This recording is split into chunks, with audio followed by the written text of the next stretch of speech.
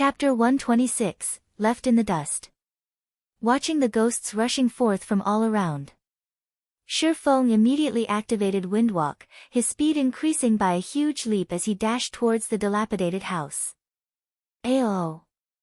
The level 15 elite-ranked ferocious evil spirits let out an ear-piercing screech.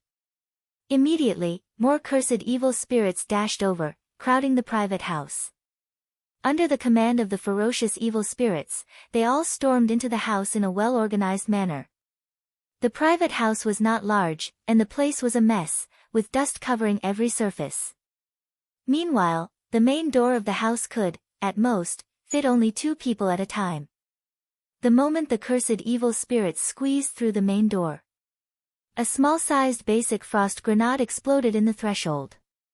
Cold air overflowed from the entrance, and everything within a 10-yard radius froze solid. Instantly, the 50-plus cursed evil spirits in front of the private house froze as well, and a damage of -440 points appearing above each of their heads. Their remaining HPs dropped under half. With the cursed evil spirits at the entrance rooted in place, the others who, unaffected, were unable to rush into the house to devour Ye Feng. The frost grenade could hold the evil spirits for 5 seconds. Ye Feng took this chance to use Thundering Flash. 3 arcs of lightning immediately pierced towards the main entrance. However, due to the gap between levels being too wide, the total damage the skill caused to each cursed evil spirit did not even exceed -100 points. System: proficiency of Thundering Flash raised by 3 points. However, because of the high level of these cursed evil spirits, whenever Ye Feng used a skill to attack them, his skill proficiency greatly increased. Each usage would raise the skill proficiency by 3 points.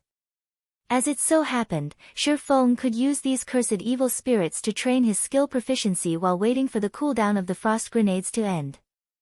Earth Splitter. Thunder Flame Explosion. AoE skills landed on the cursed evil spirits, one after another. Although the damage was extremely low, the skill proficiency greatly increased. After using the 3 skills, Ye Feng threw another frost grenade.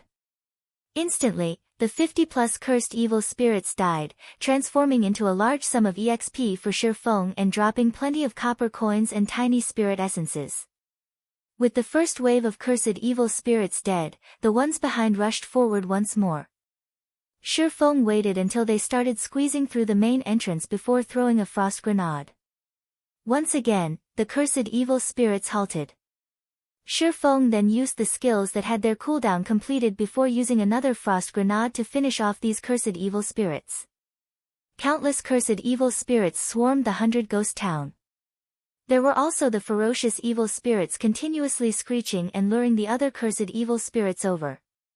By this time, cursed evil spirits and ferocious evil spirits overflowed the private house's yard. If there were not a team of several hundred players here, it was practically a pipe dream to clear all these monsters. However, Ye Feng only camped inside the private house, using the frost grenades to clean away these monsters slowly. Although his efficiency was a lot slower when compared to a team with hundreds of players, his method was extremely safe. He could also grind for skill proficiency, killing 2 birds with 1 stone. With the deaths of batch after batch of cursed evil spirits, Ye Feng's experience and skill proficiency rose without stop. Before 5 minutes had even passed, Ye Feng had already risen to level 8. Although he had killed an insane number of cursed evil spirits, towards the 100 Ghost Town, such a number was only a drop in the bucket. After reaching level 8, the EXP he obtained from killing the cursed evil spirits was reduced by a large chunk.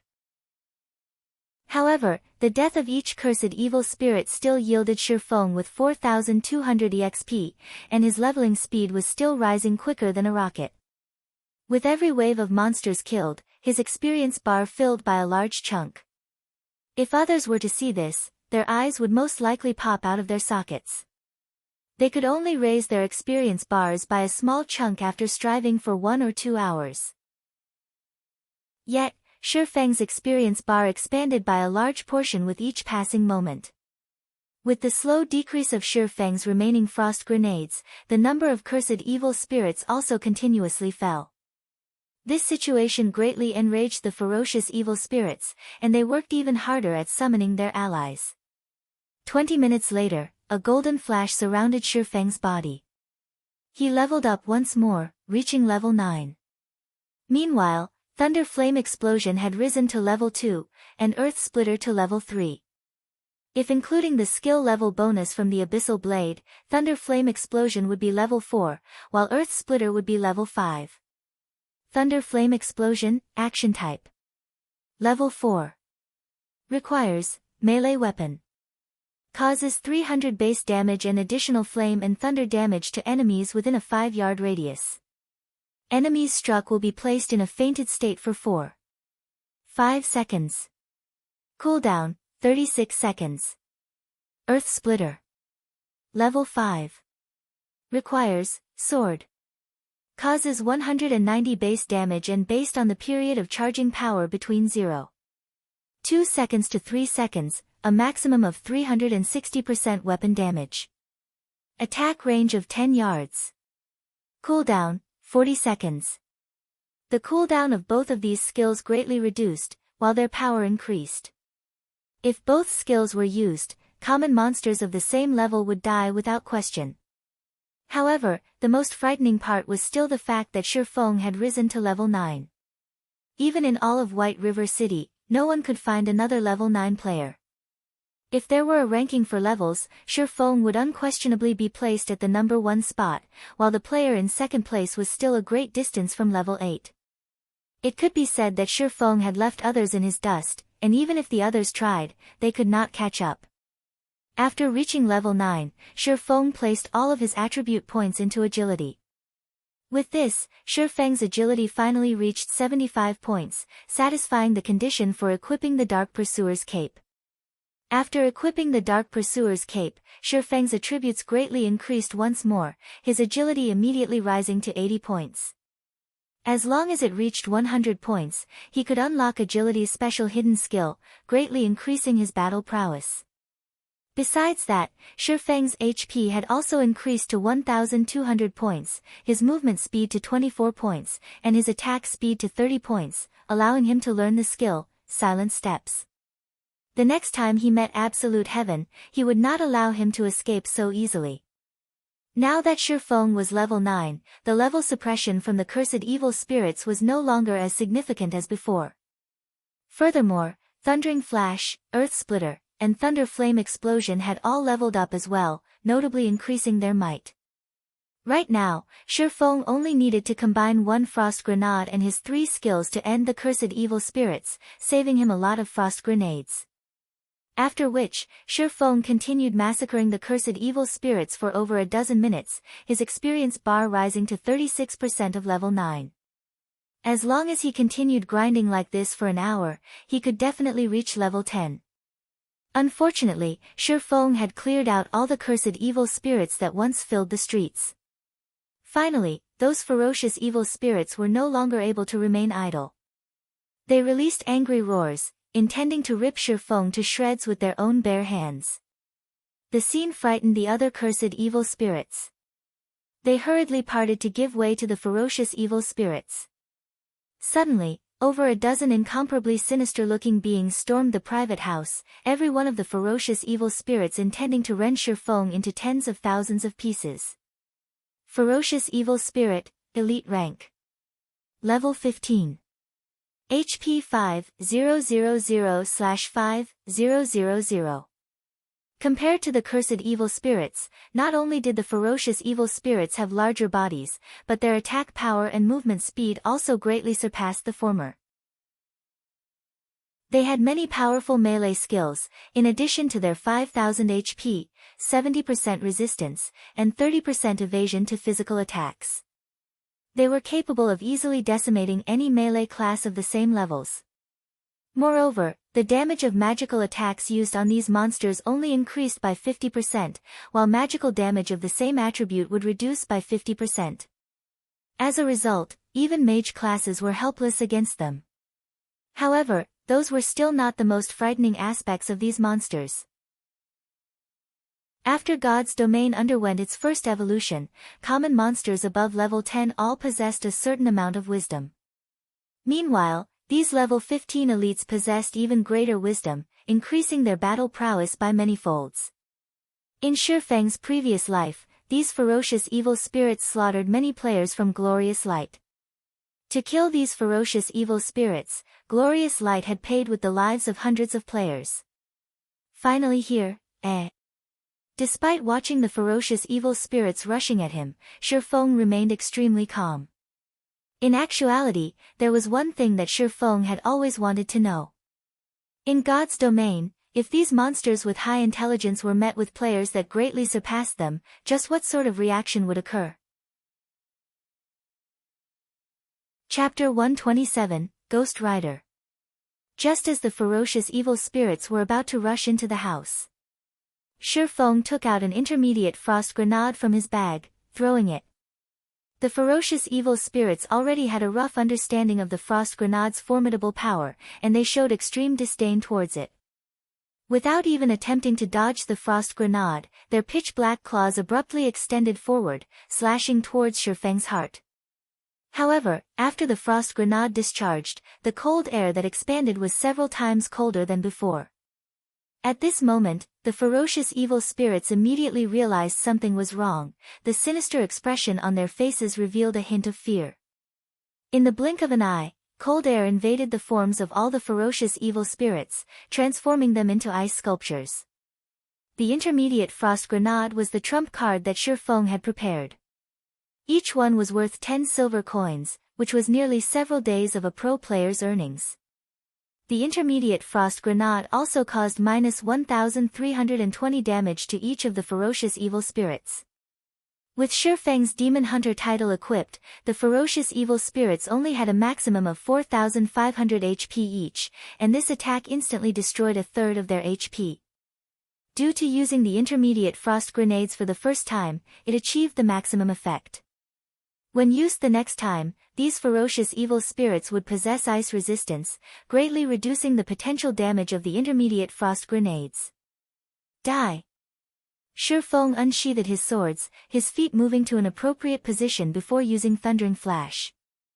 3 green, electric arcs encompassed the ferocious evil spirits. Thundering Flash belonged to the lightning-type magic damage, hence, its damage increased by 50% when used on the ferocious evil spirits. Moreover, Ye Feng had already reached level 9, while the Abyssal Blade could ignore a monster's level by 5 levels. In actuality, the ferocious evil spirits were only considered one level higher than Ye Feng, and the level suppression on Ye Feng was almost non-existent.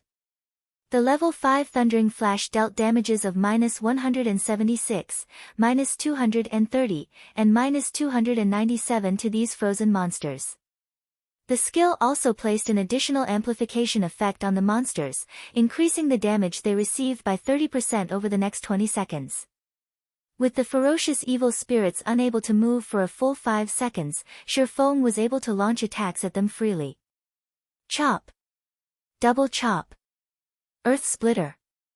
Physical type damage was no different than a scratch to these ferocious evil spirits, and even a fully charged Earth Splitter caused no more than 100 damage. As the seconds ticked by, the ice covering the bodies of the ferocious evil spirits started showing signs of cracking. It would only be a moment before they struggled free of their imprisonment. Ye Feng leaped lightly, the Abyssal Blade raised high as it condensed the power of thunder and flame around it. When Ye Feng landed in the midst of the group of ferocious evil spirits, an abrupt explosion occurred. Thunder and flame instantly swallowed the surroundings, enveloping the ferocious evil spirits and causing damages of over -500 points. In just a moment, the ferocious evil spirits all lost 2/5 of their HP, and he forced them all into a fainted state. Due to these monsters being high-leveled elites, the fainted state was less effective on them, lasting, at most, 3 seconds. Meanwhile, after Ye Feng's attributes had greatly increased explosively, he created 12 sword images. Like a fierce gale, Ye Feng swept through the ferocious evil spirits. Multiple damages of roughly -30 points appeared above the ferocious evil spirits' heads, with the occasional -60 points or so damage. Immediately, the ferocious evil spirits' HP reduced slightly once more. As the 3 seconds were about to pass, Ye Feng tossed out another intermediate frost grenade, turning these ferocious evil spirits into ice sculptures yet again. This time, the intermediate frost grenade only managed to cause -860 damage to the monsters. However, the damage was enough to reduce the HP of these ferocious evil spirits to a critical level. These ferocious evil spirits truly did not imagine a weakling like Ye Feng was so powerful. Within a short time span of less than 10 seconds, he managed to send all of them near death's door. Every one of these ferocious evil spirits revealed expressions of fear. They started to struggle out of the ice with all their might, their hearts filled with thoughts of escape. Unfortunately, their efforts were for naught. As another second passed, Ye Feng threw out the third intermediate frost grenade, taking the lives of the dozen-plus ferocious evil spirits. After their deaths, the ferocious evil spirits dropped a pile of loot. System: Level 15 Ferocious Evil Spirit killed. Level difference of 6. EXP obtained increased by 600%. Obtained 12,000 EXP. System: Level 15 Ferocious Evil Spirit killed. Level difference of 6. EXP obtained increased by 600%. Obtained 12,000 EXP. System: Level 15 Ferocious Evil Spirit killed. Level difference of 6. EXP obtained increased by 600%. Obtained 12,000 EXP. A series of notification appeared in Ye Feng's sight. Immediately, Ye Feng's experience bar rose to 54% of level 9, pushing him closer to the level 10 threshold.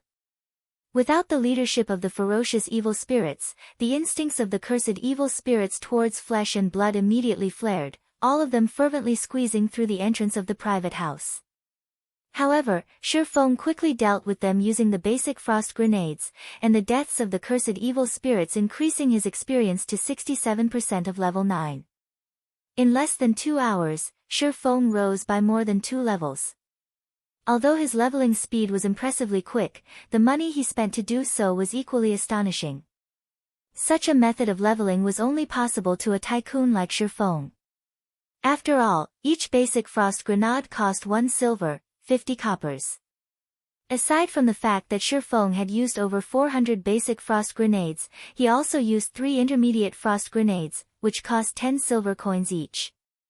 All in all, Ye Feng spent over 6 gold coins to achieve such a leveling speed. If converted to credits, that would be over 60,000 credits spent on this endeavor. In other words, each level cost Ye Feng over 30,000 credits. Even the elite members of society could not afford such spending. Following which, Ye Feng collected the drops from the monsters. With the entire street of ghosts murdered by Ye Feng, it took him over half an hour to collect all the loot that dropped. Making a rough calculation, Ye Feng discovered that he actually did not take a loss. Instead, he profited from this adventure of his. Ye Feng picked up a total of 1 gold, 32 silvers. Amongst the loot, there were also over 3,000 tiny spirit essences, more than 10 skill books for various classes, tens of pieces of level 12 and level 13 common equipment, over 20 pieces of level 10 and above bronze equipment, and 2 pieces of level 15 mysterious iron equipment. As for the 2 pieces of mysterious iron equipment, one was a level 15 cloth shirt for mages, and the other was a level 15 two-handed great axe. Between the two, the weapon was the most valuable. The mage shirt could be sold for over 1 gold coin, while the great axe would sell for at least 2 gold coins. As for the bronze equipment, each piece would sell for at least 20 silver coins. Ye Feng's profit was simply through the roof. This place is so profitable. I'll bring Blackie and the others to level up in the future. Ye Feng felt this was an optimal location. Not to mention the fact that he made a profit despite all the money he spent, his level also increased in a flash, killing 2 birds with 1 stone. However, he still needed some time before making a decision. Right now, he needed to let the others slowly familiarize themselves with the battle methods in the newly evolved God's domain. If they only depended on the frost grenades to level up, their techniques would never improve. After clearing out the ghosts from the entire street, Ye Feng effortlessly arrived at the central plaza of the 100-ghost town. Although there were no longer any ghosts left on the street, the central plaza was still densely packed with even larger numbers than before. Meanwhile, at the center of the plaza, a faint blue flame burned brightly above a fountain, giving off a deep blue glow. This flame was the ice blue devil flame, and it was currently guarded by ferocious evil spirits. Furthermore, there was a knight, clad in jet black armor, standing among the ferocious evil spirits. The knight carried a silver-colored greatsword on its back, and both its eyes gave off a green glow as it stood quietly by the side. All of the ghosts surrounding this knight treated it with respect, awaiting his command. The nature of this knight was different than the other ghosts. Its entire body was just a skeleton covered in faint blue flames. The heat given off by those flames caused the land around it to dry up and crack. Ghost Rider, Chieftain Rank. Level 15. HP 100,000/100,000. As expected, it is very strong. It's no wonder Glorious Light lost several hundreds of their elite players after battling the Ghost Rider. Just by looking at it, Ye Feng knew it would be impossible for him to have a direct confrontation with the Ghost Rider. Without several hundred elite players, it was an impossible task to kill the Ghost Rider. Moreover, there were also thousands of cursed evil spirits and ferocious evil spirits present. Chapter 128, Engaging the Ghost Rider. The flames in the Ghost Rider's eyes flickered, its emotions impossible to discern. However, none of the ferocious evil spirits dared to approach within 20 yards of it. With the frightening prowess of the Ghost Rider, even if Ye Feng had risen to level 20 and brought along a 20-man elite team, he would still fail to kill the Ghost Rider. Moreover, there was a 90% chance they would be wiped out instead. The Ghost Rider was simply too strong. At this stage of the game, many guilds would occasionally encounter a few elite or special elite monsters, and they could usually deal with these monsters with only a party or a team.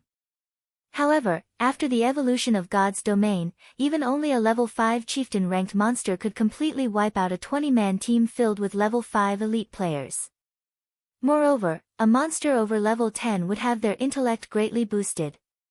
A level 10 chieftain needed at least 30 level 15 elite players to deal with, and even then, the number casualties would be very high. As for a high-level chieftain like the Ghost Rider, it possessed a large variety of AoE damaging skills. It was also capable of commanding all the ghosts in the entire 100-ghost town. Although it was only a level 15 monster, its raid difficulty was even above that of a level 20 chieftain. Glorious Light had sent out thousands of its members to slay the Ghost Rider, paying a very heavy price. Currently, Ye Feng lacked both resources and influence. Not mentioning the gap of 6 levels, he was also alone in this place. He had absolutely no chance of challenging the Ghost Rider. It seems I can only use that method. Ye Feng observed the situation in the center of the plaza, inwardly running calculations and simulations in his mind. Right now, he stood over 300 yards from the fountain. If he wanted to obtain the ice blue devil flame, first and foremost, he needed to dispose of all these cursed evil spirits and ferocious evil spirits, then finally, deal with the Ghost Rider. As long as there was the tiniest of mistakes, he would end up dead and sent back to town. Ye Feng took out 2 Tier 2 magic scrolls. These were the only 2 remaining treasured scrolls he had left. It would be extremely difficult for him to obtain another one in the future, as obtaining these scrolls largely depended on one's luck. If it weren't for obtaining the ice blue devil flame, he would not even be using such precious items. Phantom kill, Ye Feng inwardly chanted, a doppelganger of him slowly forming into being. Ye Feng immediately passed over a dozen frost grenades to his doppelganger. The doppelganger then rushed towards the plaza. The moment the doppelganger set foot into the plaza, the Ghost Rider discovered it immediately. The Ghost Rider's pearly white skull turned towards the doppelganger, the flames in its eye sockets flaring. All living beings must die. The Ghost Rider unsheathed the silver greatsword from its back, pointing it at the doppelganger. The blue flame surrounding its body abruptly moved to engulf the greatsword as well, warping the greatsword in shape. The pommel of the sword transformed into a white-colored skull and sinister-looking barbed tips appeared on the blade. Following the Ghost Rider's command, the countless cursed evil spirits in the plaza surged towards the doppelganger like a tidal wave. The doppelganger activated a speed scroll. It then tossed out a frost grenade, instantly turning a large group of cursed evil spirits into ice sculptures, before turning to escape. On Ye Feng's side, he activated Windwalk and used a speed scroll, then activating the Ring of Nothingness. Once in the state of nothingness, Ye Feng dashed towards the fountain like a fierce gale. As the duration of the state of nothingness quickly flew by, Ye Feng's distance between the fountain shortened. 300 yards. 200 yards. 100 yards. As Ye Feng was about to arrive at the fountain, his grip on the two Tier 2 magic scrolls tightened.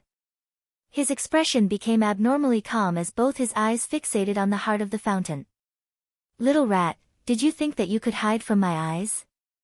The Ghost Rider suddenly appeared before Ye Feng, and as if the flames in its eyes could see past all things, it spoke in a deep, disdainful tone.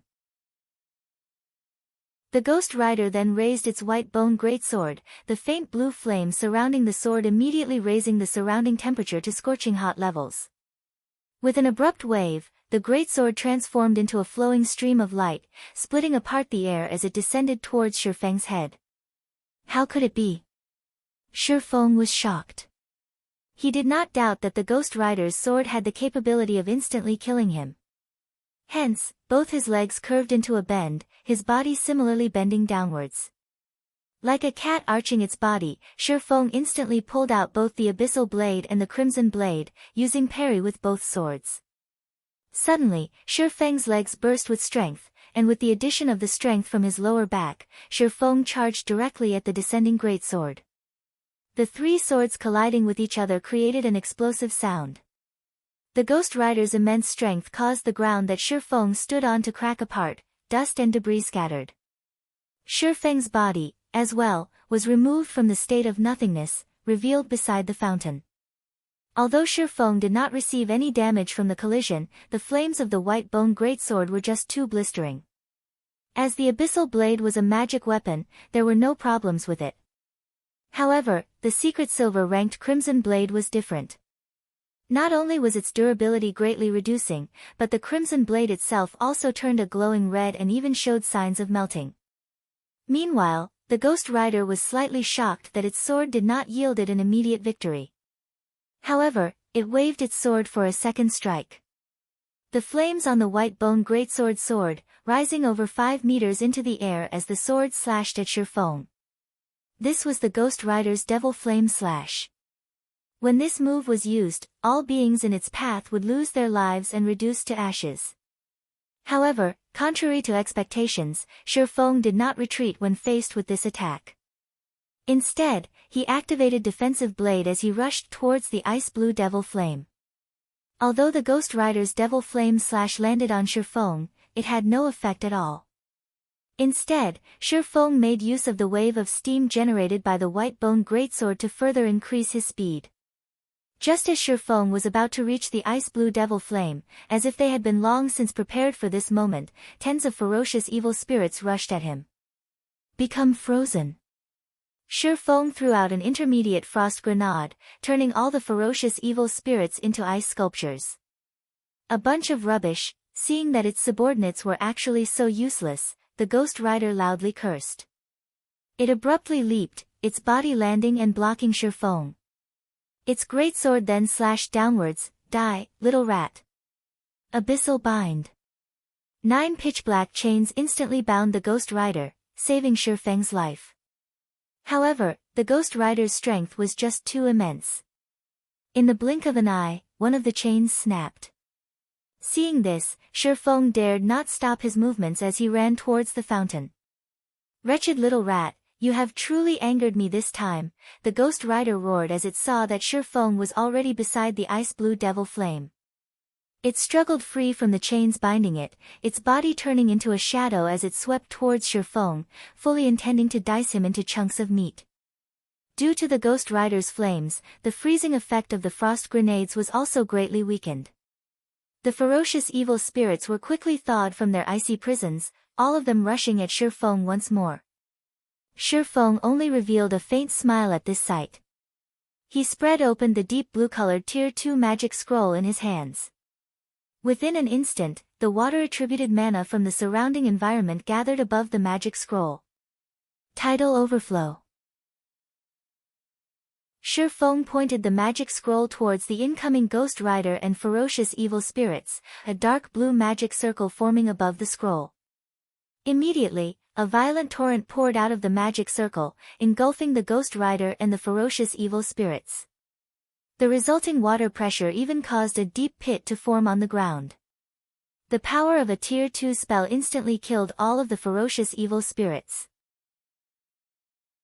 However, this magic had not greatly damaged the Ghost Rider as, during the moment of life and death, the Ghost Rider used its white bone greatsword to block the tidal overflow. As a result, the ferocious torrent only pushed back the Ghost Rider by over 30 yards. At such a distance, the Ghost Rider would only need a few steps to reach Ye Feng. However, time was needed to retrieve the ice blue devil flame, time which the Ghost Rider would not give Ye Feng.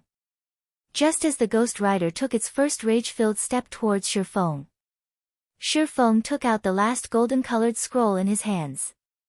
The scroll gave off a sacred and inviolable strength, and it was also Ye Feng's final trump card. Chapter 129, Ice Blue Devil Flame. Wretched little rat, feel the wrath of the flames of hell. The flames in the eye sockets of the Ghost Rider were capable of seeing through all things, and when it saw the scroll within Ye Feng's hand, it revealed a human-like disdainful expression. Although the might of a Tier 2 magic was great, it was not enough to deal a heavy blow. Furthermore, how many Tier 2 magic scrolls could Ye Feng possibly possess? If the other players knew the Ghost Rider's thoughts, they would definitely not think the Ghost Rider was an NPC, but an actual player. However, after the evolution of God's domain, the intellect of these high-ranking monsters was simply that high. At this moment, the faint blue flames surrounding the Ghost Rider all disappeared. The flames had all gathered on the white bone greatsword, boosting the flames by tenfold. All living beings must die, the Ghost Rider bellowed. The berserk roar resounded throughout the entire central plaza as the Ghost Rider abruptly threw the white bone greatsword in its hand.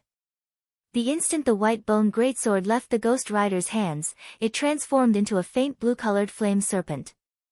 The flame serpent was over 10 meters in length, and if coiled into a bundle, it would look like a small building. The serpent spread open its mouth, biting towards Ye Feng. As the ferocious flame serpent grew closer and closer, Ye Feng still had yet to activate the final Tier 2 magic scroll in his hand. This magic scroll was different from the other magic scrolls in that it needed some time to take effect after being activated. Hurry! Please hurry! Hurry, damn it! As the flame serpent flew closer and closer, Ye Feng started panicking. However, the activation bar still increased slowly as always. Just as the flame serpent's widened mouth was about to devour Ye Feng, the activation bar finished loading. System: a mysterious iron-ranked weapon or above is needed to be sacrificed. Confirm to sacrifice. Without hesitation, Ye Feng chose to sacrifice. As for the sacrificed weapon, it was the crimson blade he held in his hand. At this moment, the crimson blade had already reduced to just scrap metal, and it would be meaningless for Ye Feng to continue holding on to it.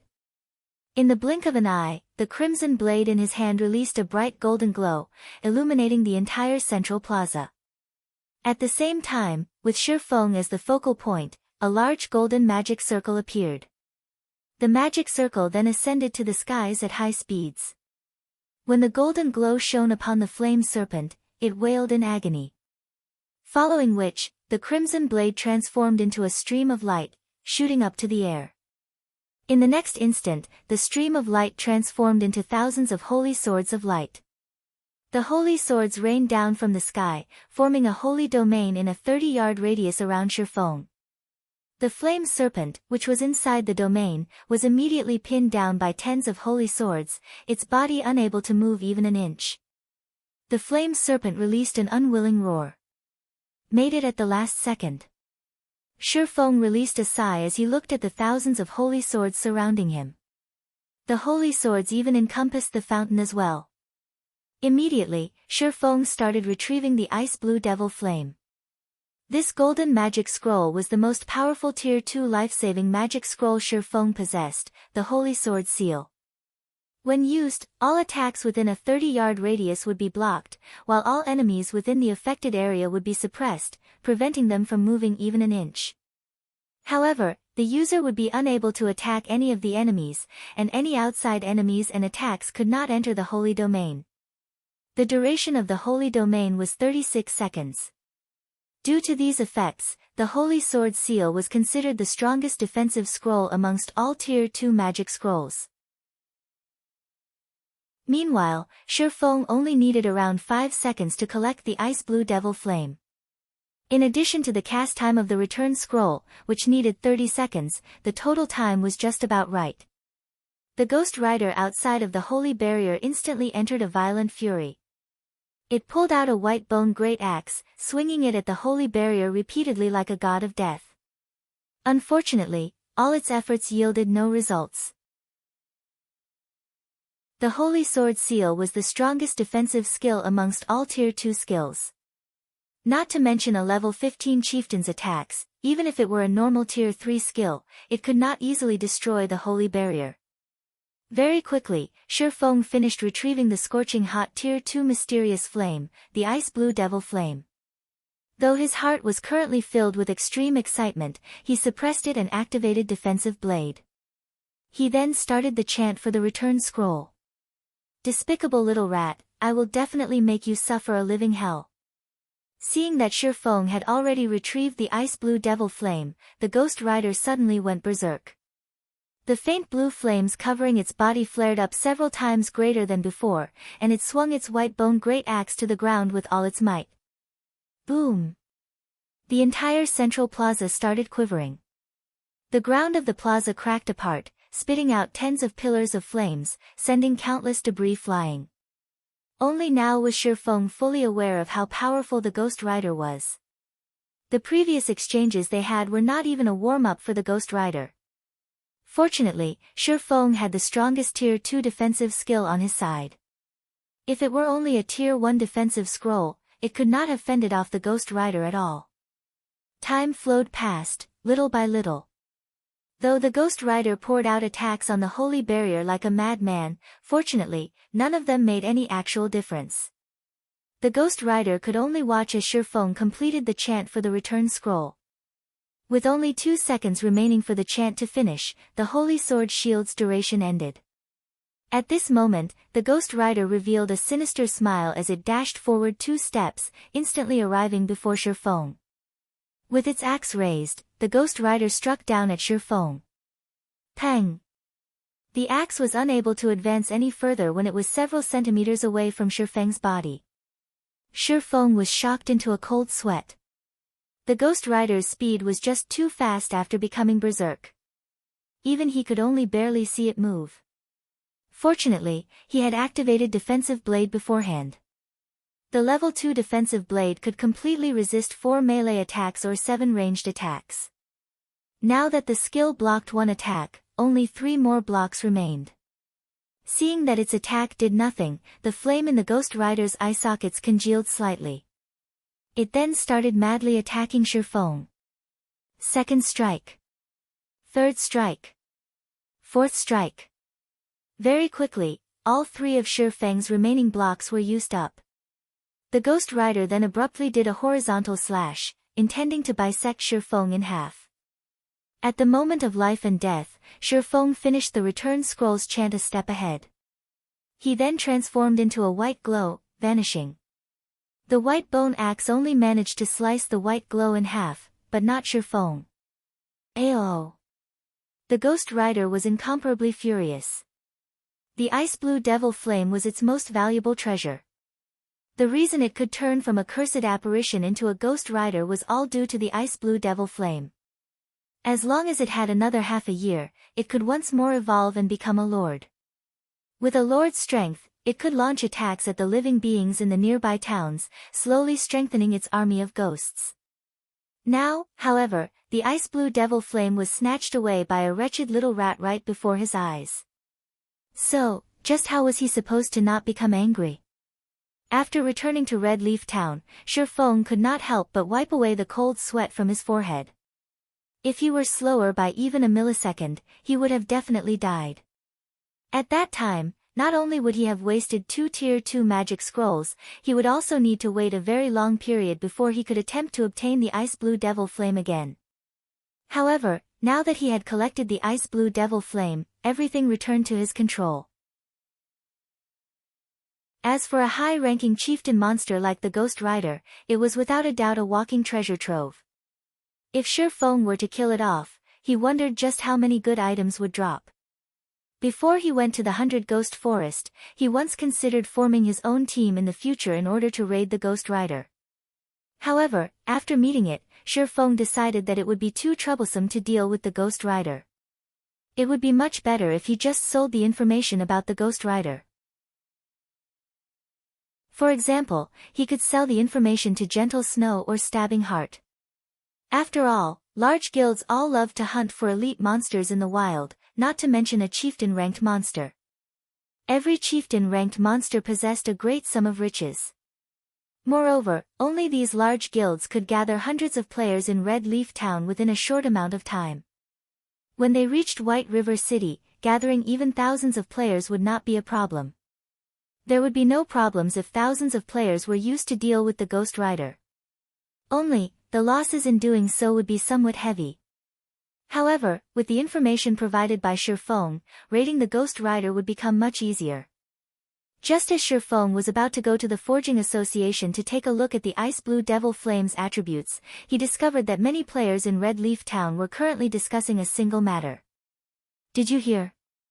Martial Union has already released an announcement that they will reward 10,000 credits to whoever kills Ye Feng once. There is also a reward of 1,000 credits for killing Ye Feng's teammates. The person who provides accurate information on Ye Feng's whereabouts will also receive 2 silver coins as a reward. With this, Martial Union truly intends to start a blood feud with Ye Feng. I've heard about it already. The topic has long since blown up in the official forums. Right now, there are plenty of players searching around. Even if they can't kill that expert called Ye Feng, they could still kill one of his teammates. 1,000 credits per kill. This isn't a small number. This time, that expert called Ye Feng will not have an easy time mingling in Red Leaf Town. Chapter 130, If it's war they want, then it's war they'll get. Red Leaf Town, Slum Area, the Enchanted Bar. Ironsword Lion and several of his subordinates currently held a drinking party in one of the private rooms on the 2nd floor of the Enchanted Bar. They heartily downed mouthfuls of Old Tom Gin one after another. An hour ago, Ironsword Lion posted a guild announcement on the official forums. He had placed a bounty on Ye Feng, intending to start an irreconcilable feud with him. In an instant, Martial Union had become the center of attention of all players in God's domain. Who was Ye Feng? Almost every veteran player within the region of White River City had heard of him. Right now, Ye Feng's name was carved onto the glory list at the entrance of the team dungeon, Dark Moon Graveyard. After clearing the team dungeon, Ye Feng even killed the top-tier expert of Martial Union, Ironsword Lion. He was then publicly acknowledged as one of the swordsman experts of God's domain. The recording of Ye Feng killing Ironsword Lion even spread and was used as a learning model for many swordsmen. Aside from that, according to the rumors floating about, Ye Feng's relationship with the snow goddess was not just a shallow one, and they might be having an affair. Otherwise, why would a goddess like Gentle Snow, instead of choosing the elite members of her own guild, choose to take an outsider along into the Dark Moon Graveyard? Many players had long since felt unsatisfied with Ye Feng, and now, with a bounty on him, many players were already tempted into action. Martial Union offered 10,000 credits for killing Ye Feng just once. Moreover, not only would they be able to obtain the prize money, but they would also obtain immense fame for killing a publicly acknowledged expert of God's domain. Such a feat would prove that their strength was exceptional. Right now, the major financial corporations around the world were beginning their investment into God's domain, recruiting players for their own workshops and guilds. As long as one could prove their strength, they could earn the good graces of these major corporations, receiving very high treatment. So, why not go for it? Boss Iron's word, this move of yours is just too clever. With this announcement, that Ye Feng is dead for sure this time. Even if he doesn't die, the target on his back will still annoy him to death. Other players will hunt throughout the entire day, he won't even be able to level up, drifting blood flattered as he took a drink. Humph. That's nothing at all. The best part has yet to come. Iron's word Lion sneered, now that the son of a bitch has hidden, nobody can find him at all. However, it won't matter. I believe that we can find his teammates. As long as we kill his teammates to level 0, I hardly believe that he will remain hidden. As long as he dares reveal himself, absolute heaven will immediately take action. It will be his death when that time comes. Just as Iron's word Lion laughed colding, Ye Feng received a communication request from someone on his friend list. Are you alright? Gentle Snow abruptly asked. Ye Feng was slightly astonished. He did not imagine that even Gentle Snow would worry for him. He shook his head, saying, I'm fine. If things get too difficult for you to handle, I can utilize the strength of Ouroboros in White River City region to deal with Martial Union. That way, Martial Union will very quickly give up on you. Although Gentle Snow had downplayed her words, Ye Feng knew just how frightening it would be if Ouroboros went all out against Martial Union. Just the tens of thousands of Gentle Snow's fans alone were enough to extinguish Martial Union, not to mention when the many experts of Ouroboros took action. Martial Union would not hold on for even a few days before needing to disband. Thanks. I'll be careful, Ye Feng said in gratitude. Shortly after ending the call with Gentle Snow, another suddenly arrived. Brother Ye Feng, are you alright? Stabbing Heart asked. I'm fine, Ye Feng replied, a smile appearing on his face. He couldn't help but feel a sense of déjà vu. It's good that you're alright. I saw Martial Union declare war on you. Moreover, they even placed a bounty on your head, paying as much as 10,000 credits for every kill. The bounty even includes several friends of yours, with 1,000 credits for each of them. Many of the experts I know have all taken an interest in you, and they will definitely look for trouble with you. It would be troublesome if you tangle with so many people, so it is best if you stay hidden for a while. Otherwise, you can level up with us. With the Assassins Alliance's reputation, those experts will give way.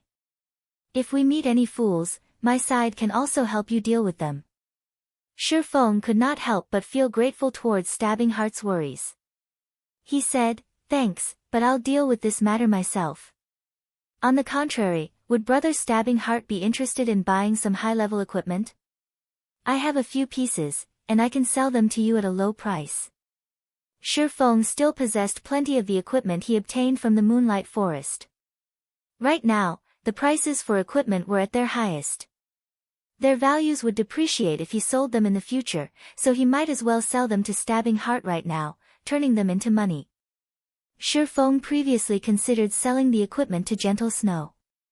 However, Gentle Snow possessed a greater understanding of him than Stabbing Heart. It would be bad if she discovered something unnecessary about him. Hence, Stabbing Heart was the best choice to sell the equipment to in this case. Really? With the new influx of players right now, our guild became sorely lacking in equipment. If you could sell them at a lower price and trade fully using credits, then I will buy as much as you have. Right now, the available equipment on the market was fervently contested over. Meanwhile, Stabbing Heart knew Ye Feng would have a lot of equipment. After all, Ye Feng managed to clear the Dark Moon graveyard. That meant that the other party dungeons would be easy pickings for him. Moreover, Ye Feng only had a single party under his command. He would definitely possess plenty of extra equipment. If Stabbing Heart could purchase all of it, it would be a huge boost to his guild. I'm busy right now. How about we meet up and trade inside the hotel at the trade area? Ye Feng asked. That would be great. I also need some time to collect the money needed, Stabbing Heart replied with a smile. Following which, Ye Feng disconnected the call with Stabbing Heart. He then sent a message to Blackie and the others, telling them to be careful of ambushes from other players. Currently, with Blackie and the others' equipment and level, a dozen or so average players could not do anything to them at all. Ye Feng was only afraid of those elite players taking action. Blackie and the others would not have an easy time if they truly met up with such players. Hence, it would be best if they took precautions early on. After receiving the information, Blackie immediately led the others to depart from their current grinding spot. They went to an even more secretive location Ye Feng gave them. It would not be easily discovered, even by those pro players. Martial Union, since you guys want war, then to war we shall go. Ye Feng's eyes flashed with a cold glint. Ye Feng's mind constantly considered how he should earn money in God's domain and his future development in the game. He did not imagine Martial Union would send a top-tier assassin at him, and even go further to place a bounty on his head. They had gone too far. Did Martial Union think he would be helpless against them?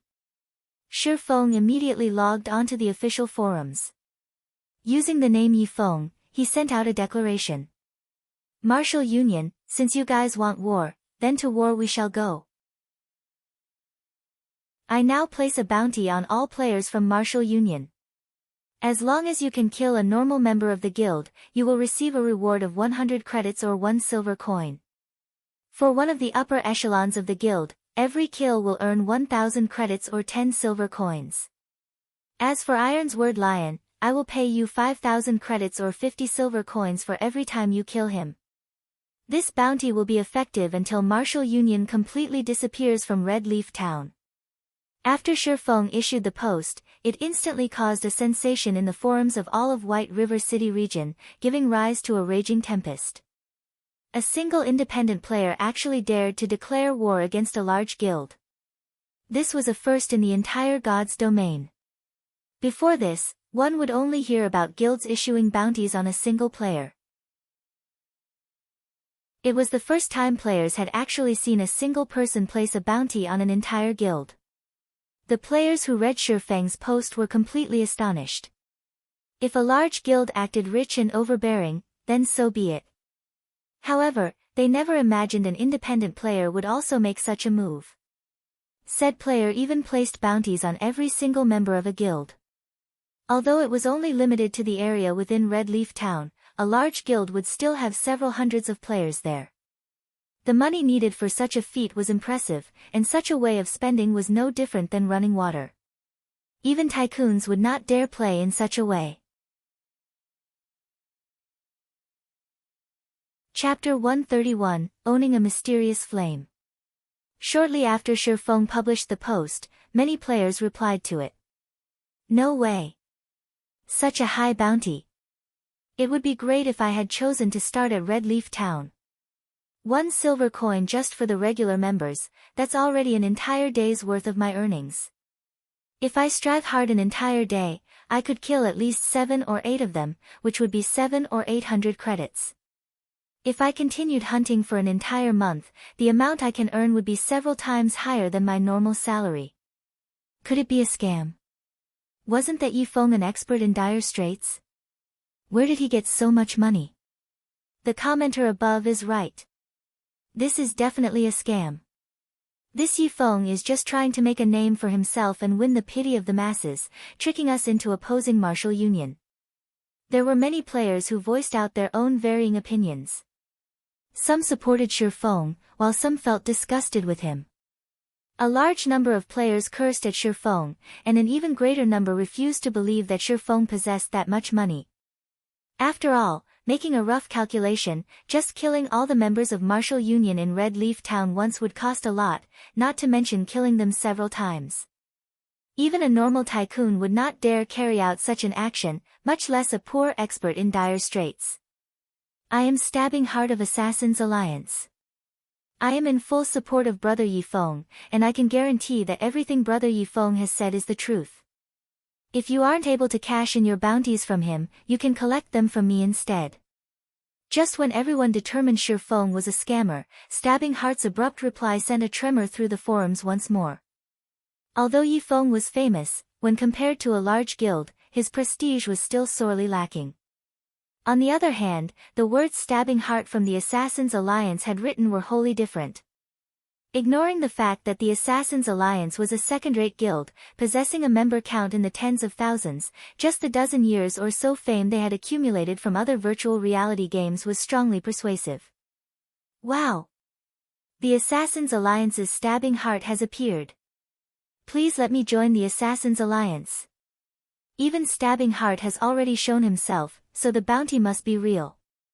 This time, the players of Red Leaf Town are going to make a fortune. Not long after Stabbing Heart's appearance, another reply appeared which instantly caused the number of views on Ye Feng's post to multiply by tens. Ye Feng is my friend. I can guarantee his credibility. If there are any problems, you can find me to deal with them. The reply, indeed, belonged to the snow goddess, Gentle Snow, herself. Moreover, she was willing to make assurances for Ye Feng. Those who cursed at Ye Feng previously immediately shut up after her reply, because if they did not, the snow goddess fans might pummel them into meat paste. Ye Feng, you are my idol. Please take me in as your disciple. I'm willing to do anything you ask. I guarantee it. Big brother Ye Feng, do you have a girlfriend? Little sister is 18 years old, has a beautiful appearance, a sexy body, and wishes to become Big Brother's girlfriend. I can give birth to a bunch of little monkeys for Big Brother. Looking at Gentle Snow's reply, everyone immediately thought Ye Feng was just too awesome. He had received the support of Stabbing Heart of Assassins Alliance and the Snow Goddess of Ouroboros. This was not a treatment any ordinary expert would receive. Now that God's domain was so popular, Ye Feng's future would be limitless. Slum area, the enchanted bar. Boss Iron's word, this is not good. Ye Feng placed a bounty on our heads, an assassin suddenly rushed into the private room. Currently, Iron's word Lion happily drank away, his face flushed red. He did not think the alcohol in a virtual world could get drunk. The alcohol had such a rich and mellow taste. Compared to the alcohol available in the real world, what he drank right now was much better.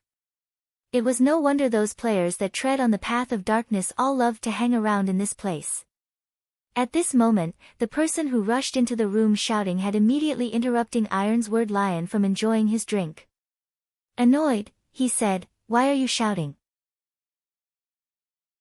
It's not like the sky is falling. Which son of a bitch was it that placed a bounty on me? Let's see if I don't hack him into pieces." "Boss, I heard it was that Ye Feng who placed the bounty on us," Drifting Blood said in a daze. Ye Feng? With him alone, he wants to place a bounty on us, Martial Union? Who would even believe his words? Iron's word Lion laughed in contempt, swallowing another mouthful of Old Tom Gin. Boss Iron's word, it's true. If you don't believe it, take a look at Ye Feng's post. Right now, views on it have exceeded 1 million already, the assassin helplessly said. Originally, he did not believe that an independent player would dare place a bounty on a large guild either. Anyone who dared would just be digging their own graves. Without great enmity against a guild, no one would not carry out such an action. Such an action was a major threat to the reputation of a guild, and they would definitely not let off any players who dared provoke them. If they did not kill the player until he quit the game, they would not let the matter rest. However, reality told him otherwise, as such an incident had truly occurred. Iron's word Lion still did not believe his subordinate's words. To place a bounty on the members of Martial Union, was this Ye Feng seeking death? Hence, Iron's word Lion checked out the official forums. Immediately, Iron's word Lion was dumbfounded. Ye Feng actually dared place a bounty on all of Martial Union. He really intended to fight until one side was gone. However, Ironsword Lion had forgotten that he was the one who first placed a bounty on Ye Feng. He had already forgotten his own declaration to fight until one of them was obliterated. After taking a closer look at the contents of the post, Ironsword Lion was truly shocked. Those who originally called Ye Feng a scammer had all shut their mouths now, and they all itched to slaughter the members of Martial Union. It was like they discussed competing over vegetables on the forum. When Ironsword Lion saw the price tag of his own bounty, he nearly exploded with anger. He had spent 1,000,000 credits to hire Absolute Heaven to assassinate Ye Feng, and the bounty of 10,000 credits he publicly declared was just for entertainment. He was not hoping that someone would kill Ye Feng at all, his main goal was to kill Ye Feng's teammates. Now, however, Ye Feng had tagged him with a bounty of 5,000 credits. In doing so, wasn't Ye Feng stating that he was far from being his equal? The most unbelievable thing was that Stabbing Heart and Gentle Snow had also stood out to show their support for Ye Feng. Ironsword Lion simply could not understand this situation. The bounty he placed was only on Ye Feng, yet, why did these fellows mind other people's business? Gentle Snow was one thing, but why had Stabbing Heart appeared as well? He and the Assassins' Alliance had always minded their own business, and he had never provoked the Assassins' Alliance before. So, why was Stabbing Heart showing his support to Ye Feng? Good. Good. Good. Ironsword Lion repeatedly said. His anger jerked him out of his drunken stupor, his expression turning extremely sinister as he coldly said, "Since he wants to play, then I'll play. Immediately place a bounty on anyone with the guts to kill any of our members. Also, increase the bounty on Ye Feng's teammates to 2,000 credits per person. I want to see just who can tempt these players. Tell the ones below to be careful of their actions and form parties when they go out leveling." Yes.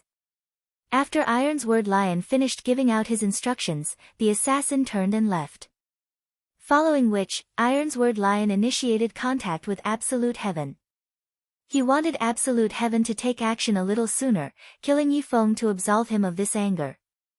Elsewhere, Ye Feng had rented an intermediate forging room in the Forging Association.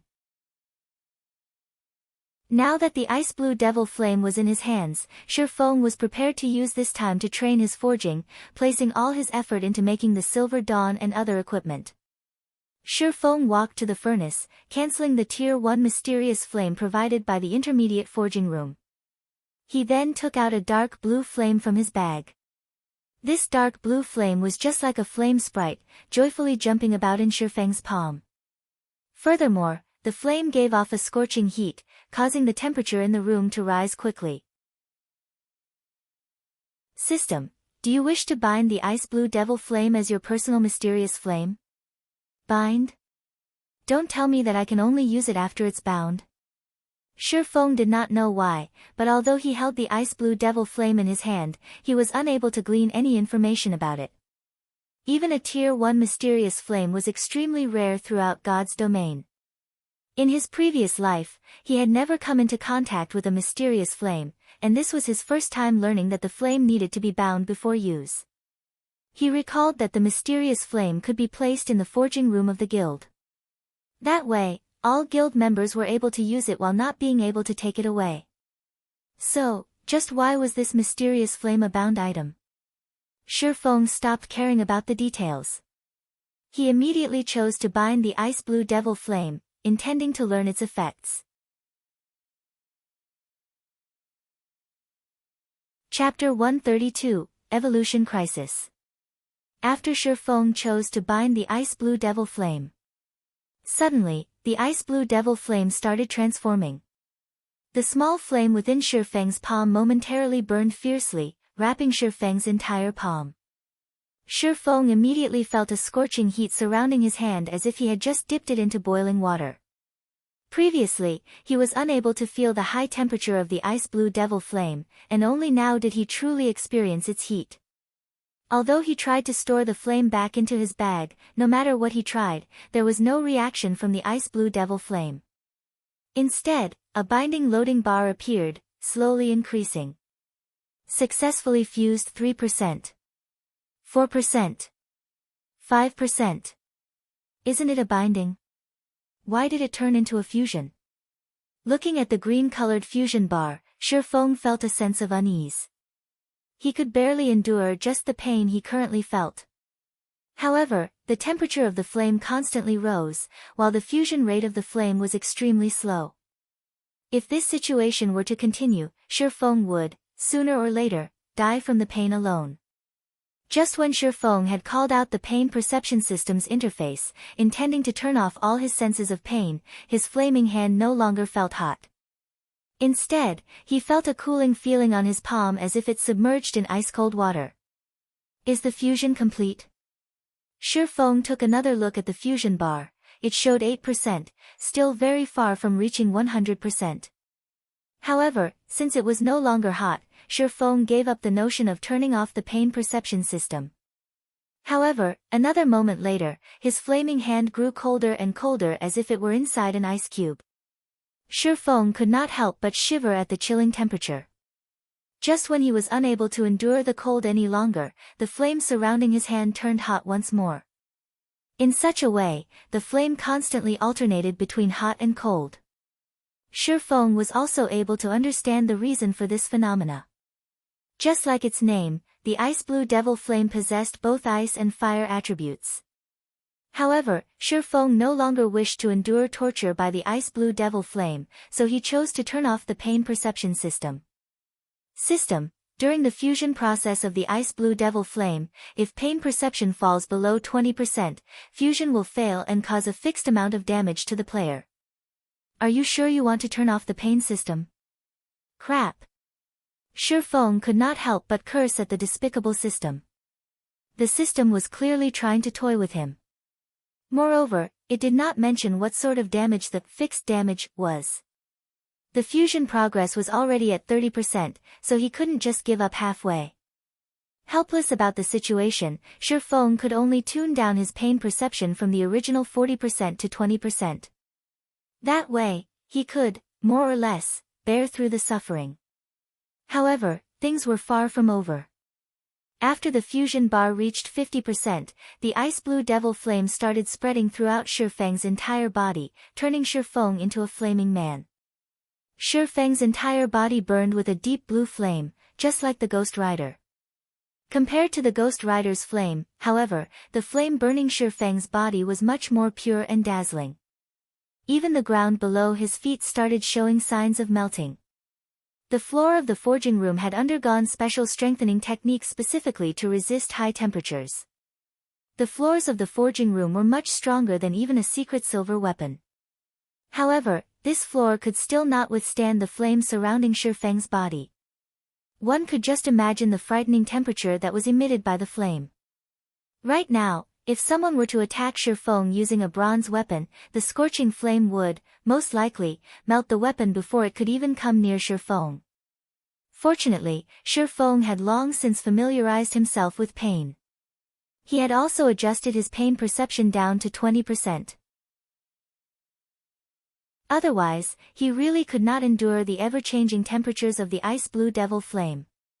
After enduring the same process for 20 minutes, the fusion of the ice blue devil flame finally completed.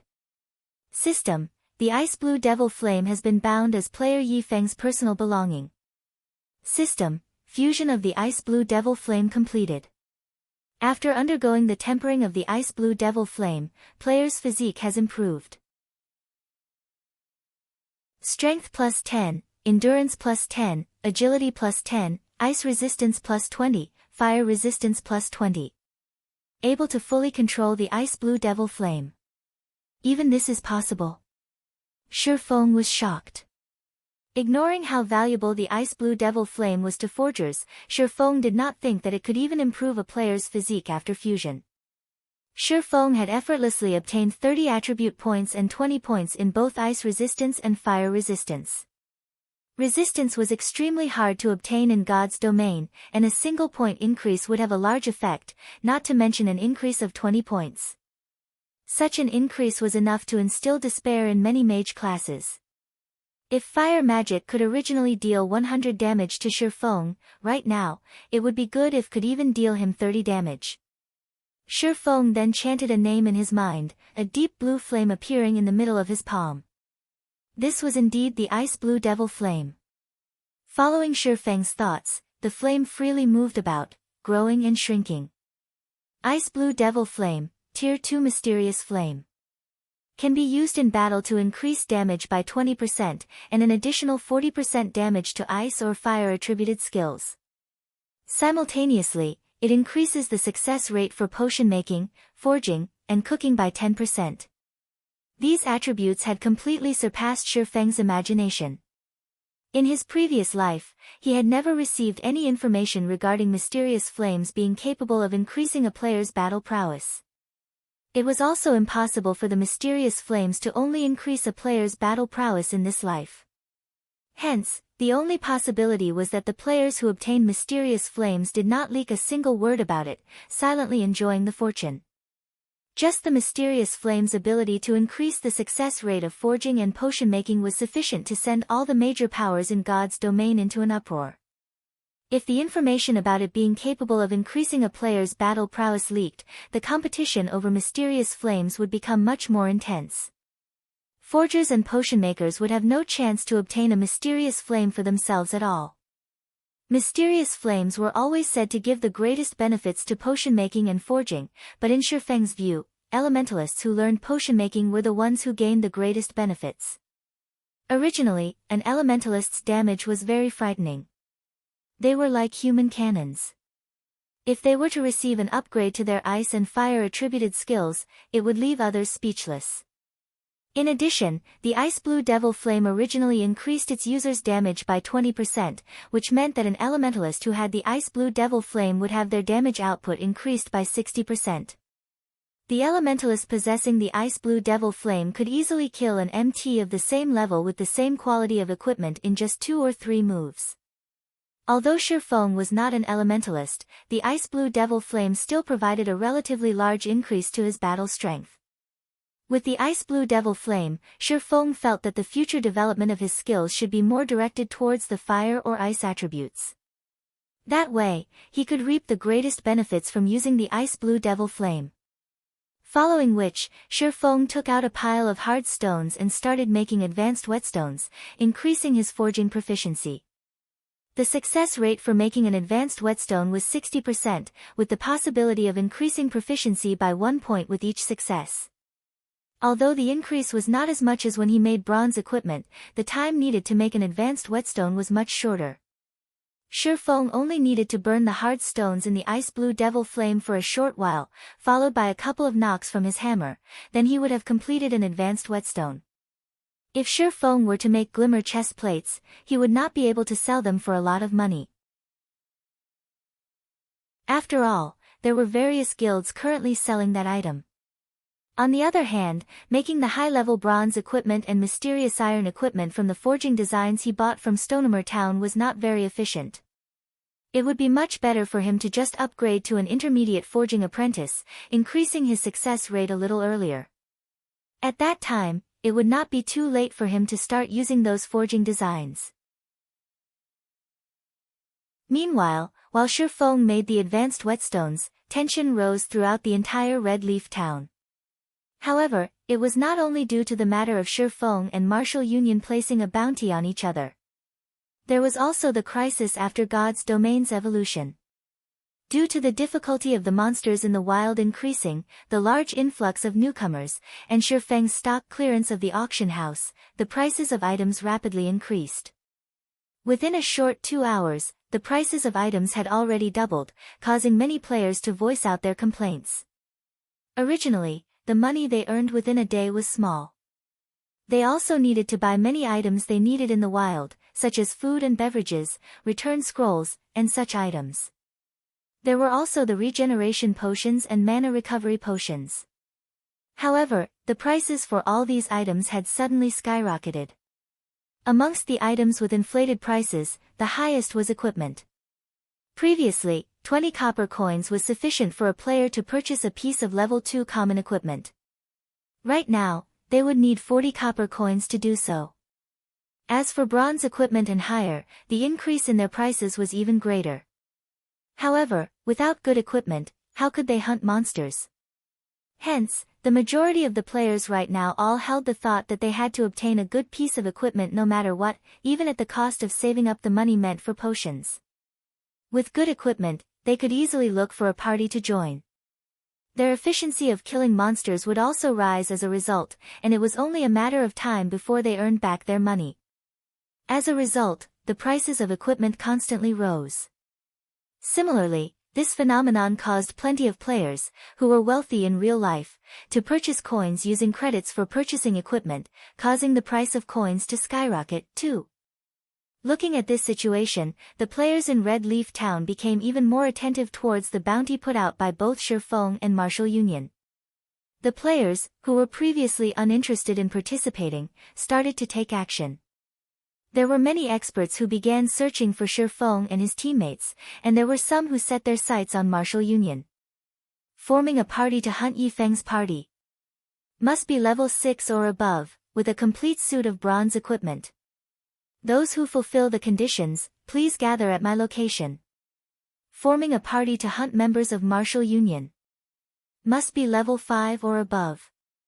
Those who wish to make a quick buck, don't miss this chance. Meanwhile, there were plenty of players shouting out party recruitments in the plaza of Red Leaf Town. However, their grinding targets were no longer monsters, but players. Suddenly, Ye Feng and Martial Union's game of hunting lured the players throughout all of Red Leaf Town.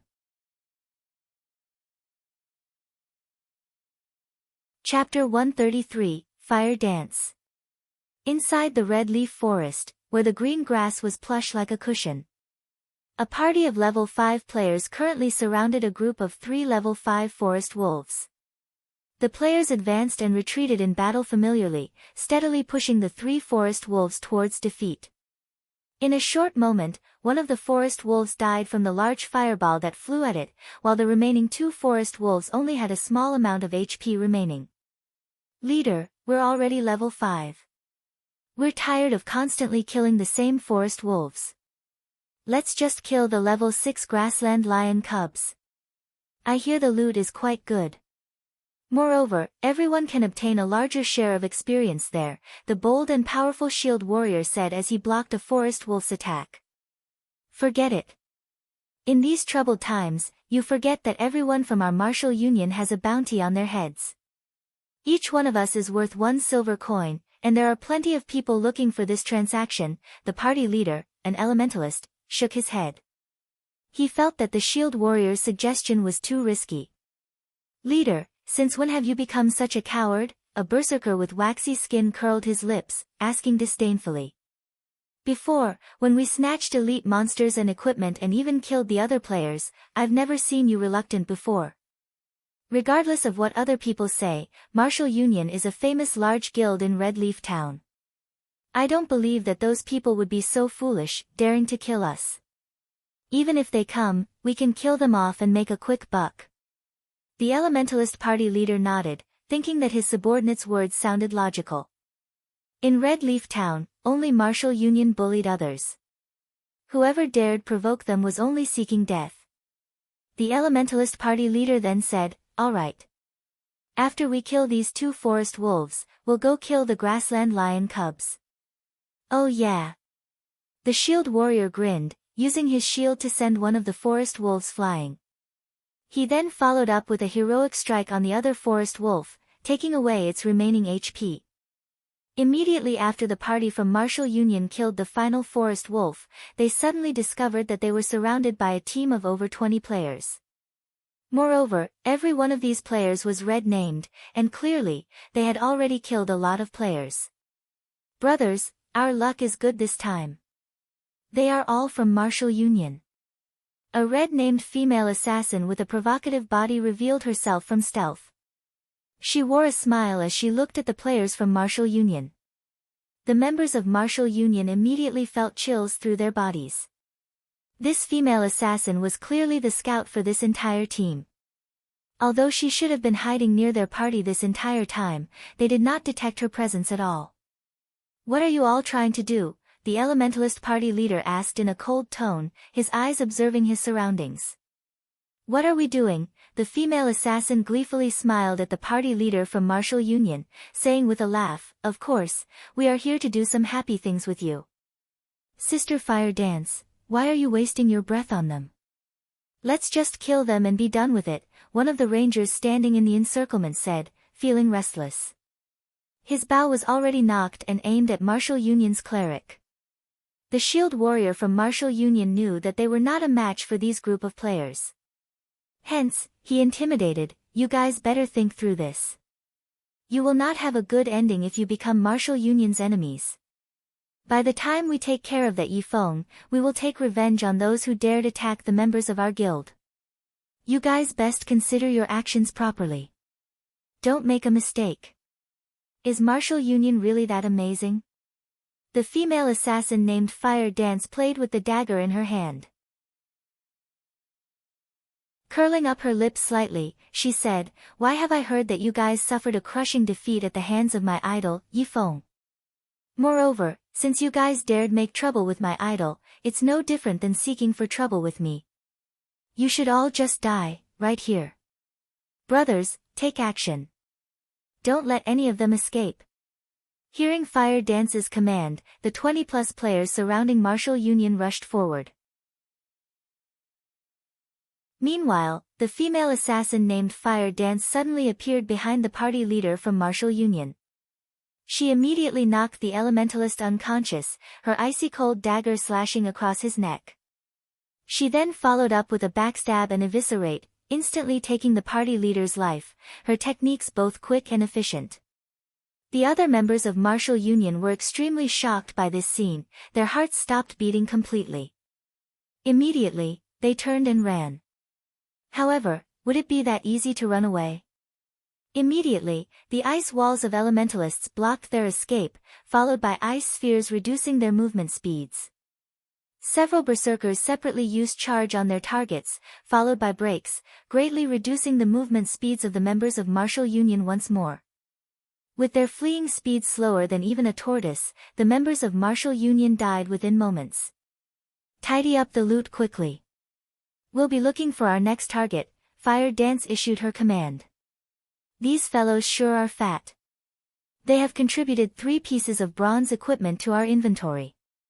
It really makes you wonder just how fat Ye Feng's party, which is much more powerful, is, a lean berserker said as he collected the dropped items. He couldn't help but drool when he gazed at the bronze equipment the members of Martial Union left behind. Water Buffalo, are you having ideas about my idol's teammates? Fire Dance looked at the berserker, smiling faintly as she asked. Immediately, the berserker called Water Buffalo quivered, hurriedly laughing as he replied, how would I even dare? I was only fantasizing in my mind a little. If I really did look for trouble with them, I would only be there to die at their hands. Humph. At least you know your limits, Fire Dance snorted. She then turned, departing in search of her next target. Red Leaf Town, slum area, the enchanted bar. Pang. Ironsword Lion angrily smashed the alcohol bottle in his hand after seeing the report from his subordinates. Who can tell me what is going on exactly? Why is it only our members are dying, while not even a shadow of Ye Feng's teammates can be found? According to the report from his subordinates, within a short 2 hours, of all the members of Martial Union stationed in Red Leaf Town, 58 of them had already died once. Amongst those who died, 9 of them were even the top echelons or elites of their guild. Not only had they lost a level as a result of dying, they even dropped some of their equipment.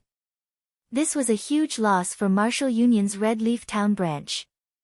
Moreover, Ironsword Lion was required to compensate them for their losses. Besides that, the large number of deaths had largely impacted the loyalty of the members of Martial Union. Many started to think of leaving the guild as they did not wish to be dragged into this game of hunting. If this matter did not quickly resolve, the Martial Union branch at Red Leaf Town would, sooner or later, break up. Boss Ironsword, could they be hiding? Why don't we increase the bounty on them? That might tempt the true experts, Drifting Blood suggested. Fine, increase the bounty immediately. I don't believe that we can't find them, Ironsword Lion nodded his head. He then continued saying, "Remember, as long as you receive any information, immediately contact Absolute Heaven. Leave it to me, boss. I'll relay the information immediately." Inside an intermediate forging room, Ye Feng repeated the same task, over and over. Ye Feng took out a hard stone, immediately using the ice-blue devil flame to burn it. He then used the runic hammer to tap at it a few times, very quickly forming a high-quality advanced whetstone. System: Advanced whetstone has been successfully forged. Forging proficiency increased by 1 point. Obtained 200 EXP. Advanced whetstone, consumable. When used on a level 20 weapon or below, recovers the durability by 8 to 12 points. Simultaneously, it increases the damage of the weapon by 3% for a duration of 30 minutes. Number of usage remaining, 3. In the later stages of the game, the value of this item would become greater and greater.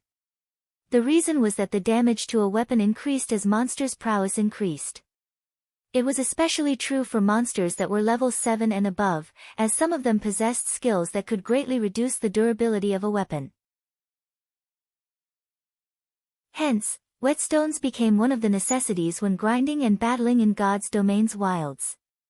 Compared to a normal whetstone, not only could the advanced whetstone recover a weapon's durability, but it could also increase the weapon's sharpness, increasing the weapon's damage by 3%. This effect could even compare to a buff, and it would greatly benefit melee players. There would be plenty of melee classes scrambling over this item, and they would still be willing to buy more after buying the first. No player would willingly reduce their damage when fighting monsters, even if it were just a 3% reduction. Right after Ye Feng finished the advanced whetstone system, congratulations! You are the first player to be promoted to an intermediate forging apprentice. Obtained 50,000 EXP, rewarding 10 runic steel.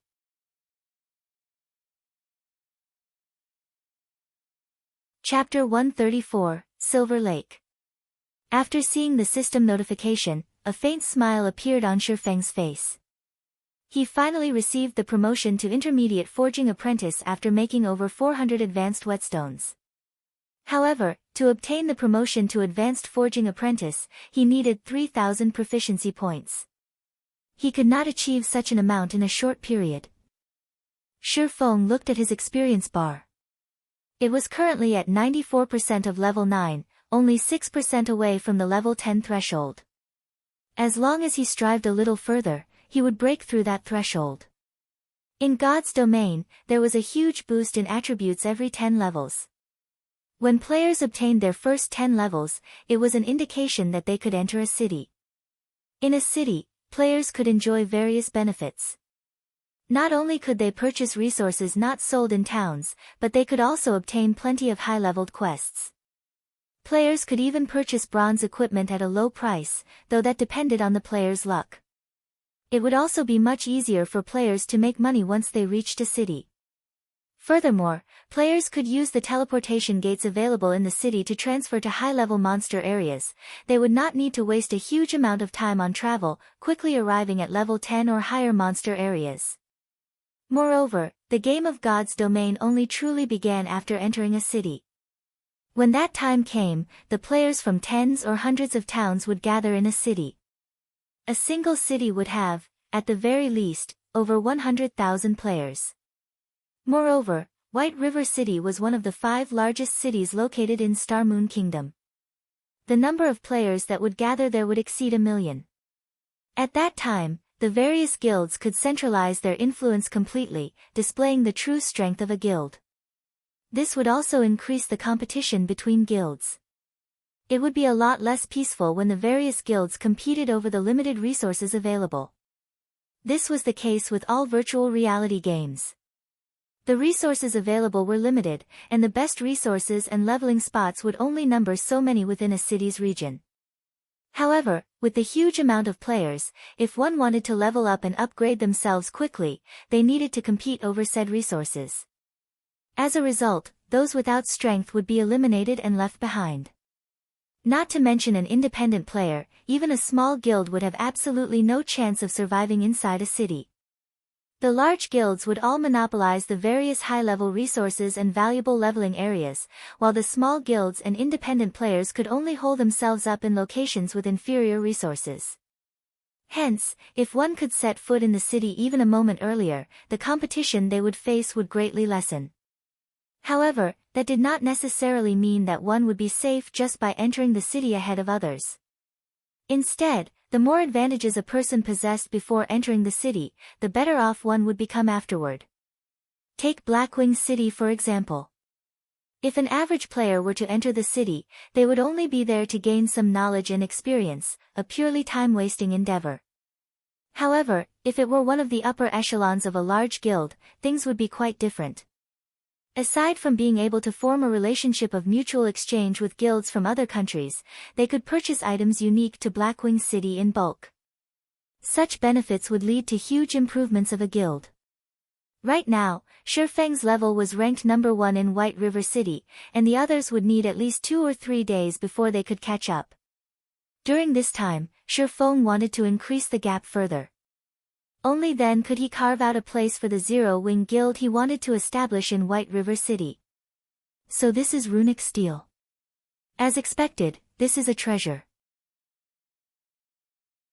Ye Feng took out a piece of blue steel, filled with magic, from his bag, joy filling his entire being. In Ye Feng's previous life, many forgers competed madly for just a piece of runic steel. Even if they managed to buy one, they would treat it like their baby. They would not use it lightly. Meanwhile, Ye Feng possessed 10 pieces of runic steel right now. Runic steel, fine gold rank consumable. When used to forge level 50 fine gold equipment or below, increases success rate by 10%. There is a fixed chance to increase the forged equipment's rank by 1, up to a maximum of fine gold rank. No matter how one looked at it, runic steel was significantly better than the 100 refinement steel. Moreover, it could even increase an equipment's rank. Ha ha ha. With this runic steel, my success rate for forging the Silver Dawn will be even greater now. Ye Feng had purchased all the materials required to forge the Silver Dawn at the auction house. In addition to the materials he had purchased before, he could forge a total of 16 Silver Dawns. Just the cost alone for a single Silver Dawn was over 37 silver coins. Even an elite party needed to raid a hard mode party dungeon half a dozen times before collecting such an amount. Hence, Ye Feng only chose to forge the Silver Dawn after he was promoted to intermediate forging apprentice. Ye Feng took out the forging design for the Silver Dawn, clicking to learn it. He began the process of forging his first Silver Dawn. Previously, before he had obtained the Ice Blue Devil Flame, his success rate for forging the Silver Dawn was only 32%. After the addition of the Ice Blue Devil Flame, the success rate increased to 42%. If Ye Feng used the runic steel, he could further increase it to 52%. A mere intermediate forging apprentice's chance of successfully forging a secret silver weapon was just over 50%. Even a master forger would be flabbergasted at this success rate. The reason was that a basic master forger only possessed a 30% success rate when forging a secret silver equipment, and only a grandmaster forger had a 50% success rate. Ye Feng carefully read through the process of making the Silver Dawn before refining the materials. Ye Feng first used the Philosopher's Stone to obtain a high-purity refinement of the materials. He then placed the materials into the Ice Blue Devil Flame, waiting for them to merge. Ye Feng possessed 100% control over the Ice Blue Devil Flame, so he could merge the materials together to an exceptional degree. However, Ye Feng chose not to include the incomparably precious runic steel in the forging process this time. The first attempt was only for Ye Feng to familiarize himself with the forging process of the Silver Dawn. Moreover, he only possessed 10 pieces of runic steel, and each one of them was worth at least 1 gold coin. The runic steel was extremely hard to obtain, and using it now would just be a waste. If other forgers knew that Ye Feng intended to use the runic steel to forge the Silver Dawn, they would curse at Ye Feng in anger. The Silver Dawn was only a level 10 secret silver weapon, yet, Ye Feng actually thought of using the runic steel to forge it. Such an action was simply maddening. 10 minutes later, the refinement process was complete. Ye Feng looked at the product of his refinement with satisfaction. He then placed the piece of metal on the anvil, using the runic hammer to pound at it. Sparks flew about as the sounds of the hammer striking the metal resounded throughout the forging room. Ye Feng was extremely careful with every strike, afraid that a single misstep would affect the final shape of the Silver Dawn. After striking at the metal hundreds of times, sweat drenched Ye Feng. Satisfied, he clicked the generate button. Following which, the red-hot metal began to take shape, transforming into a silver-colored longsword. He investigated the weapon's information. After a full 5 seconds. System, forging of the Silver Dawn has failed. Ye Feng looked at the weapon's attributes, discovering that it was only a level 10 mysterious iron weapon. Indeed, the forging failed. However, Ye Feng was not overly disappointed at the results. Although the success rate stated was 42% on the surface, due to it being Ye Feng's first time forging the Silver Dawn, the actual success rate was much lower. Success was impossible, no matter how one looked at it. If he succeeded, it would be a true miracle. With a failure in hand, Ye Feng summarized his experience into a lesson for himself. The reason Ye Feng could lead a third-rate guild like Shadow to become one of the top second-rate guilds was not due to any inborn talent of his. Instead, it was because Ye Feng always summarized and learned from his experiences. If others gained experiences from success, Ye Feng gained experiences from failure. After reviewing for over 10 minutes, Ye Feng started forging a second time. However, after 20 minutes or so, it was another failure. The weapon he forged was still mysterious iron ranked, though with a slight improvement, the attributes of the weapon were slightly better. Ye Feng continued forging, and failing, for a total of 6 tries, taking a loss of over 2 gold coins. Feeling that he was mostly familiar with the forging procedures, Ye Feng started his 7th attempt of forging the Silver Dawn. He even used a runic steel this time. Soon after, Ye Feng refined, hammered, and shaped the lump of metal. Clicking generate. Suddenly, an exquisite-looking light blue-colored longsword formed. There were even mysterious runes carved on the blade of the sword, the runes possessing faint traces of magic circulating within. With a glance, one could immediately tell that it was no ordinary weapon. Ye Feng immediately grew excited. He knew that he lucked out this time, and it was not as simple as a mere success. I wonder what the attributes are. Ye Feng clicked to check the weapon's attributes. He had to wait a total of 10 seconds before the system could give him a conclusion. System, runic steel's effect triggered, rank increased by 1. System, black steel insignia effect triggered, attributes increased. System, silver lake has been successfully forged. Forgery proficiency increased by 3 points. Obtained 10,000 EXP.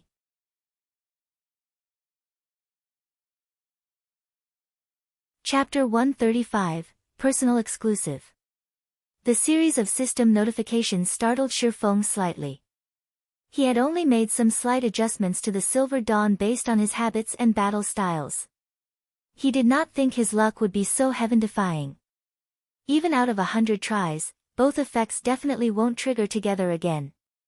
One could just imagine how greatly enhanced the Silver Lake's attributes are, to what extent of an increase, however, nobody knew. The runic steel could upgrade an item's quality by 1 rank. That meant that secret silver rank could be upgraded to fine gold rank. As for black steel's insignia, it could increase the attribute values of a piece of equipment, and the increase would normally be between 5% to 25%. If the weapon's attributes rose by 20%, it would be the equivalent of having upgraded the weapon's quality by an entire rank. If both effects stacked with each other, the refined light blue longsword would, at the very least, be a top-tier fine gold weapon, with the possibility of even being a dark gold weapon. A level 10 dark gold weapon. At this stage of the game, aside from magic weapons, it was the most powerful weapon available, period. Immediately, Ye Feng held up the Silver Lake that gave off a blue glow, checking its attributes. Silver Lake, fine gold rank, one-handed sword.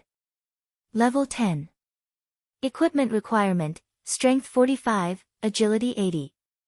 Attack power plus 78. Strength plus 18, Agility plus 22. Attack speed plus 1. Durability 70/70ths. Additional passive skill. Flowing Shadow, creates an afterimage effect while attacking. Simultaneously, the faster the attack speed is, the greater the damage caused. Damage can be increased up to a maximum of 50%. These attributes completely surpassed that of a top-tier fine gold weapon. With the additional skill, Flowing Shadow, the Silver Lake was absolutely comparable to a dark gold weapon. The attributes combine both speed and strength. As expected, it is as I thought. The more he looked at the Silver Lake, the greater his love for it became. In God's domain, the equipment forged generally had better attributes than the equipment dropped by the bosses from dungeons. Moreover, the forged ones were more suitable for specific classes. Hence, many experts preferred to hire master forgers to craft them custom weapons and equipment personally. Hence, master forgers were extremely welcomed and respected in God's domain. The experts of God's domain, especially, loved to make friends with master forgers. Master forgers also held great influence within a guild. Within God's domain, nobody would rashly offend a master forger. Who knew which expert a master forger had forged a weapon for before? If one carelessly provoked a master forger, they might end up assassinated or hunted by a large number of experts. After all, these experts all wished to earn a favor from a master forger, calling it in for custom equipment. Only suitable equipment would be the best equipment. Although these personalized weapons and equipment were only slightly better than equipment dropped from dungeons, the battle prowess a player could display while using the equipment would increase manyfold. Regarding these sorts of weapons and equipment, they were all referred to as exclusive equipment. They were only suited to a single individual or a certain type of individual. The Silver Lake was a personal exclusive weapon that Ye Feng created for himself. If other swordsmen used the Silver Lake, it would only display the power of a normal fine gold weapon. However, in Ye Feng's hands, it could display the prowess of a dark gold weapon. Previously, Ye Feng had lost the Crimson Blade in battle, and he just happened to be in need of a new weapon. This Silver Lake would suffice for Ye Feng's use for a very long time, and he would not need a new weapon anytime soon. Now that he had crafted his first personal exclusive weapon, Ye Feng felt much more assured. He then continued forging more Silver Dawns. After successfully forging the fine gold-ranked Silver Lake, it became much easier for Ye Feng to forge the Silver Dawn. 2 days quickly passed. During the day, Ye Feng would move some items to his new house, decorating his new home with some furniture. He then trained his body as usual. At night, after he entered God's domain, he forged equipment without stopping. In such a way, his time was fully occupied. After training his body for a time, in addition to the constant aid of the nutrient fluids, Ye Feng could feel a clear improvement in his body's physique. Also, his mind felt much more clear. Currently, his physique had only caught up with the average standard of the athletes in his university. As long as he persevered for another fortnight, he might be able to reach the standard of the Fighting and Martial Arts Society's members. At that time, his body could absorb nutrient fluids more efficiently, allowing his mind to become much more active. Meanwhile, during the nights in God's domain, aside from occasionally visiting the auction house to purchase materials and appreciation items, Ye Feng had conducted a large transaction with Stabbing Heart. Ye Feng sold the level 5 to level 7 bronze equipment he possessed in bulk, earning himself over 2 gold coins and over 200,000 credits. Other than that, Ye Feng spent the remainder of his time cooped up in the intermediate forging room. Not only did he forge Silver Dawns, but he also forged plenty of equipment using the bronze and mysterious iron forging designs he obtained from Blackbeard.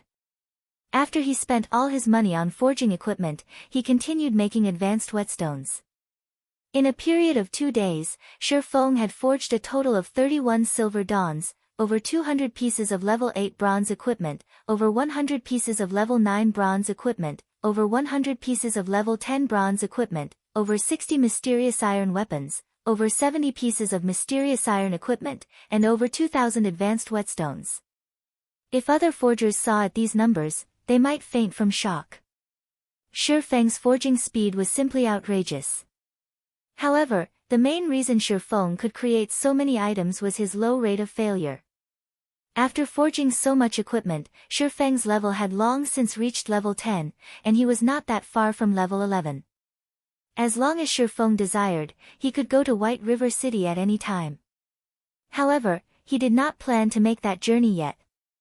At the very least, he wanted to make a trip to Blackwing City first, before going to White River City.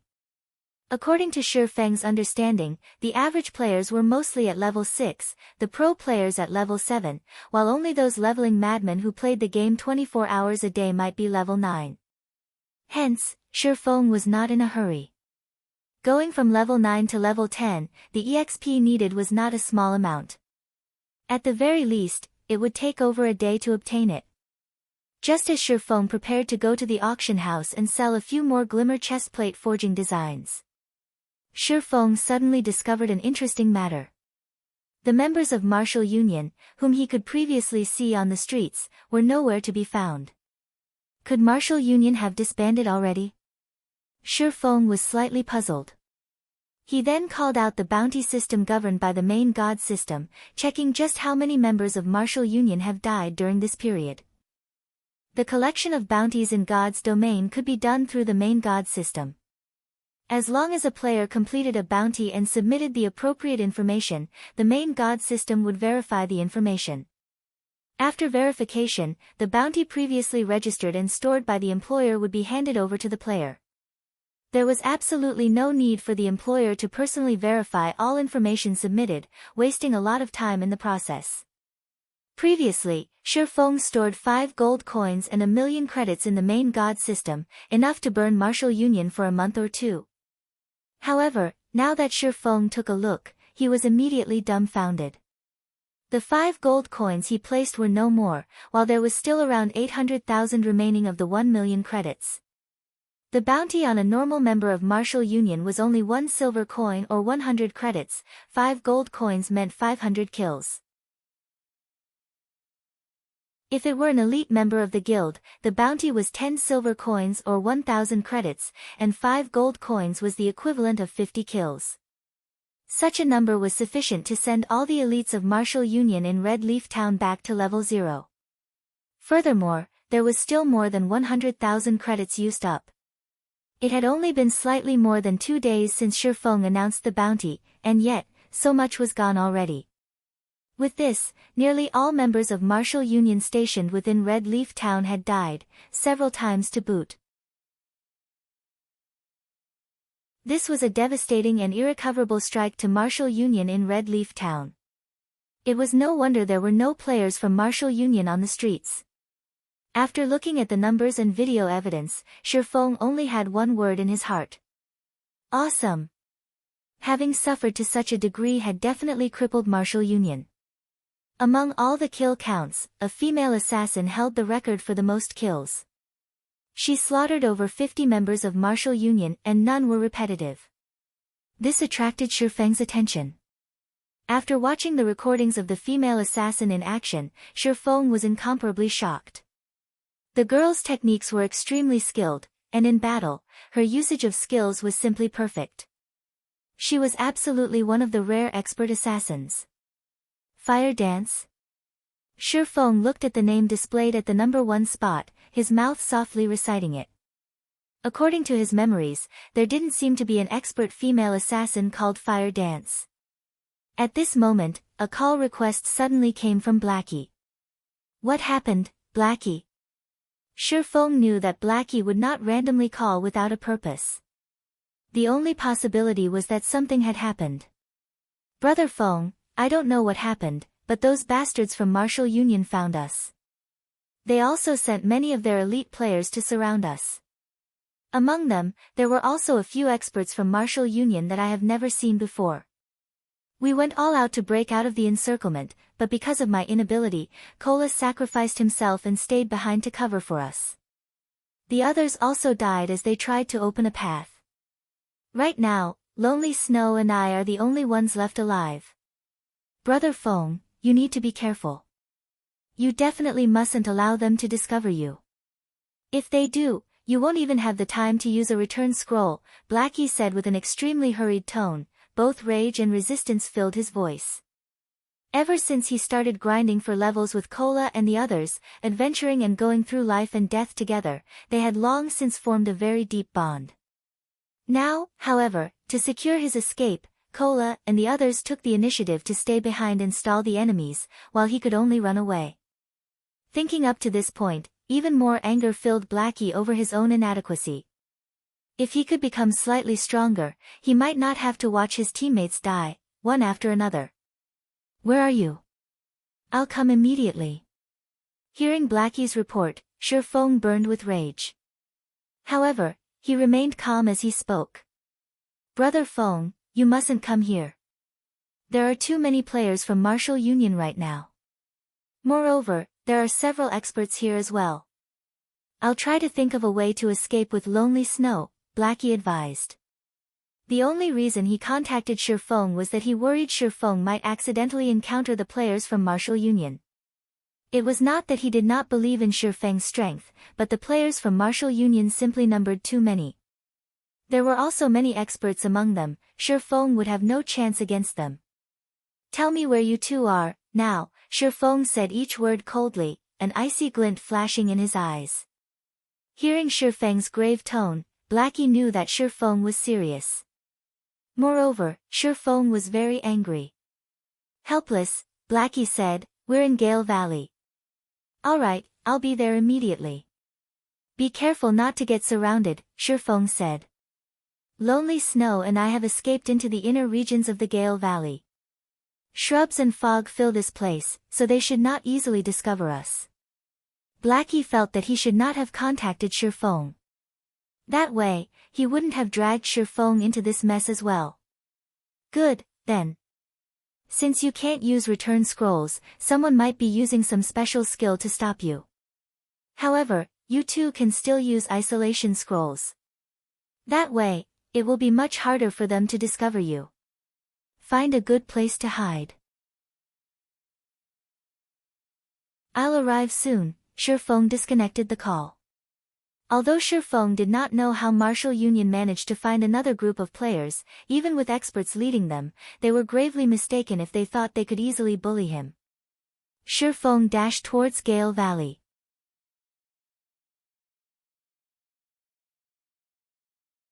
Chapter 136, Resonant Sword. Gale Valley was quite far from Red Leaf Town. For the sake of speed, Ye Feng used a speed scroll without hesitation. Instantly, Ye Feng speed soared, his body leaving behind afterimages as he ran. Crap! Who's that? How can he be so quick? Is he hacking? How could that be? This is God's domain. However, that is truly fast. Before I could get a clear look at him, he was already gone. That person must be an assassin who went full agility with all his speed-increasing skills activated.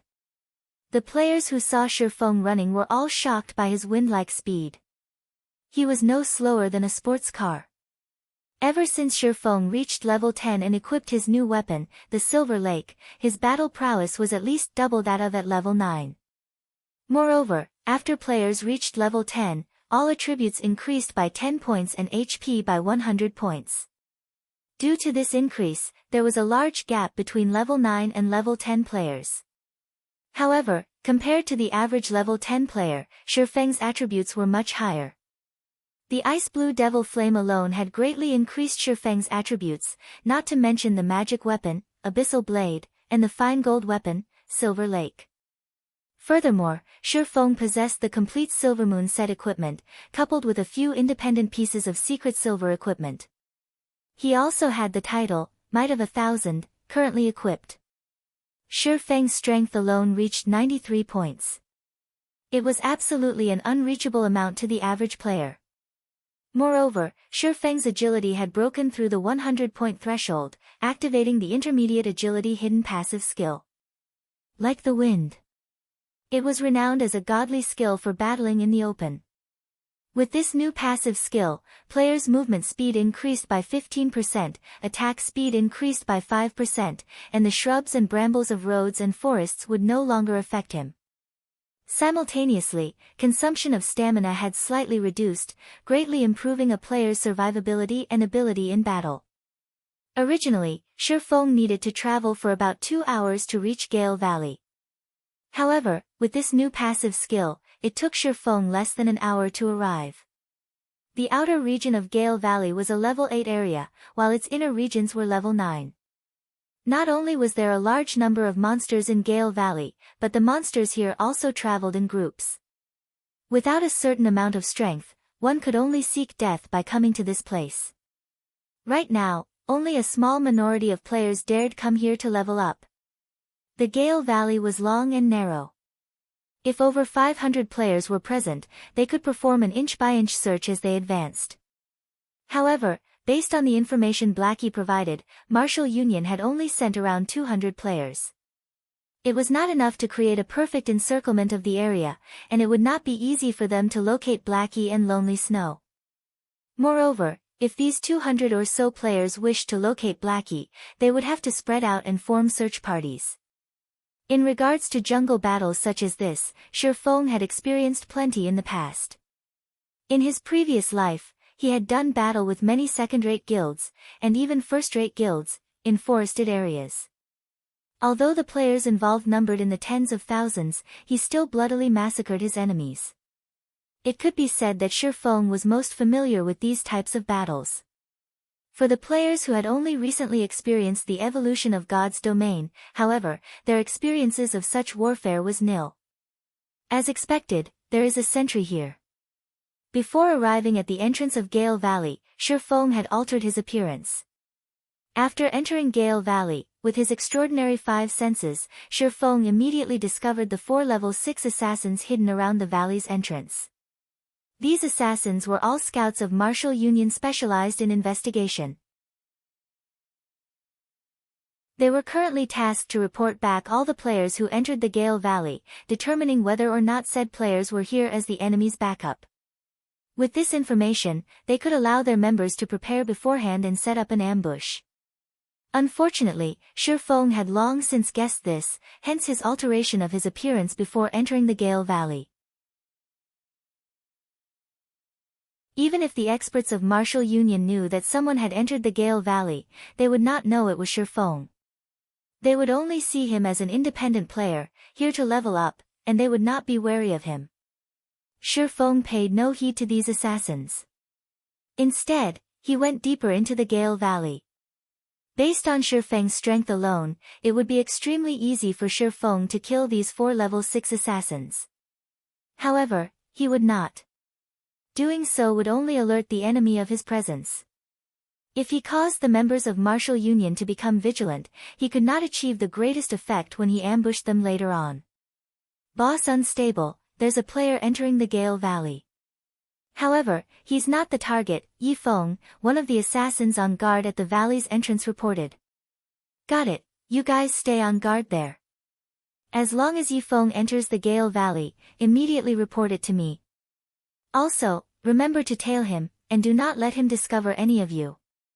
As long as you all do a good job, you will be members of the guild's elite team in the future, the player called Unstable commanded seriously. Yes. After finishing his report, the assassin grew extremely excited. He became much more serious as he silently awaited by the entrance for Ye Feng. However, he did not know that the person he mentioned had long since entered the Gale Valley. After Ye Feng entered the Gale Valley, he constantly advanced, through the treetops. He utilized his heightened vision to observe the surrounding situation, making accurate decisions. Someone's here. Very quickly, Ye Feng detected sounds of battle from the forest a short distance ahead. Moreover, it did not seem like a small battle. Immediately, Ye Feng stealthily closed in on the origin of the sounds, intending to discover more about the situation. If it were only a battle between players and monsters, there would not be so much movement. Moreover, the closer Ye Feng was, the clearer the sounds of metal clashing against metal and the ear-piercing screech of blades and swords interweaving with each other. Could they have discovered Blackie? Ye Feng shook his head, feeling that the possibility was extremely low. Previously, when Blackie contacted him, Blackie stayed in the level 9 inner regions of Gale Valley. Meanwhile, this was the level 8 area of Gale Valley, and there was no way Martial Union had encountered Blackie. When Ye Feng leaped up to one of the trees closest to the scene of the battle, he discovered that it was indeed a conflict between players. Moreover, the battle was very intense. The weaker of the two parties only had 6 players remaining, and they did not even have a healer. Meanwhile, the players bearing the guild emblem of Martial Union were still considerably strong. They had a total of 18 players remaining, with 3 of which were healers. Amongst the healers, 2 were level 7 clerics, while 1 was a level 8 druid. They all wore matching bronze set equipment mixed with a few pieces of mysterious iron equipment. The rest of the players also had relatively good equipment, and the lowest leveled among them was a level 7 player possessing a complete set of bronze equipment. These 18 players were elite members of Martial Union. If they were not elites, they would not possess such levels and equipment. They looked even stronger than the elites Ye Feng had faced off with before. Since when did Martial Union possess so many elites? Ye Feng was slightly puzzled. Logically, Martial Union should have long since been crippled after dying so many times. So, how did so many elites suddenly appear? Moreover, every one of them possessed good equipment, and compared to Martial Union at its peak, they were much stronger. In Red Leaf Town, their power could rival that of a third-rate guild. It was truly an unfathomable situation. Little girl, don't even think of escaping this time. Just obediently wait for your deaths. The commanding team leader from Martial Union sneered as he looked at the female assassin possessing a sexy body. Looking at the hot female assassin, she had an attractive oval face, slender eyebrows, and eyes as clear as water. The girl was very beautiful, like a dazzling pearl or fluorescent jade, and beneath her appearance, she hid a faint lovely tenderness. Aren't you thinking too highly of yourselves? You want me to stay put and let you kill me? Dream on. Even if I die, I'll take you guys with me. The provocative-looking girl glanced at the swordsman team leader, the corners of her lips curling up slightly as she said disdainfully. Sister Fire Dance, you should leave. Let us hold them off for you. If we continue dragging this on, none of us will get away. Don't forget, we are now red players, and the death penalty is extremely severe. At the very least, we would lose 2 levels and 3 or 4 pieces of equipment, the berserker beside the girl softly suggested. Although the berserker spoke in a very soft tone, Ye Feng, who possessed extraordinary 5 senses, managed to hear him clearly. Fire Dance? It was no wonder Ye Feng thought that the female assassin looked familiar. It turned out that she was Fire Dance, the female assassin who ranked at number 1 for killing the members of Martial Union. It seems that I have to lend some help this time. Ye Feng faintly smiled as he stood on the branch. Even if he were not familiar with Fire Dance, he would still lend her some help. The reason he came here was to kill everyone from Martial Union, creating rivers of blood. He wanted to teach the players from Martial Union what the rage of an independent player truly meant. At this moment, the swordsman team leader laughed loudly, saying, "Do you think you can still escape? The moment we discovered you, we called for all our comrades to hurry over. We have long since surrounded this place. If you can still manage to escape, I'll eat this great sword of mine."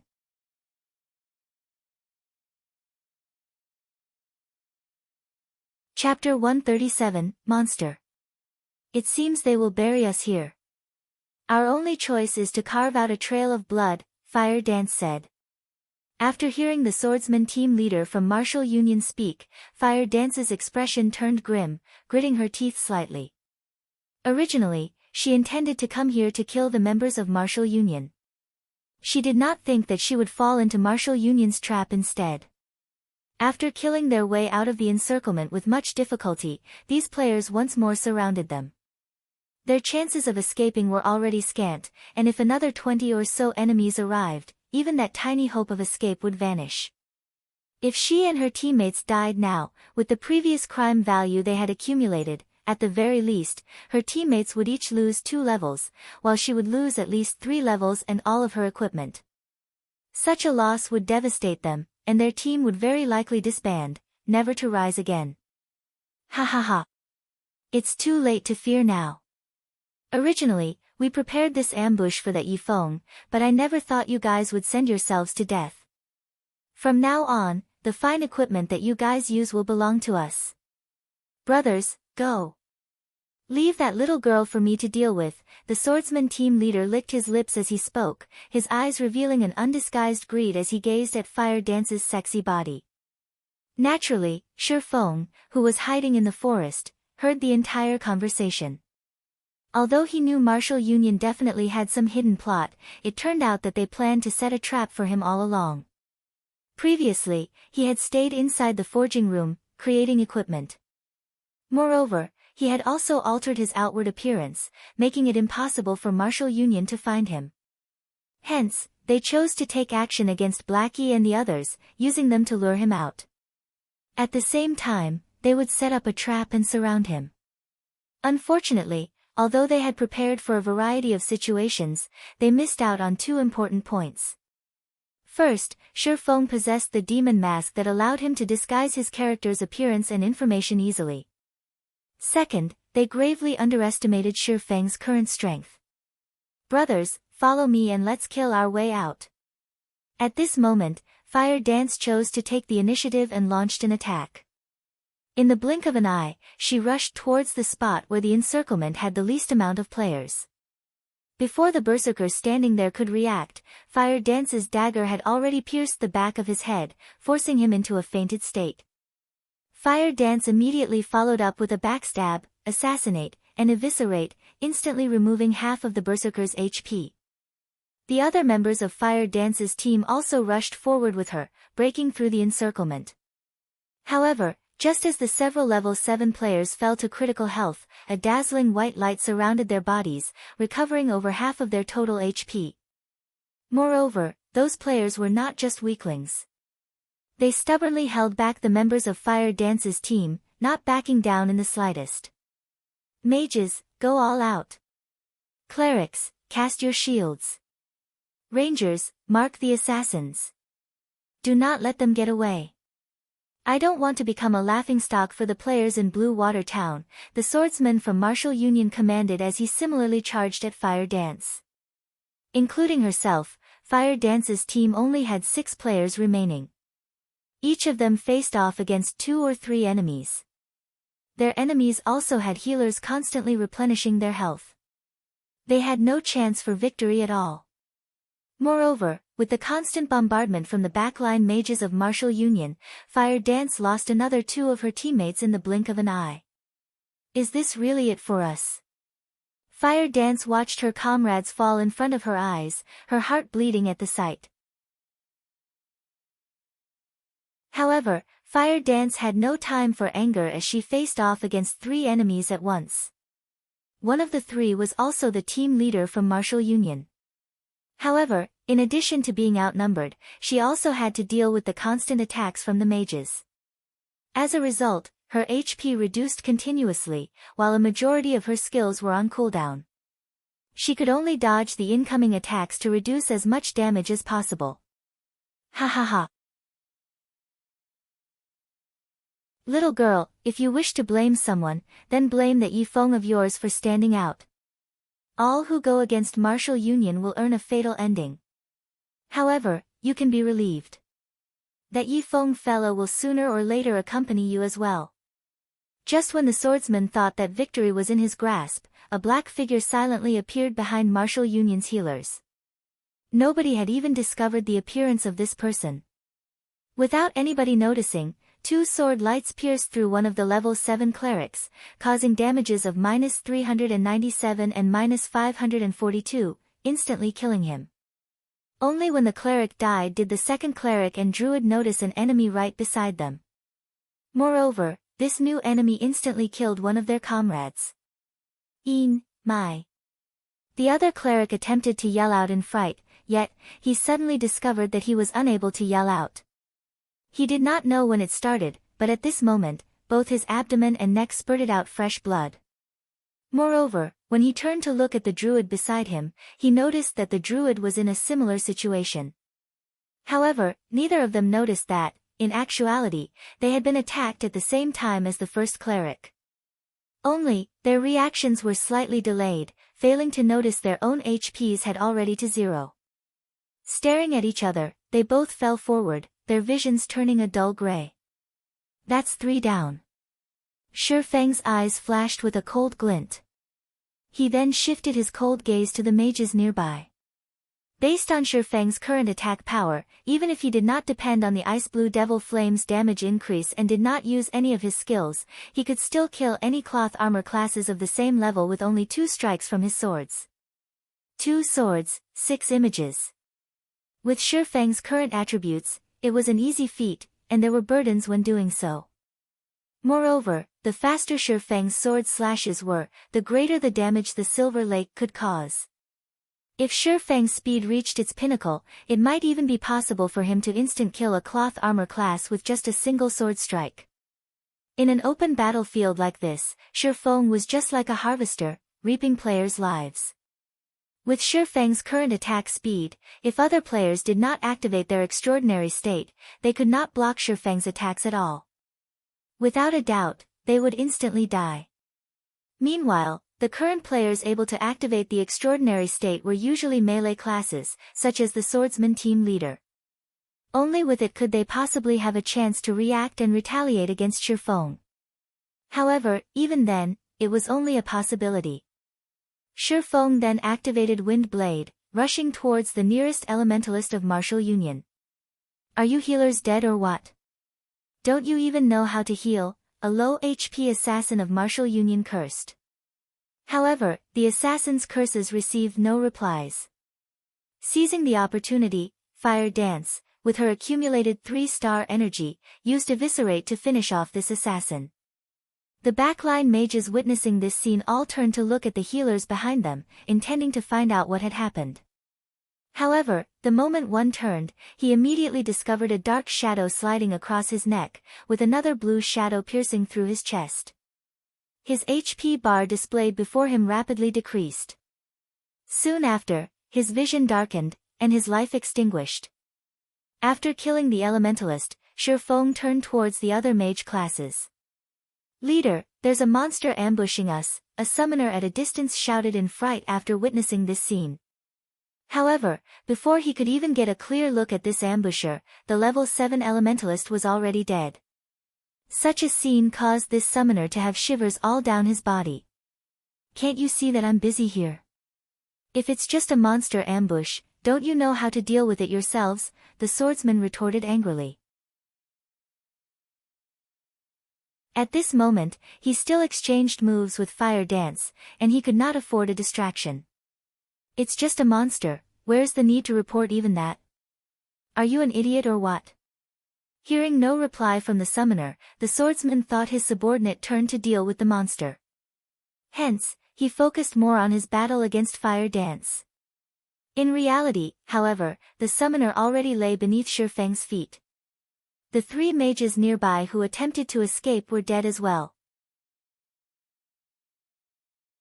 Meanwhile, Ye Feng's name turned a crimson red, as if it would bleed at any time. Currently, only 3 players remained on Fire Dance's team, and all 3 of their HPs were almost gone. Meanwhile, Martial Union still had 9 melee players whose HPs were above 50%. "Leader, something's not right. I'm already at half health, but the healers haven't healed me yet," a berserker shouted. "Crap, what are you healers doing? Do you not want to play anymore?" the swordsman bellowed after discovering the problem as well. However, just after he finished his bellow, he suddenly felt a chill down his back. He hurriedly rolled to a side, dodging. Immediately after, 3 sword images pierced through the space he stood before. The 2 other players in front of him were not as lucky. Both of Ye Feng's swords pierced through their backs. Without even knowing the cause of their deaths, both of their bodies fell lifelessly to the ground, their eyes wide open. As the leader, the swordsman was the strongest among the entire team. However, when he saw this scene play out before him, he suddenly felt cold throughout his body. Being able to kill both of his comrades instantly and without using any skills to boot, just how heaven-defying was this person's attack power? Who are you? Why are you acting against us? The team leader gathered up his courage, angrily shouting, "Do you know who we are? We are members of Martial Union. If you don't wish to die, leave this place immediately. I can still let you off the hook." However, he suddenly heard the reply whispered from behind him. "The ones I'm here to kill are precisely you from Martial Union." The swordsman team leader turned his head, his complexion turning pale instantly. Previously, the mysterious player standing in front of him had, in the blink of an eye, arrived at his back, giving him a cold smile. Before the swordsman team leader could even scream, Ye Feng sent a chop at him. The pitch-black abyssal blade pierced through his chest, causing over -700 damage, instantly dropping his HP to 0. Pairing up silent steps and chop, Ye Feng had killed off the level 8 swordsman team leader. Meanwhile, Fire Dance, witnessing this scene from a distance, was utterly dumbfounded. This mysterious player had instantly killed the swordsman team leader, whom she had difficulty dealing with. Is this mysterious player truly a player? He can't be a ghost of God's domain, right? After the team leader of Martial Union died, the other members were all fear-stricken. After witnessing Ye Feng's extraordinary speed and frightening damage, they all felt unprecedented fear. Is this even a player? He can't be a monster, right? This way of thinking reverberated in the minds of these players, causing them to tremble with fear. Although Fire Dance had good technique, at this moment, she did not dare to make any careless movements. She could only watch in silence, and unknowingly, a streak of sweat rolled down from her forehead. When faced with this mysterious player before her, Fire Dance's instincts were telling her that, if this mysterious player wanted to deal with her, death would be the only outcome for her.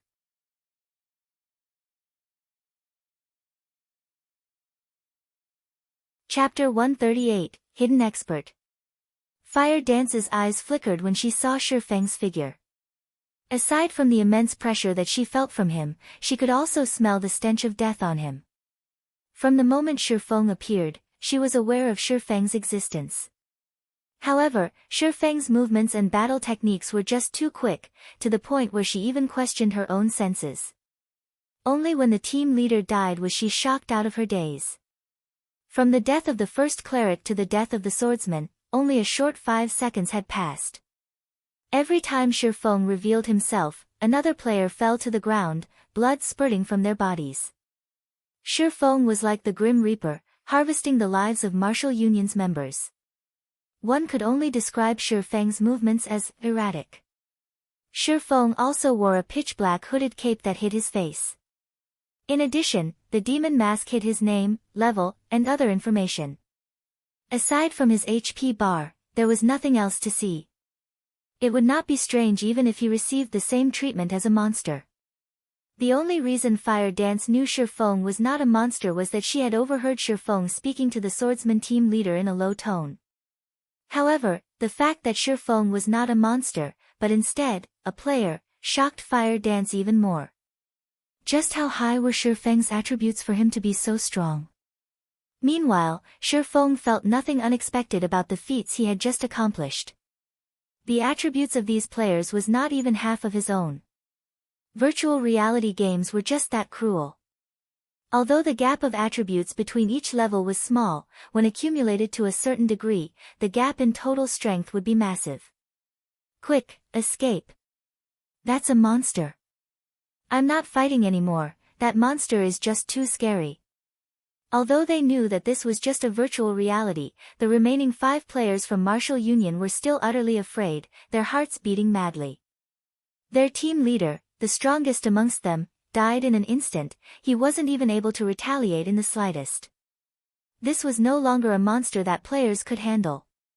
Immediately, every one of them fled, intending to meet up with the others hurrying over. Only then could they have peace of mind. It's too late to escape now. Ye Feng activated Windwalk, and like an arrow, his body shot forth, instantly catching up to the first assassin. In a fright, that assassin attempted to turn his body to block Shi Feng's attack. Unfortunately for him, Shi Feng's attack speed was just too fast. With a wave of the abyssal blade, 3 sword images landed upon the assassin's vital points. Without even managing to block a single sword image, the assassin died. When the several other escaping players saw that an assassin, a class widely known for their agility, fell without even being able to defend, immense fear permeated their minds. They poured more into their effort to escape. However, it was futile as the distance between them and Shi Feng only grew shorter and shorter. Meanwhile, the abyssal blade was like the scythe of the Grim Reaper already placed around their necks. Shi Feng needed only a slight tug, and their lives would be forfeit, right then and there. Within a moment, with an absolute difference of speed, Shi Feng very quickly killed the 5 escaping players. He then started tidying up the loot. These martial union players all wore pretty nice armor. A majority of them were all fully equipped with bronze equipment, and some even had a few pieces of mysterious iron equipment. However, the equipment was all just level 4 or level 5 equipment. Meanwhile, they each dropped at least 1 piece of equipment after death. 18 players meant 18 pieces of level 4 to level 5 bronze equipment. If Shi Feng sold it all, he could make a small fortune. While Shi Feng picked up the drops, Fire Dance, standing at a distance, held her delicate hand over her madly beating heart. Slightly calming her emotions, she picked up the courage to walk towards Shi Feng, saying in gratitude, "I am called Fire Dance. Thank you for saving us." Originally, Fire Dance despaired, having prepared for her death. Only, she never imagined that someone would suddenly appear. Moreover, that someone massacred the players from Martial Union. Everything that happened was like a dream. Although Fire Dance also worried that the mysterious man before her would suddenly go berserk, killing her and her teammates as well to steal their equipment, based on the man's previous actions, Fire Dance knew that the mysterious man before her did not mean them any harm. Otherwise, he would have already taken their lives along with the swordsmen of Martial Union. "You don't have to thank me. To begin with, these people originally set up this trap for me. You guys should hurry and leave. This place is very dangerous right now, and the other members of Martial Union should be arriving very soon," Shi Feng softly said as he picked up the dropped equipment. He had only saved Fire Dance and her companions in passing. He could also take the chance to thank Fire Dance for working so hard, killing the members of Martial Union. Fire Dance suddenly blanked at Shi Feng's words, staring at him with her big, watery eyes. Her heartbeat accelerated further, feeling like it was too good to be true. You're Ye Feng?" Fire Dance asked in disbelief. The reason she came to the Gale Valley was that she had heard that Martial Union intended to deal with Ye Feng's teammates. Hence, she thought of coming to lend some help, and just maybe, she might even get to meet Ye Feng himself. It was truly unbelievable how fate could toy with a person's life. Originally, she thought of offering Ye Feng aid, yet in the end, Ye Feng had saved her. Was this fate? Thinking up to this point, a faint blush added to Fire Dance's snow-white cheeks. She felt that she was overthinking, and she was unclear as to why she would have such a thought. "That's right, I am Ye Feng. How did you know who I am?" Shi Feng looked at the excited Fire Dance, puzzled. He was sure he was not acquainted with this beauty standing in front of him. However, seeing Fire Dance's expression, it would seem that she was somehow familiar with him. Meanwhile, the berserker, Water Buffalo, was tongue-tied after hearing Shi Feng admit that he was indeed Fire Dance's idol, Ye Feng. An incomparable fanaticism appeared in his eyes. Previously, he felt Shi Feng was not all that powerful, and that he was only an expert over-exaggerated by others. Now, he was utterly convinced. Sure enough, there was nothing false about Shi Feng's famous reputation. Shi Feng could solo the elite team from Martial Union that even they could not deal with. In the past, even if others hyped it all over the place, he would still have not believed any of it. Now, however, aside from shock, admiration for Ye Feng filled his being. It was no wonder why Ye Feng was Fire Dance's idol. Big brother Ye Feng, you don't know this, but in reality, Sister Fire Dance is your. Before Water Buffalo could finish speaking, he received a kick from Fire Dance.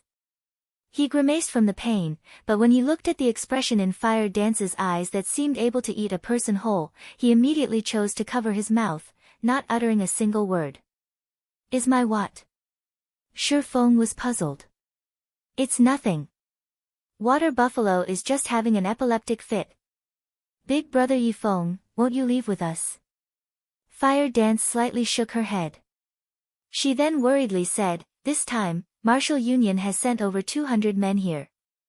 They have long since surrounded this entire area. There are also several powerful level 9 experts, and all of them are wearing sets of mysterious iron equipment. They killed many of our teammates. If they surround us, we will have no chance of escaping at all. Big brother Ye Feng, it is not too late to escape. If we wait any longer, we'll lose the chance.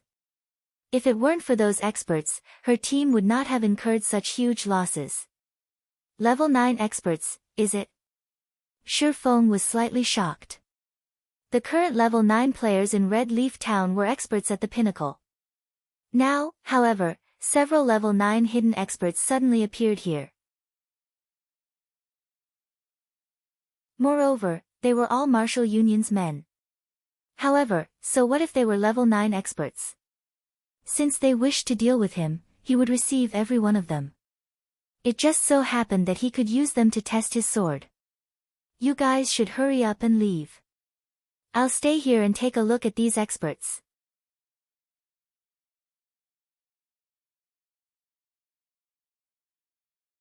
Chapter 139, Unstable Devastation. After he finished speaking, Ye Feng snuck into the forest.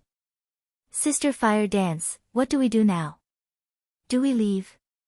Water Buffalo asked. Fire Dance rolled her eyes at Water Buffalo. She looked towards the direction Ye Feng departed, saying, Brother Ye Feng is the one who saved our lives. Of course, we have to help. Although Fire Dance believed in Ye Feng's strength, she had personally witnessed how powerful those other players were. If they surrounded Ye Feng, he might end up in a very dangerous situation. If something occurred, a little help from her might allow Ye Feng to escape. Immediately, the two snuck into the forest as well, following Ye Feng. In the deeper regions of the dense forest, among the overgrown shrubs, level 8 shadow leopards hid in the shadows. At this moment, a 50-man team from Martial Union currently cleared away the shadow leopards in their path while they pushed forward. Brother Unstable, won't we waste time if we go after that little girl called Fire Dance instead of continuing our search for Ye Feng's teammates? Ironsword Lion asked, disgruntled, his eyebrows scrunched up tightly as he looked towards the center of the team at the handsome youth humming a song with overflowing interest. The humming youth was around the age of 27 or 28, and he was indeed the Brother Unstable who Ironsword Lion called out to. He was also the vice leader of Martial Union, Unstable Devastation. Be it status or strength, Unstable Devastation far surpasses Ironsword Lion, and even Ironsword Lion had to refer to him as brother respectfully. Ironsword, you are still such a simple person. It is no wonder that brat Ye Feng toyed with you. You even entangled the guild in this huge mess. Thanks to you, Martial Union's reputation has suffered, utterly tarnished, do you understand that? Unstable Devastation suddenly halted his steps. He looked towards Ironsword Lion, growling angrily, if I had not discovered this so soon, Martial Union might have had no place in Red Leaf Town by now. Ironsword Lion lowered his head in silence. Your poor management has already destroyed Red Leaf Town's Martial Union. Right now, in order to help clean up this mess of yours, I have no choice but to transfer all of the elites from the other 3 towns to Red Leaf Town to redeem our reputation. Yet, you still have the gall to speak up. Unstable Devastation reprimanded Ironsword Lion in front of everyone else, not leaving Ironsword Lion any face. Ironsword Lion flushed red with anger. However, he did not dare reply, only enduring in silence. The other leaders from the 3 towns sneered at this sight. Every time Martial Union switched to a new game, the guild's hierarchy also reshuffled. In the past, Iron's Word Lion was always able to go wild, but not this time. Currently, Iron's Word Lion was only level 8, while they were all level 9. Moreover, the guild's development in their respective towns progressed fairly well, and they managed to recruit many newcomers with valuable potential. Compared to the current state of the guild branch in Red Leaf Town, with only a few weaklings remaining, their branches were stronger by leaps and bounds. Iron's Word, do you truly think that, after I have spent so much effort cornering Ye Feng's teammates, I would let 2 of them escape? You should know that Ye Feng is our main target, his teammates are simply lures. If all his teammates died here, do you think he will still show? We have already confined his teammates within Gale Valley, so we have achieved our initial goal. Right now, what we ought to do is to take revenge, and show the players in the town what the consequences are for challenging martial union. Meanwhile, that little girl is the best option as an example. She has killed so many of our people, many players are bound to pay attention to her. As long as we kill her back to level 0, martial union's reputation will definitely recover to its peak.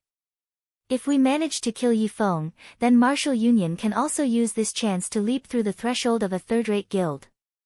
Unstable Devastation had long since possessed a plan of his own. Iron's Word Lion had always been one of the guild leader's most trusted aides. Many of the elders in the guild also supported the guild leader. If Unstable wished to become guild leader, he needed to increase both his influence and fame. Meanwhile, Ye Feng was a player with a certain amount of fame within White River City. He was a publicly acknowledged swordsman expert, and his fame even far exceeded that of the guild leader, Nameless Pride. Hence, Ye Feng was his best choice. As long as he could kill Ye Feng and upload the recording, he would instantly become an apex expert, famous throughout White River City. Moreover, it would allow the guild branch in Red Leaf Town to rise back up to prominence. When that time came, the elders in the guild would side with him, and the day he became the guild leader of martial union would only be around the corner. Ye Feng, you will become my stepping stone. Unstable Devastation proudly said with a laugh. He did not believe that an independent player could survive once surrounded by so many. Only, even until now, Ye Feng had yet to show himself, annoying Unstable. Just as martial union slowly advanced, Ye Feng, traversing through the treetops, discovered Unstable Devastation and the others. After some silent observation, he discovered that these players were all elites. The lowest amongst them was level 7, and a majority of them were level 8. There were also 4 players who had reached level 9. They all wore mysterious iron equipment, and the weakest of their weapons was also mysterious iron rank. Meanwhile, the handsome youth leading these players wore a secret silver rank longbow across his back. Isn't that Unstable Devastation? Ye Feng immediately recognized the bow-carrying youth. In Ye Feng's previous life, he had clashed many times with Unstable Devastation. Unstable Devastation was a cunning and cruel individual. His battle prowess ranked within the top 5 throughout all of martial union. Compared to Iron's Word Lion, he was much stronger. Ye Feng was also familiar with the other 3 level 9 players. They were all experts comparable to Iron's Word Lion, and they were all branch leaders in other towns. No wonder martial union suddenly has so many players.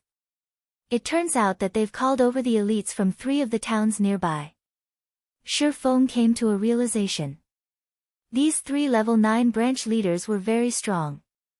Only, in Ye Feng's previous life, Iron's Word Lion had managed to obtain the pass to Blackwing City, allowing him a lead against the others. He then gradually widened the gap, finally becoming the guild leader of Mini Martial Union. However, the tracks of history had already changed.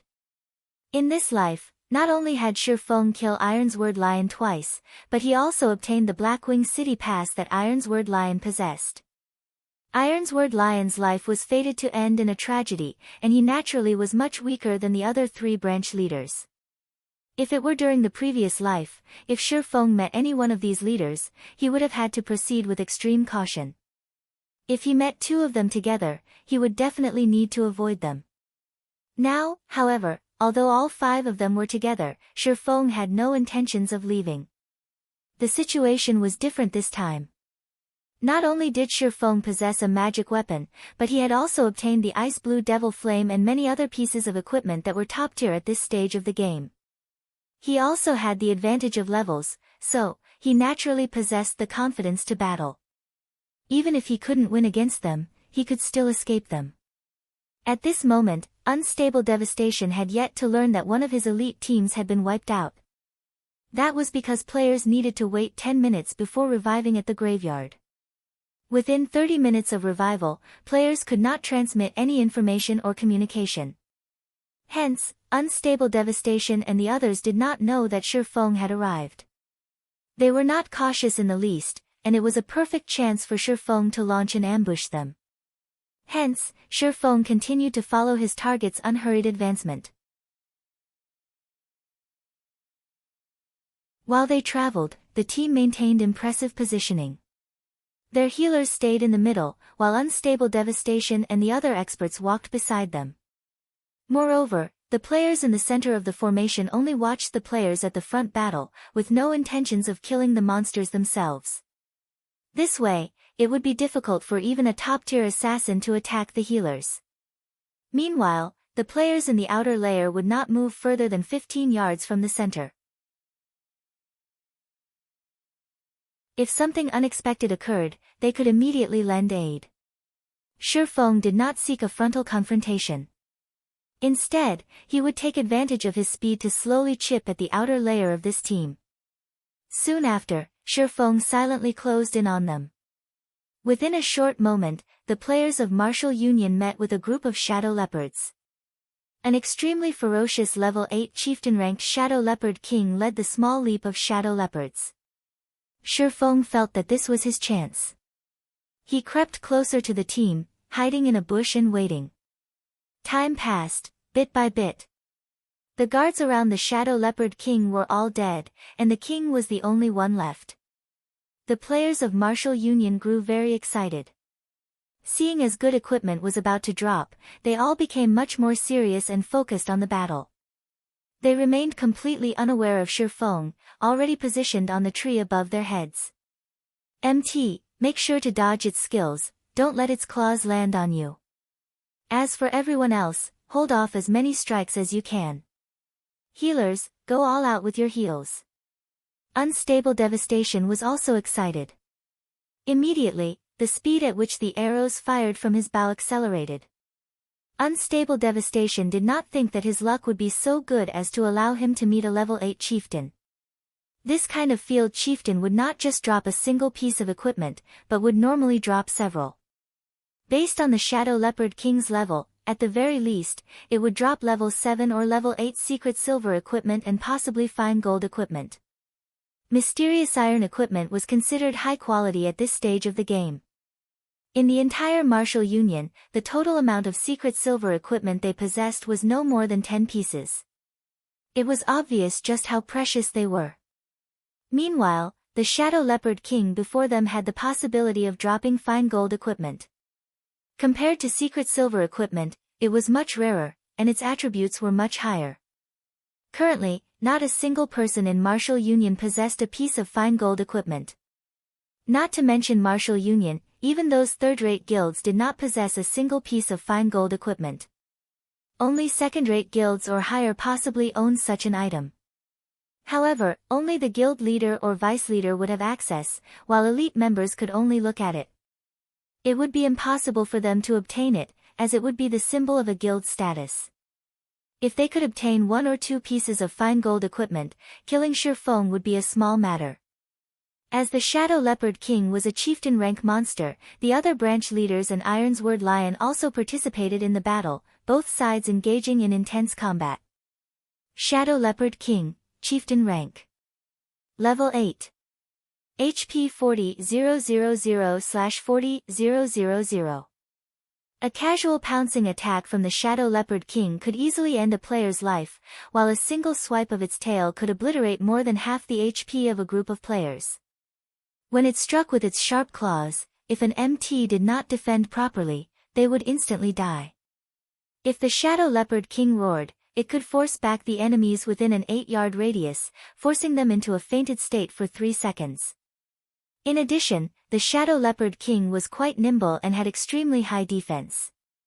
As a result, the casualties and fatalities on Martial Union's side were relatively high. Meanwhile, the damage Martial Union inflicted was limited.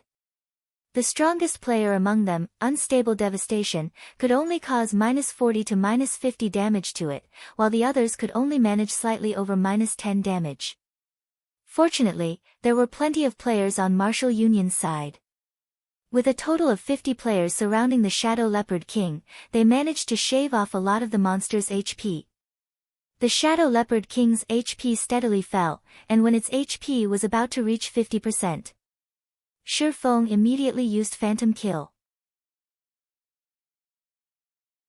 Controlling his doppelganger to circle the group, Ye Feng prepared his doppelganger to ambush the mage classes and healers.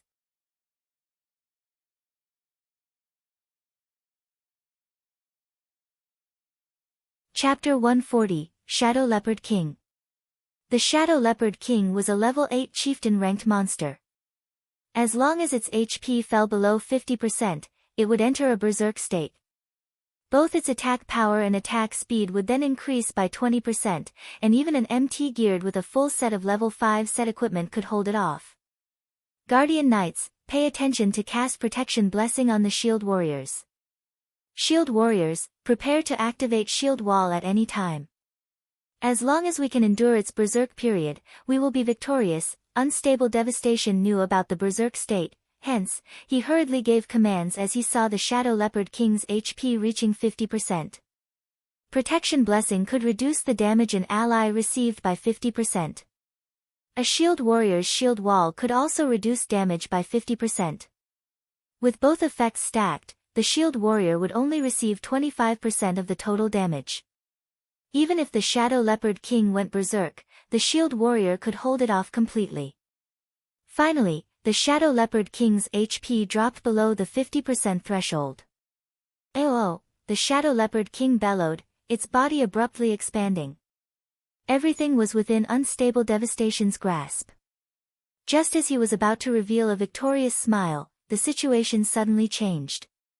At this moment, the Shadow Leopard King summoned 2 more level 8 elite-ranked Shadow Leopards, each of them possessing 3000 HP. The 2 new arrivals roared as they abruptly pounced, arriving behind the healers on the back line. Before any of these healers could react, the 2 Shadow Leopards pinned them to the ground. Shift focus. Get rid of these 2 elite Shadow Leopards first. Unstable Devastation's expression turned grim. Just after he finished speaking, the elite Shadow Leopards annihilated 2 of their healers. However, the level 9 branch leaders were not to be trifled with. Just after the 2 elite Shadow Leopards killed the healers, they moved into position to fend off the attacks of these 2 monsters, preventing the damage from extending any further. However, with the loss of 2 healers, the pressure the core MT faced greatly increased. Even with Protection Blessing and Shield Wall, every attack he received from the Shadow Leopard King exceeded over -300 points. On the other hand, his own HP did not even exceed 1200 points. Moreover, the attack speed of the Shadow Leopard King was very quick. If it were not for him constantly dodging its attacks, he might have long since died already. Just with the Shadow Leopard King going berserk, Martial Union had lost over 5 players in the blink of an eye. The Shadow Leopard King's tail swipe took out 3 melee players. All 3 were instantly thrown and died while in midair. Hold on for a little longer. Its berserk period will be over soon. Watching his team members die, one after another, Unstable Devastation became very depressed and annoyed. The players he had brought with him were all elites, and every death was a huge loss to Martial Union. Fortunately, they could revive these players, greatly reducing the lost EXP. However, as long as they could kill the Shadow Leopard King, all of the losses would be worth it. Just when everyone from Martial Union thought the situation had stabilized, Ye Feng's doppelganger used Wind Blade, arriving behind a Cursemancer. The Cursemancer had completely concentrated on the Shadow Leopard King, chanting incantations. He paid no attention to the surrounding situation at all. Due to all of Gale Valley falling under Martial Union's control, the risk of an ambush was non-existent. Hence, the Cursmancer was very much at ease.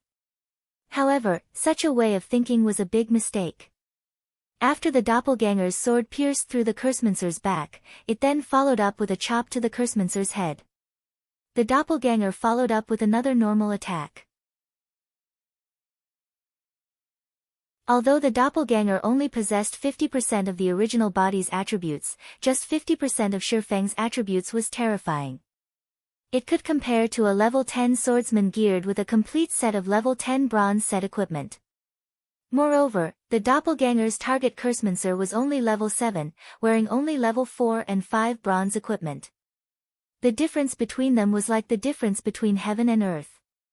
In the blink of an eye, 3 damages of -189, -468, and -266 appeared above the Cursmancer's head. Ye Feng's doppelganger instantly killed the Cursmancer, whose HP was less than 700 points. The Cursmancer's death quickly alerted the other mage classes. "Someone's kill-stealing," an elementalist shouted, startled. The surrounding mages all felt a heavy pressure weighing down on them. This intruder finished off a level 7 Cursmancer in just 3 moves. If this mysterious swordsman closed in on them, only death awaited. Without delay, Ye Feng's doppelganger used Thundering Flash. 3 streaks of lightning arced towards the nearest 4 mages, immediately sending all 4 of them into a fright. Among them, 2 elementalists instantly reacted, using Blink to dodge the lightning. Meanwhile, the Cursmancer, who did not possess Blink, threw himself to the ground, barely avoiding the attack. However, the last of the 4 mages, the Summoner, was not as fortunate. As he was closest to the attack, even though he, too, attempted to dodge, he was late by a breath. Without a hint of suspense, the level 5 Thunder Flash instantly fried him to a crisp. Although the doppelganger only managed to kill a summoner, a smile appeared on its face. The goal of this thundering flash was not to kill someone but to open a path. At this moment, there were no obstructions between Ye Feng's doppelganger and Martial Union's healers. The doppelganger activated Windwalk, dashing over. As long as it killed 1 or 2 more healers, Martial Union's entire team would fall into a huge predicament. Don't even think about killing the healers. At this moment, Ironsword Lion used Windblade and rushed to block the doppelganger. The swords from both parties collided, and as they attacked, they maintained their extraordinary states, battling with 4 sword images each. The doppelganger could not help but halt its momentum, forced to block the attacks. After exchanging several moves, Ironsword Lion was incomparably shocked. He felt that the swordsman, whose information displayed as unknown, facing him was a powerhouse. This mysterious swordsman actually blocked all of his attacks. Moreover, every time their swords collided, Ironsword Lion could feel an immense weight bearing down on him, causing both his arms to go numb. Occasionally, there were even few sudden stabs aimed at his vitals, forcing him to activate Defensive Blade to block. Ironsword, it seems that you have truly fallen. You can't even get rid of an average player trying to kill Steel, a level 9 berserker geared in silver-gray battle armor snidely remarked. Crap. 5 rats, you come try, if you have the ability. Originally, he was already greatly aggrieved due to the constant pressure from Ye Feng's doppelganger, and his HP constantly fell. Now that he received jeers on top of it, he immediately enraged. Since you want me to join, then I'll join. The level 9 berserker, 5 rats, used charge at Ye Feng's doppelganger. Charge carried with it a fainted effect. Moreover, the surrounding mages were already in the midst of chanting incantations for their spells, sending fireballs and frost arrows at the doppelganger. The doppelganger activated Defensive Blade. It dodged the incoming magical attacks while it gradually closed in on Martial Union's healers. The level 2 Defensive Blade aided the doppelganger in mitigating the damage from the attacks it received. However, 5 rats followed up his charge with a break, greatly reducing the doppelganger's speed. You 3, get rid of him, Unstable Devastation commanded the 3 assassins, pointing. He did not have the time to think about an idiot who was attempting to kill, stealing a team with around 40 players remaining. After receiving the command, their assassins immediately rushed at Ye Feng's doppelganger. Receiving the focused fire of over a dozen players, although the doppelganger managed to dodge a majority of the attacks, it still received a relatively significant amount of damage. The doppelganger's HP continuously fell, and within a moment, only 30% remained. Ha ha ha. I didn't think that it would be a fat fish with brain problems. Judging on the exchanges made and damage caused, 5 rats determined that this mysterious swordsman's equipment was exceptional. As long as he could kill the swordsman, he would definitely drop a lot of good equipment. The reason 5 rats thought so was that a single normal attack from the mysterious swordsman dealt him around -100 damage. Meanwhile, his normal attacks also chipped away 100 of the swordsman's HP. However, the problem lay in the fact that the mysterious swordsman used a one-handed sword, while he used a two-handed sword. In God's domain, a two-handed weapon's attack power was much higher than that of a one-handed weapon, and the damage a two-handed weapon caused was normally around twice that of a one-handed weapon. Due to the strong power stored within a two-handed weapon, every attack from the weapon could cause a devastating amount of damage. Meanwhile, the damage a one-handed weapon could cause was much less. However, its attack speed was much quicker. As a result, the average amount of damage dealt by both weapons, in the long run, was about the same. However, 5 rats had only managed to deal -100 damage to the mysterious swordsman. It showed just how good the mysterious swordsman's equipment was. Unfortunately, it is still too little. It would be great if they could send more people over. In the distance, hidden within a bush, Ye Feng was slightly depressed as he saw that a dozen or so players attacked his doppelganger. He bitterly thought, forget it, I shouldn't be too greedy. I should reel in the net, now. Abruptly, Ye Feng's doppelganger burst with power. It suddenly leaped into the air. The abyssal blade in the doppelganger's hand then started to emit flames and thunder, immediately releasing a blast of elements towards the most crowded location.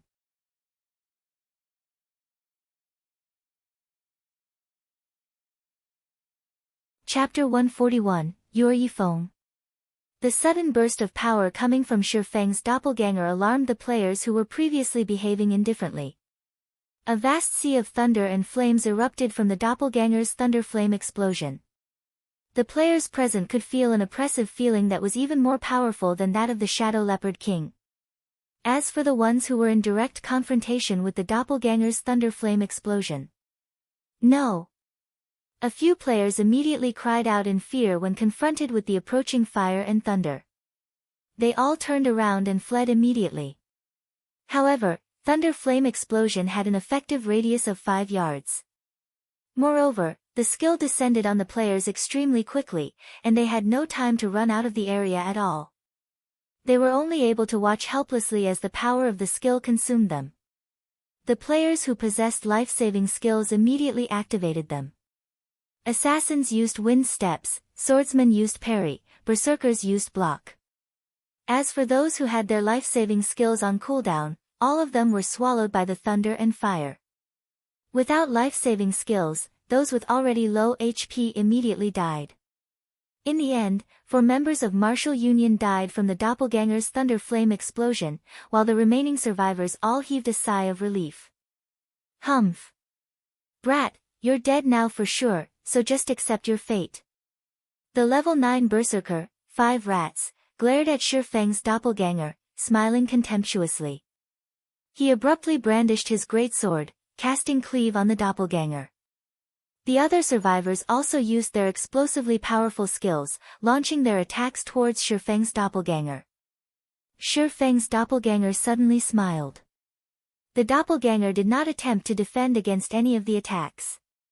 Instead, it used Earth Splitter, slashing its sword towards the players from Martial Union. Witnessing Ye Feng's ludicrous actions, the players from Martial Union were all dumbfounded. Did he want them to perish together with him? The might of the Earth Splitter was extremely great, and the attacking players were all caught by surprise. In the blink of an eye, 2 low HP players were killed by the doppelganger's sword, with 3 having their HP reduced to a critical level. Only Ironsword Lion and 5 rats still had over half of their HP. However, Ye Feng's doppelganger was similarly struck by everyone's skills, and its HP continuously fell. Within the blink of an eye, its HP was close to reaching 0. You're truly a lunatic. However, your equipment, I'll gladly receive. Greed flashed across 5 rats' eyes as he looked at Ye Feng's dark black equipment. This mysterious swordsman had taken the initiative to attack them, even managing to cull quite a lot of their numbers, so he had definitely become a red player, a huge one at that. If he were to die, he might even drop every single piece of equipment on his person. Moreover, both swordsmen and berserkers wore plate armor. Also, very little equipment at this stage of the game had class limitations. So, there was a possibility that 5 rats would be able to use some of the equipment that dropped. Ironsword Lion also heaved a sigh of relief. The mysterious swordsman before him was just too powerful. If not for so many players surrounding the mysterious swordsman, Ironsword Lion would have very quickly been killed. However, for reasons unknown, Ironsword Lion had felt a sense of familiarity when he crossed swords with the mysterious swordsman. Yet, he was unable to figure out why. At this moment, Ye Feng's doppelganger sent a faint smile at 5 rats. Swap. At the instant the doppelganger was about to disappear, Ye Feng's original body swapped positions with the doppelganger. However, nobody managed to discover this fact. The abyssal blade and silver lake in Ye Feng's hands transformed into a storm, sweeping across all the surviving melee players. 16 sword images instantly stabbed towards the players who had lowered their guards. 5 rats looked at his own HP rapidly sliding downwards, dumbfounded. His heart filled with both shock and confusion. Wasn't the mysterious swordsman in front of him supposed to be dead? So, why was the mysterious swordsman still able to attack him? Moreover, the mysterious swordsman's speed was so great that not even 5 rats himself was able to react. 2 swords, 16 sword images. Just what sort of speed was this? However, the more shocking matter to 5 rats was the mysterious swordsman's damage. Even 5 rats, whose damage and defense were the highest amongst the players present, had received over -300 points of damage from each sword image, with the highest damage reaching over -500 points. 5 rats' HP was only a measly 840 points, and even under a state of full HP, he would still be instantly killed. You are Ye Feng. Ironsword Lion glared at Ye Feng as he died, both his eyes turning incomparably crimson. His eyes were full of both shock and unwillingness. He truly did not think that he would actually be killed by Ye Feng once again. The reason he felt that the mysterious swordsman was Ye Feng was that he was extremely familiar with this move. He had been killed by this move twice before, and it would be hard for him to forget it even if he wanted to. Originally, he could have become an influential figure in Red Leaf Town, catching up to the influence of a third-rate guild. In the end, however, he was turned into a mess by Ye Feng. He had even lost his most precious pass to Blackwing City. After he placed a bounty on Ye Feng and his teammates, he in turn had a bounty placed upon him by Ye Feng, becoming the laughingstock of the entire White River City. Originally, he thought that he would be able to give Ye Feng a crushing defeat with a high bounty. In the end, however, a large majority of his guild members were crushed and ended up leaving the guild.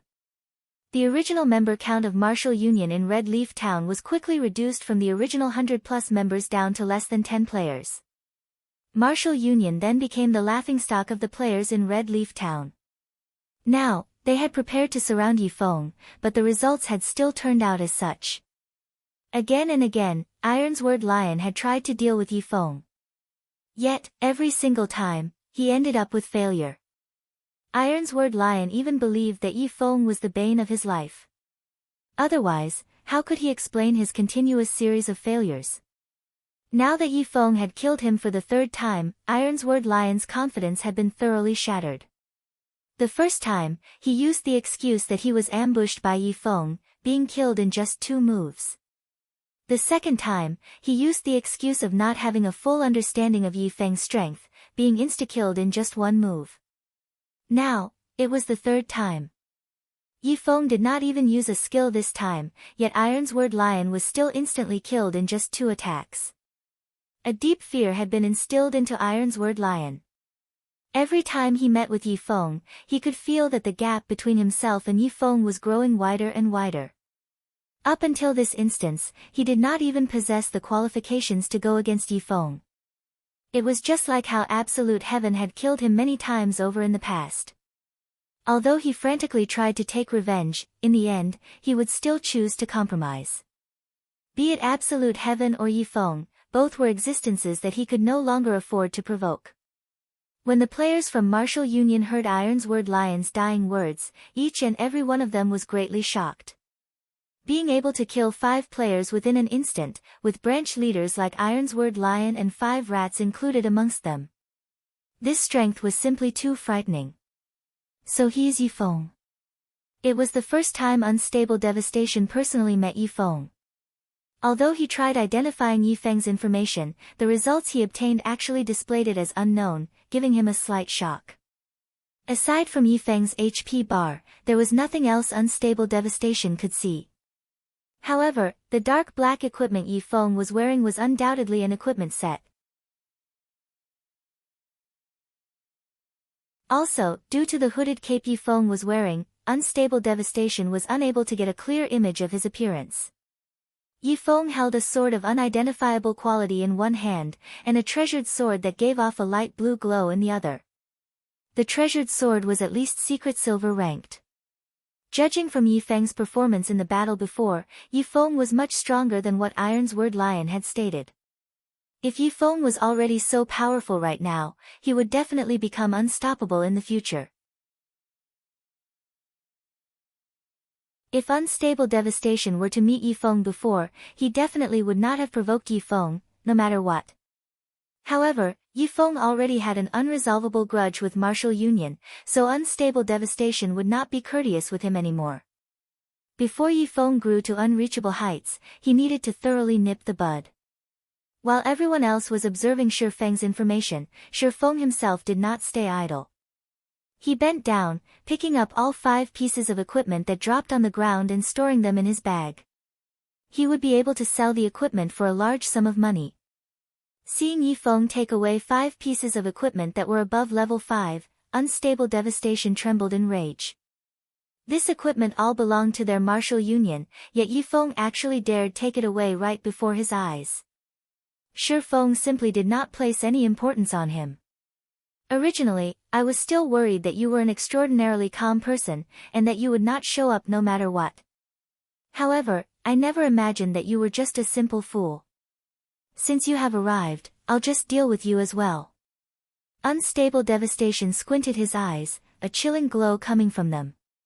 He stared fixedly at Shi Feng, laughing coldly as he said, aside from shield warriors, guardian knights, and healers, everyone else, get rid of him for me. Unstable Devastation did not know how Ye Feng was able to enter the Gale Valley undetected. He was even able to discover them while they were in the midst of battling against the Shadow Leopard King. However, Ye Feng was simply courting death by hurrying to this place. Unstable Devastation aimed his bow at Ye Feng, locking onto Ye Feng's vital points. Whoosh! Whoosh! Whoosh! 3 arrows consecutively fired out of Unstable Devastation's bow. Right now, the Shadow Leopard King's berserk period was already over, and its remaining HP did not reach even 30%. The 2 elite Shadow Leopards that the king summoned previously were also dead now, so it was only a matter of time before the Shadow Leopard King itself would die. Unstable Devastation was not afraid of Ye Feng's disturbance at all. At this moment, the other players all started sending attacks at Shi Feng. Fireball, Frost Arrow, Dark Arrow, Charge, and many more attacking and restricting skills. Shi Feng smiled as he looked at everyone attacking him, not moving a single step. He then used silent steps to quietly appear behind the healers of Martial Union, very quickly dodging everyone's attacks.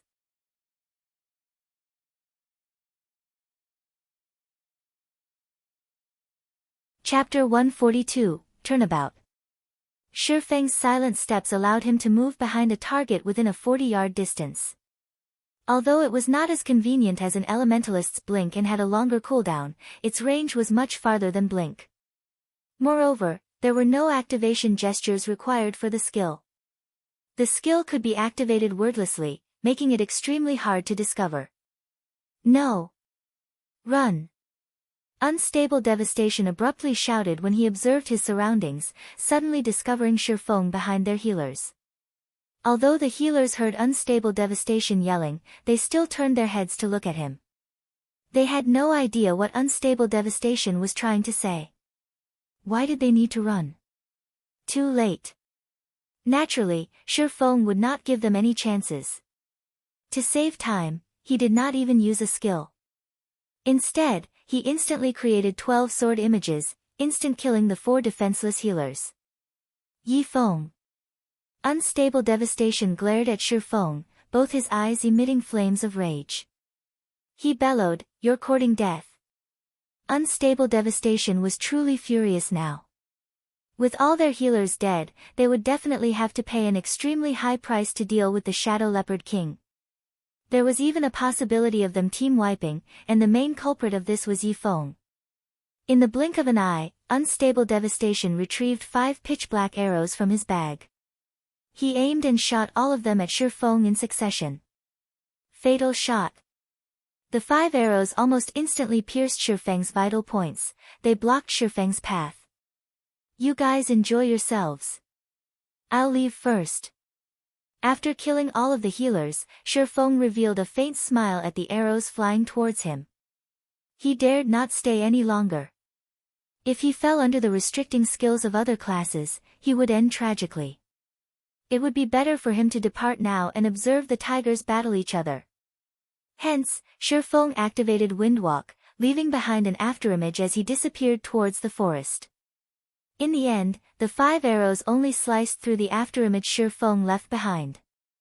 Although the players from Martial Union tried to chase after Ye Feng, his speed was just too fast for them. After he entered the forest, they could no longer find any trace of him. Abominable.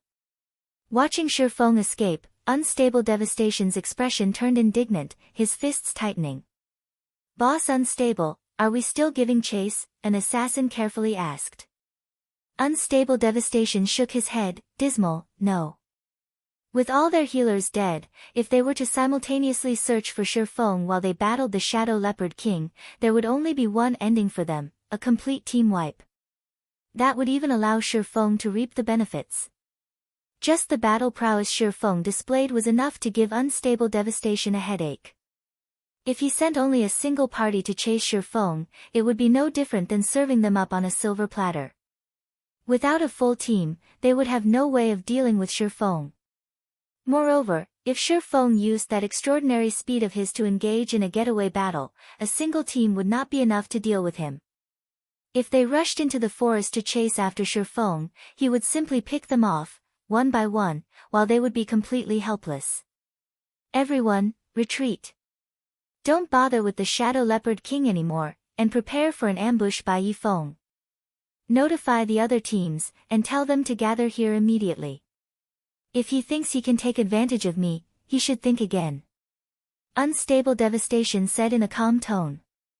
He suppressed his anger, calming his excited heart.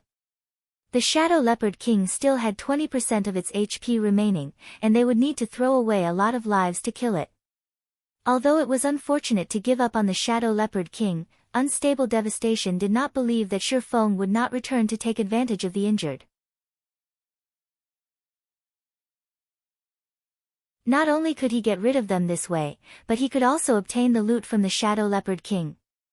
Killing 2 birds with 1 stone, who wouldn't go for such a good deal? Thinking up to this point, Unstable Devastation decided to give up on the Shadow Leopard King. Instead of letting Ye Feng gain an advantage, he would rather give up. That way, neither side would gain anything. Right now, the Shadow Leopard King still had 20% of its HP remaining. Even if Ye Feng wanted to kill it, it would be impossible. If he tried, they might benefit from it.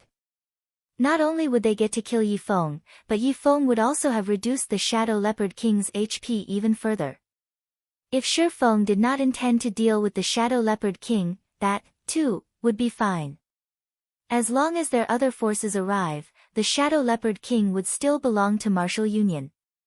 At that time, Ye Feng could only watch from the side. With Unstable Devastation's command, the members of Martial Union could only helplessly retreat, giving up a good chance to kill the Shadow Leopard King. However, before the players from Martial Union could properly retreat, the Shadow Leopard King suddenly let out a fierce roar.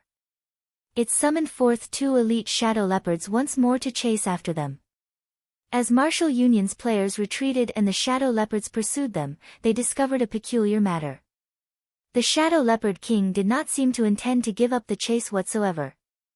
It had killed many other players and even decimated most of a shield warrior's HP. Boss Unstable, the Shadow Leopard King is faster than us, and it is still chasing after us. If this continues, it will wipe us out sooner or later. What do we do now? An elementalist beside Unstable Devastation asked worriedly. I can see that. I don't need you to remind me. Unstable Devastation said in a huff. Unstable Devastation suffered a massive headache over the incessant pursuit by the Shadow Leopard King. If he had known earlier, he would have chosen to kill the Shadow Leopard King instead. He truly did not think that this Shadow Leopard King would bear a grudge, refusing to give up. They could not escape even if they wanted to now. Moreover, more members were dying in the chase than in the fight. Notify the other teams to hurry. We'll delay the Shadow Leopard King while we move toward the meeting point, and look out for ambushes. Helpless about the situation, Unstable Devastation could only think of this plan. Meanwhile, hidden within the forest, Ye Feng witnessed this scene with perfect clarity. Although Unstable Devastation's decision was an intelligent one, he could not outdo Ye Feng. Ye Feng had long since known that the Shadow Leopard King would ceaselessly chase after Martial Union. Otherwise, he would not have chosen to depart. He was merely awaiting the perfect chance to take action. After God's domain evolved, the range of monsters' activity had also greatly increased. For chieftain-ranked monsters such as the Shadow Leopard King, its range of activity might even encompass a large half of the entire Gale Valley. Unless everyone from Martial Union left the Gale Valley, or they entered the core area of the Gale Valley, the Shadow Leopard King would not let them get away. As time slowly passed, the number of players the Shadow Leopard King killed grew higher and higher. However, it only had 10% HP remaining now. Meanwhile, Martial Union's previous 50-man team had only 16 players remaining. One could not help but admit that the losses they suffered were incomparably bitter. Are they still not here? Unstable Devastation paid attention to the surrounding movements as he attacked the Shadow Leopard King, his heart filled with wariness for Ye Feng's ambush. Now that the Shadow Leopard King had less than 10% HP remaining, it was definitely an opportune time for Ye Feng to launch an ambush. Hence, Unstable Devastation's expression turned exceptionally grave. Boss Unstable, they said that they are only 10 minutes away. 10 minutes? Why don't you tell them to go die instead? Unstable Devastation cursed. This was a crucial moment. The Shadow Leopard King in front of them was about to die, and Ye Feng would appear at any given moment. If they waited for another 10 minutes, the Shadow Leopard King would already be dead. He truly regretted not bringing more players with him. Now, Ye Feng, who was hiding in a dark corner, possessed the advantage of initiative, while they were completely helpless against him. It was truly depressing. After a period, the Shadow Leopard King's HP fell below 2%. However, there were still no signs of Ye Feng's assault, causing Unstable Devastation to become incomparably excited. Everyone surround the Shadow Leopard King and focus all firepower on it. It is about to die, so look out for Ye Feng. Unstable Devastation said with a loud laugh. If Ye Feng had appeared sometime earlier, there was an 80% chance of them team wiping. Now that the Shadow Leopard King was about to die, however, even if Ye Feng dared to show himself, unstable Devastation was confident at holding him at bay, allowing his teammates to kill the Shadow Leopard King. Finally, the Shadow Leopard King's HP fell below 200 points. As long as Martial Union sent 2 more rounds of attacks at it, they would kill the Shadow Leopard King. Ha ha ha. The Shadow Leopard King is mine. Unstable Devastation used Power Shot. He had long since accumulated his power to the maximum amount, and a single arrow could deal over -100 damage to the Shadow Leopard King. Shoo! The arrow whistled through the air, flying towards the Shadow Leopard King's weak point. At this moment, Ye Feng suddenly appeared, without a sound, behind the Shadow Leopard King. He sent a chop slashing down on the monster, causing -332 damage, killing the Shadow Leopard King.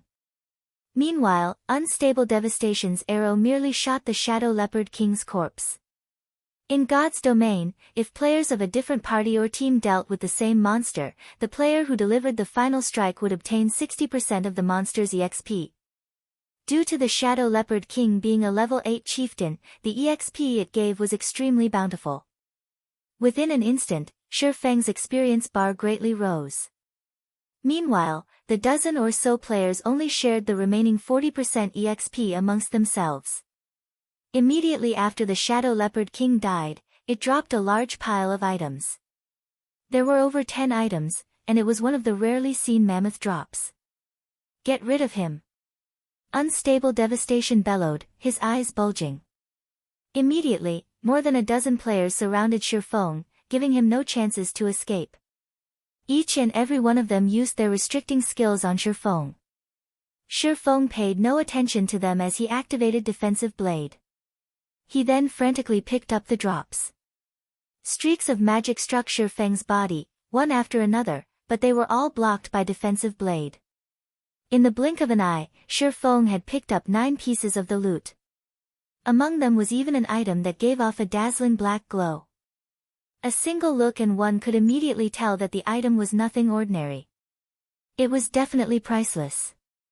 Seeing that the charges of the Defensive Blade were about to run out completely, he immediately swapped places with his doppelganger located deep within the forest.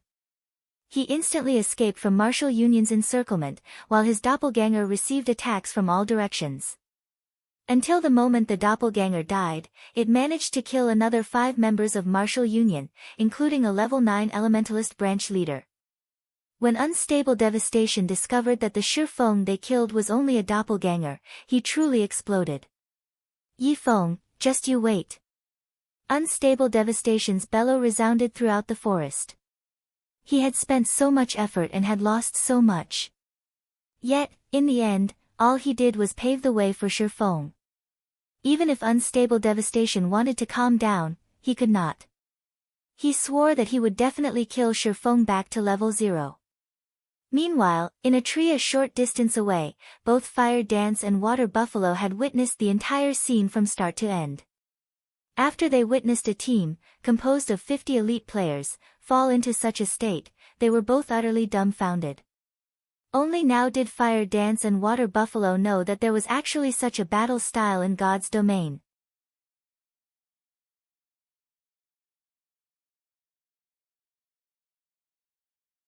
Chapter 143, Shadow's Blessing. While Fire Dance and Water Buffalo were both inwardly shocked, a deep voice came from behind them. Why haven't you guys left yet? The voice startled them both. They hurriedly jumped, spinning around to dodge while unsheathing their weapons. They stared at the figure that had appeared behind them. Big Brother Ye Feng. Fire Dance let out a sigh of relief after identifying the newcomer. She pulled back her dagger and returned it to its sheath at her waist. The men from Martial Union were all over Gale Valley. If a battle were to occur, they would immediately call to their companions, and there would be no end to the enemies that Fire Dance needed to kill. We came to help. Martial Union has killed so many of our companions, we must take revenge. Fire Dance's eyes turned cold as she spoke about Martial Union. I wish to form a large team to enter large-scale dungeons in the future. I wonder if you all would be interested in joining. Ye Feng felt that Fire Dance had great talent. Moreover, Fire Dance and the others were all independent players that did not belong to any guilds. If he could rope them in and form his own team, it would be a great benefit to his Zero-Wing workshop.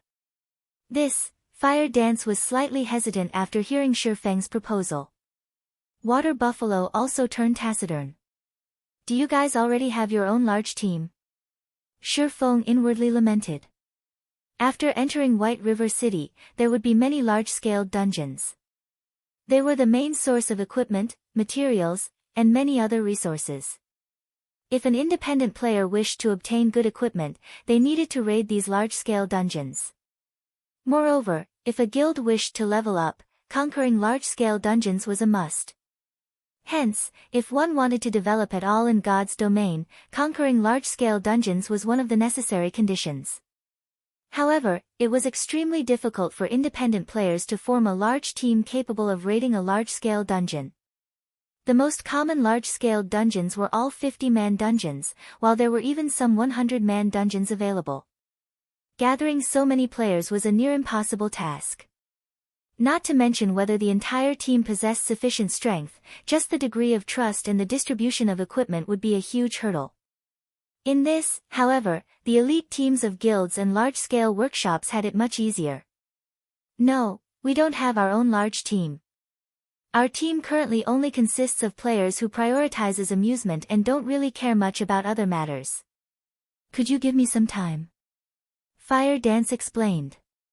In reality, she, too, wished to develop in God's domain properly. In spite of that, the majority of the players in her current team were not too keen on raiding dungeons. They only wished to play casually. If they joined a large team, they would definitely experience certain constraints and would not be willing to join. Alright. In any case, there is still time. Let's add each other as friends then. When you've made your decision, you can contact me at any time. Ye Feng knew that such matters could not be decided upon immediately. If one wished to obtain something, they would have to lose something in return. Ye Feng did not wish for just any random person to join him. That's good.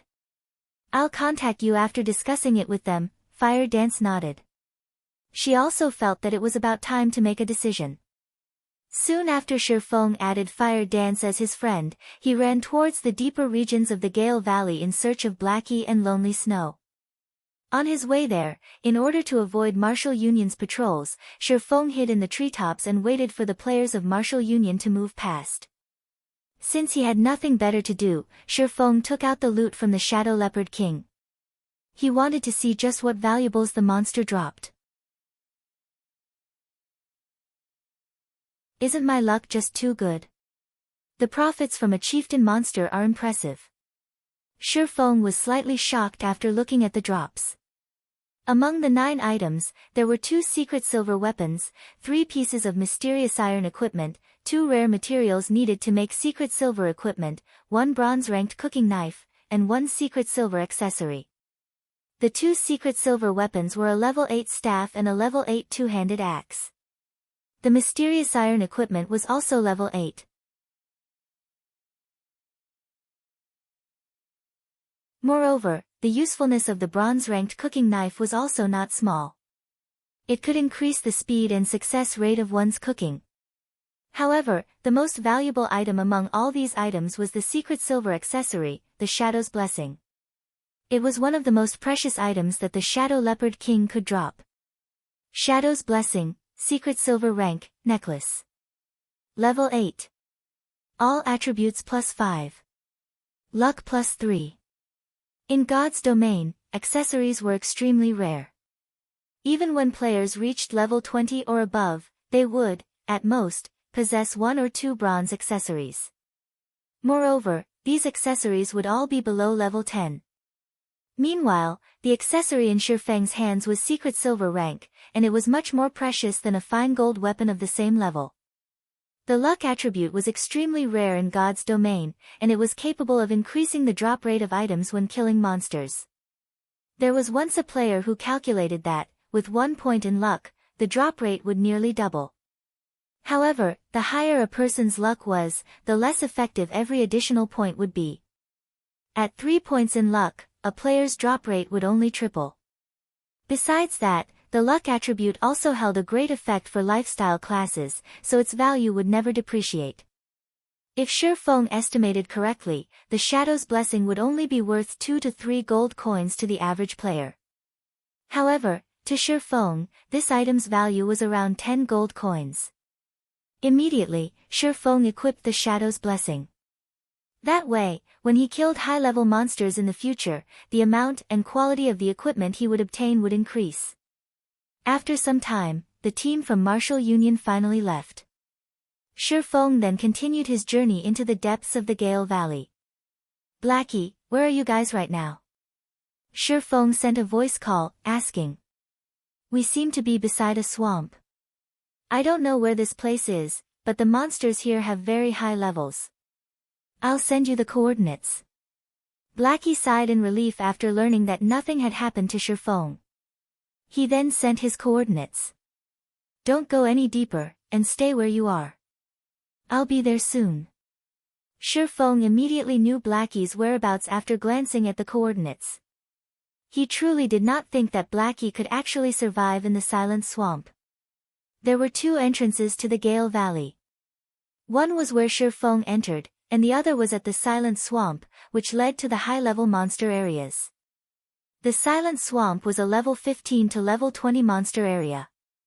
To the players at the current stage of the game, it was a forbidden area. Half an hour later, Ye Feng managed to locate Blackie and Lonely Snow. The 2 of them sat beneath a tree, silently observing their surroundings. They had previously met a level 15 swamp crocodile, frightening them into a run.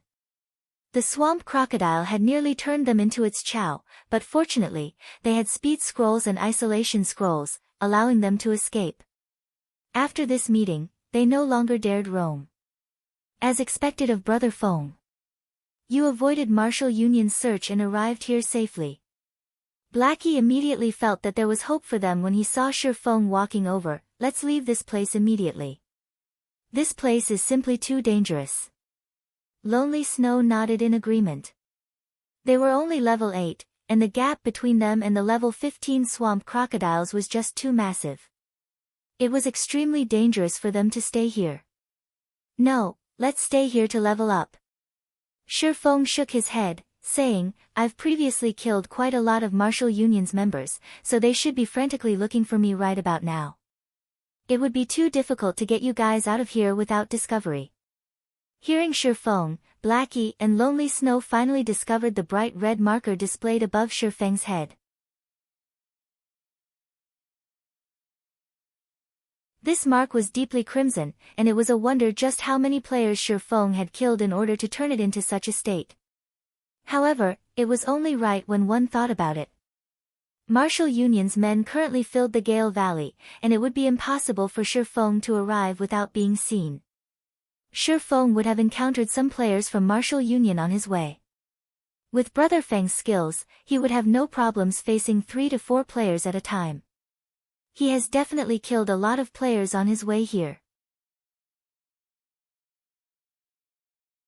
Thinking up to this point, Blackie and Lonely Snow were extremely moved.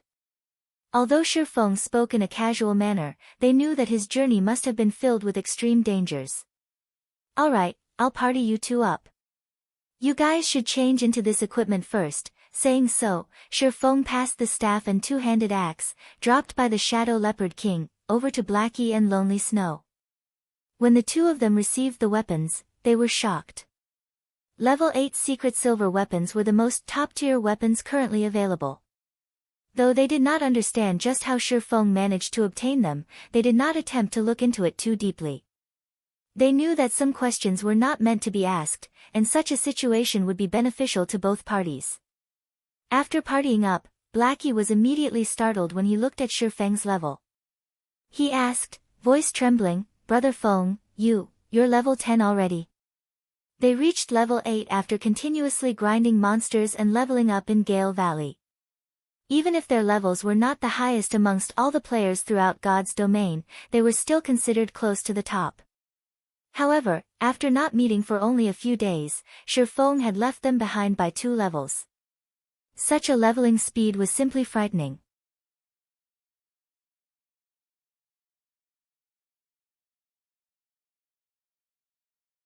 Chapter 144, Forming a Party. In regards to Blackie's and Lonely Snow's shock, Ye Feng merely nodded in reply. Brother Feng, your leveling speed is just too fast. The highest leveled player I've previously met was only level 9. Right now, there might not be another who has reached level 10 in the entire White River City. Moreover, since there has not been any information on the official website stating that a player has reached level 10 and entered a city, this means that there are no players who have reached level 10 at all. Brother Feng, now that you've level 10, you are definitely the top player in all of Star Moon Kingdom. Blackie was incomparably excited. Only high-leveled players would know how hard it was to go from level 8 to level 9, not to mention rising from level 9 to level 10.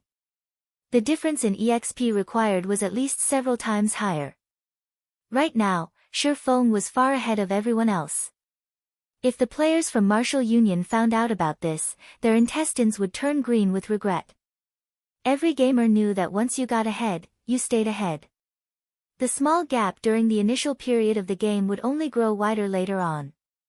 As long as Ye Feng slowly expanded his advantages, little by little, he would sooner or later cause the players from Martial Union to tremble in fear. Meanwhile, Lonely Snow, who stood by his side, was dumbstruck, not knowing what he should say. Previously, he had been worried that it would not bode well for them to continue entangling themselves with Martial Union. However, after he saw that Ye Feng had already reached level 10 and possessed a pile of secret silver equipment, confidence filled his heart. If this continued, he could, sooner or later, step on Martial Union, becoming a future tyrant of White River City. Alright, quickly swap out your equipment. We'll look for a place to level up. Ye Feng looked at the excited expressions on Blackie and Lonely Snow and smiled helplessly. Due to constant tasks earlier, he was never able to lead his own party personally. Now, he still had quite some time before he had to go to Blackwing City to conduct the trade with Aqua Rose, and in the meantime, he could carry Blackie and the others. In the future, he would have to form a guild. However, a framework was required to establish a guild. Otherwise, the guild would simply fall apart.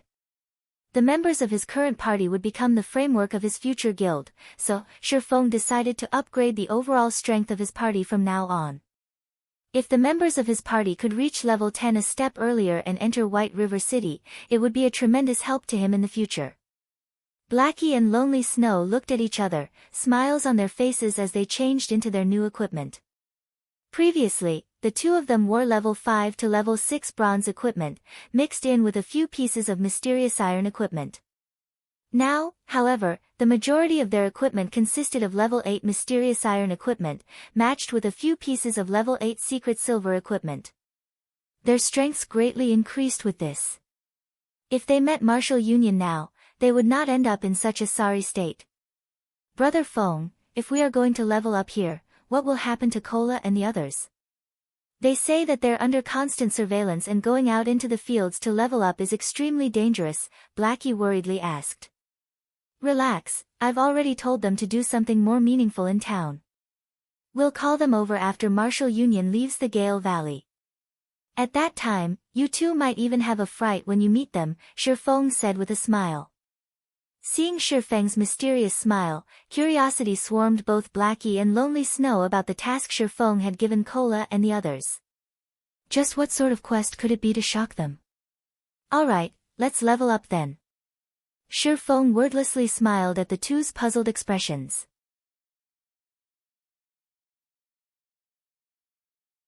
In actuality, having Martial Union focus on Cola and the others was not a bad thing at all. Before, while they had been busy leveling up, Ye Feng stopped them from completing the quest. Now that they couldn't out and level up, they could give the quest a try. If Cola and the others could truly complete it, he would be able to carry out his plan with much less effort and more confidence.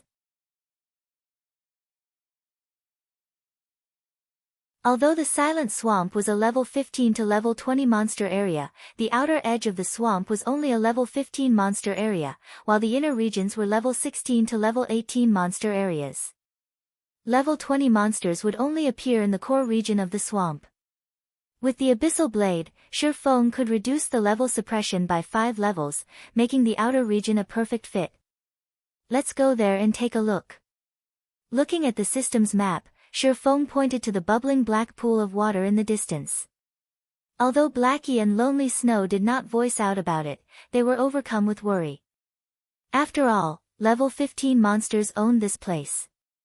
Even if they received an upgrade to their equipment and could challenge level 10 common monsters without much of a problem, level 15 monsters would still annihilate them. Just as Ye Feng and the others set foot beside the black-colored pool, a mass of bubbles broke out across the surface. A pair of black, shiny eyes surfaced from the pool, staring at Ye Feng's party from a distance. Brother Feng, I don't think this place is safe. Look, a large pair of eyes are watching us from over there. Blackie looked at the fist-sized eyeballs, anxiety gripping his heart. He definitely did not think that the monster hidden in the water was common.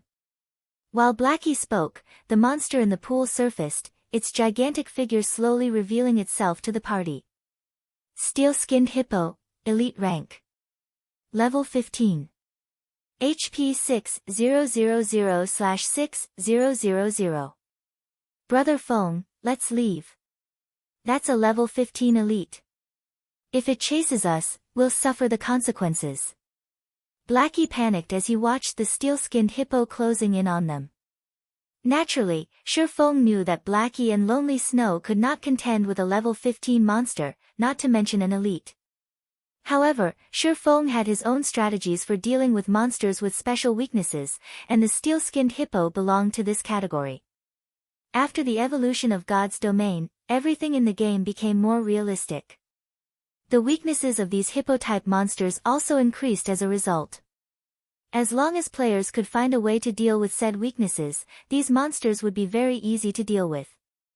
Shortly after the steel-skinned hippo revealed itself, another group of swamp hippos surfaced in the black-colored pool. There were over 20 of these swamp hippos. Swamp hippo, common rank. Level 15. HP 2000/2000. Watching these hippos leave the pool so overbearingly, rushing towards them, Ye Feng took out an isolation scroll from his bag. He then softly said, "You guys use an isolation scroll as well." Hearing Ye Feng's order, Blackie and Lonely Snow immediately took out their own isolation scrolls. The isolation scroll was only effective against monsters up to level 15. When used, the scroll greatly reduced the user's presence, turning them half-transparent for half an hour. After the two of them used the isolation scrolls, they discovered that the hippos had suddenly stopped their movements, looking around in confusion. It was as if they had become invisible to these hippos. Hippos have very bad vision, and they cannot see clearly beyond a certain distance. After using the isolation scrolls, our bodies are close to transparent, so they cannot see us, Ye Feng explained. Blackie, use your dark arrows to attack the steel-skinned hippo, but pay attention to maintain a distance of at least 25 yards. It won't see you that way. Blackie came to a realization after listening to Ye Feng's explanation. He immediately tried Ye Feng's instructions. A dark arrow flew from Blackie, striking the steel-skinned hippo that was dozing off. Damage of -24 points appeared above the elite hippo. Although the damage was minuscule, it was enough to send the steel-skinned hippo into a flying rage. The elite immediately spun towards the source of the dark arrow. However, it failed to discover even a single person in that direction. It took several steps forward but still failed to discover anybody.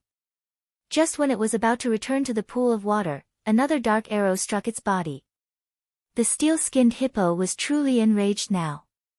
Letting out an intense snort, it abruptly charged towards the direction the dark arrow originated from. However, after rushing forward over 10 yards, it still could not find the enemy who attacked it. The steel-skinned hippo started to turn in circles in confusion.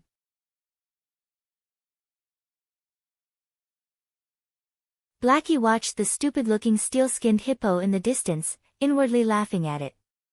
He continuously sent dark arrows at his target, and with each consecutive arrow, he slowly lured it away from the group of swamp hippos. At this moment, only level 15 swamp hippos occupied the pool. Ye Feng silently closed in on them. After closing a distance of 20 yards, the swamp hippos finally discovered Ye Feng. Immediately, they all parted from the pool. More than 20 swamp hippos thundered after Ye Feng in a grandiose manner. Such a group could easily flatten a level 15 party.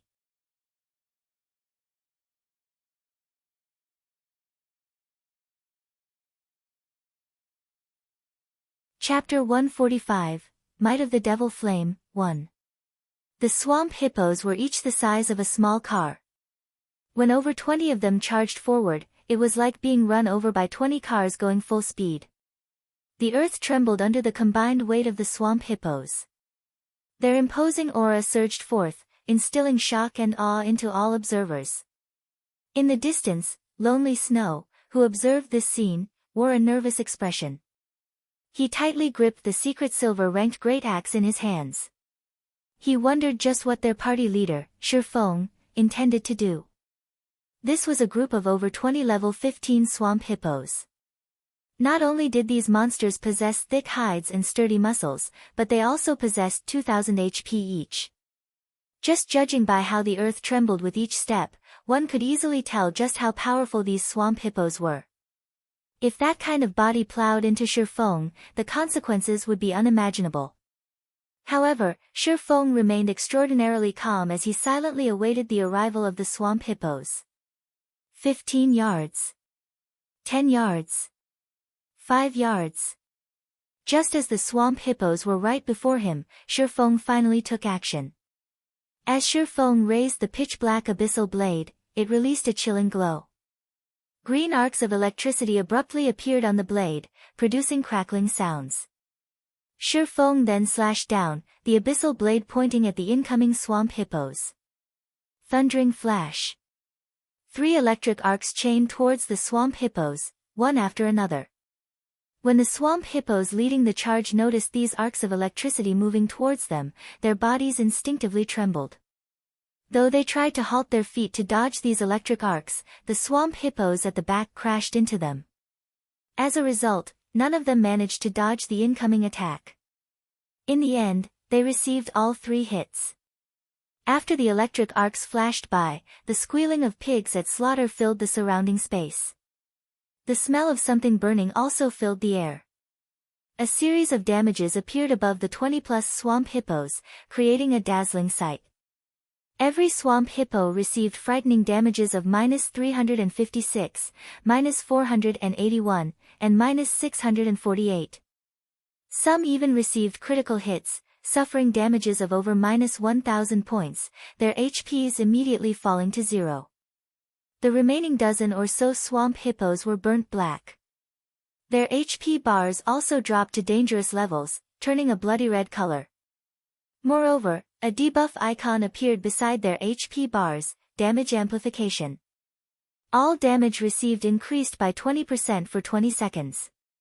Immediately, fear surfaced on the faces of all the surviving swamp hippos. They all wished to scatter and escape. Ye Feng gave them no chance whatsoever. With a sudden leap, Ye Feng jumped into the airspace above these swamp hippos. He raised the silver lake, the sword giving off a faint blue glow as it carried with it the power of thunder and fire. Ye Feng loosed a thunder flame explosion in the midst of the swamp hippos, thunder and fire exploding outwards, devouring every single swamp hippo. With the damage amplification effect, this attack of Ye Feng's caused over -900 damage on the swamp hippo, instantly killing every single one of them. The gigantic figures of the 20-plus swamp hippos fell to the ground with a loud boom, shaking and trembling the earth. The scene was similar over 20 small cars descending from the air, heavily smashing into the ground. When the bodies of the swamp hippos collided with the ground, the resulting impact generated gusts of wind that spread to the surroundings, causing the leaves and branches of the nearby trees to snap and float in midair. Lonely Snow, watching this scene from a distance, was completely dumbfounded. Be it the visual or physical sensation, both impacted him greatly.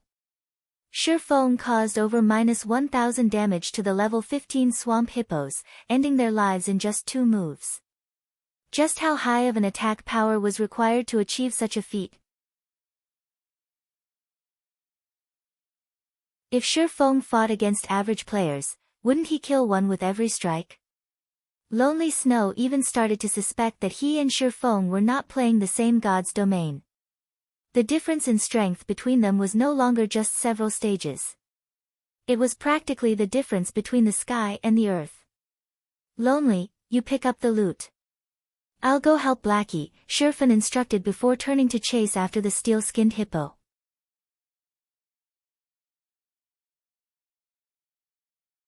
Lonely Snow nodded in reply, though an absent-minded expression remained on his face. He thought that he had hallucinated before, but after giving his eyes a rub, the pile of swamp hippo corpses still remained. Plenty of items and coins blanketed the ground surrounding them. He now knew that this was not a dream, but reality. When Lonely Snow looked at the system notifications and his experience bar, he was once more given a shock. System, Level 15 Swamp Hippo killed. Level difference of 7. EXP obtained increased by 700%. Obtained 1650 EXP. System, Level 15 Swamp Hippo killed. Level difference of 7. EXP obtained increased by 700%. Obtained 1650 EXP. System, Level 15 Swamp Hippo killed. Level difference of 7. EXP obtained increased by 700%. Obtained 1650 EXP. After a series of notifications displayed, Lonely Snow's experience bar greatly increased, reaching 69% of level 8. The amount of EXP he obtained was truly frightening. Previously, even when faced with level 8 monsters, they needed to kill each one while being extremely cautious and prudent. Moreover, every kill only yielded each member of the party several tens of EXP. After spending over an hour repeating the same process, they would see their experience bars increase by a sizable portion. On the other hand, Ye Feng casually killed off a large group of level 15 swamp hippos with only a few moves. Even after splitting the EXP obtained amongst the three of them, Lonely Snow's experience bars still increased by a sizable chunk. Only now did Lonely Snow understand how Ye Feng managed to level up so quickly. In this regard, Lonely Snow became even more respectful towards Ye Feng. There was even a hint of fanaticism in his eyes. If he followed someone as strong as Ye Feng, his future would be limitless. Even if he could not become Ye Feng's equal, as long as he continued struggling forward, he could still become a true expert one day. On the other side, Blackie was still toying around with the steel-skinned hippo, continuously decreasing the elite hippo's HP. However, not only did the steel-skinned hippo had a very high recovery rate, but its HP was also very high. It would recover a lot of HP every 5 seconds. Moreover, Blackie's attacks could only inflict a tiny amount of damage. If he wanted to grind away the steel-skinned hippo's life completely, he would need at least 20 minutes. And yet, instead of tiring, Blackie grew even more excited. Dark arrows flew from his hand, one after another, each arrow bringing Blackie even more joy. The reason Blackie reacted this way was that challenging monsters of a higher level in God's domain was extremely difficult. Meanwhile, he was currently bypassing 7 levels to challenge a level 15 elite monster. If he spoke of this feat in the future, he would enjoy supreme glory. It was this sense of achievement that became the largest motivation for Blackie. Blackie, use Evil Whip, Ye Feng said in the party chat after hurrying over. Okay, seeing Ye Feng arrive, Blackie knew that it was time to deal with the steel-skinned hippo. As Blackie's chanting came to an end, 9 black barbed vines sprung up and bound the steel-skinned hippo's 4 limbs, restricting its speed. However, the steel-skinned hippo's strength was just too high. In the blink of an eye, one of the vines snapped, while the remaining 8 were only a small matter. At this moment, Ye Feng used Wind Blade, rapidly arriving behind the steel-skinned hippo. Instantly, 3 sword strikes landed on the steel-skinned hippo's body, the collision producing glittering sparks. Seeing that the attacks from his swords had only dealt -22 damage each to the steel-skinned hippo, Ye Feng was slightly speechless. It was as expected of the steel-skinned hippo. Its physical defense was truly frightening. It also possessed its innate steel skin, reducing all physical damage it received by 70%.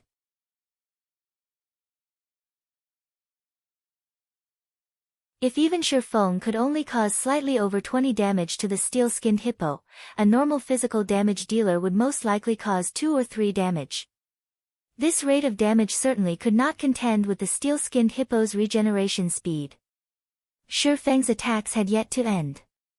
He immediately followed up with a thundering flash, the 3 electric arcs causing -125, -160, and -211 damage.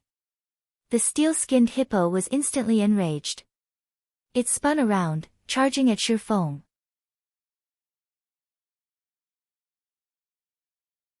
However, with the thorny vines restricting it, the steel-skinned hippo's turning speed was slowed. This situation gave Ye Feng the chance to evade its charge easily. Ye Feng continued with a series of attacks on the steel-skinned hippo, using one skill after another. However, the damages his attacks managed to cause were generally very low. AO. Enraged, the steel-skinned hippo abruptly jumped. It intended to use War Stomp. War Stomp was Hippo's killing move. When used, the skill would cause all enemies within a 15-yard radius to enter a fainted state for 5 seconds. Reacting quickly, Ye Feng immediately cast Abyssal Bind on the steel-skinned hippo. The hippo's movements immediately halted, and its War Stomp cancelled. Originally, Ye Feng did not think that there would be any issues. However, a chilling sensation pervaded his entire body, preventing him from moving a muscle. All of his skills were unusable. This is the Tier 1 magic, Death's Lock. Ye Feng was astonished. With his many years of experience, he immediately knew what sort of attack struck him. This was definitely not a move of the steel-skinned hippo. Not bad. This is something that I specifically prepared just for you. You can be at ease and be on your way. A black figure suddenly appeared behind Ye Feng. This figure was precisely the Absolute Heaven, the expert assassin Ye Feng had met before. In the same moment Absolute Heaven revealed himself, the silver dagger in his hands sunk into Ye Feng's back. Absolute Heaven's ambush instantly caused -357 damage.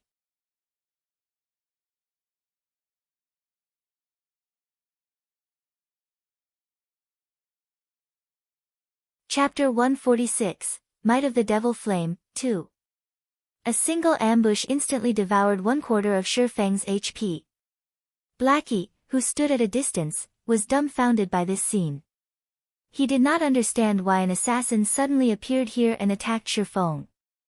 Although he wished to help Ye Feng, time was needed to cast his spells. Moreover, all his restricting skills were already in use on the steel-skinned hippo. He could only helplessly watch as the scene unfolded. The only thing Blackie could do now was to chant and attack with his dark arrows. Such high damage!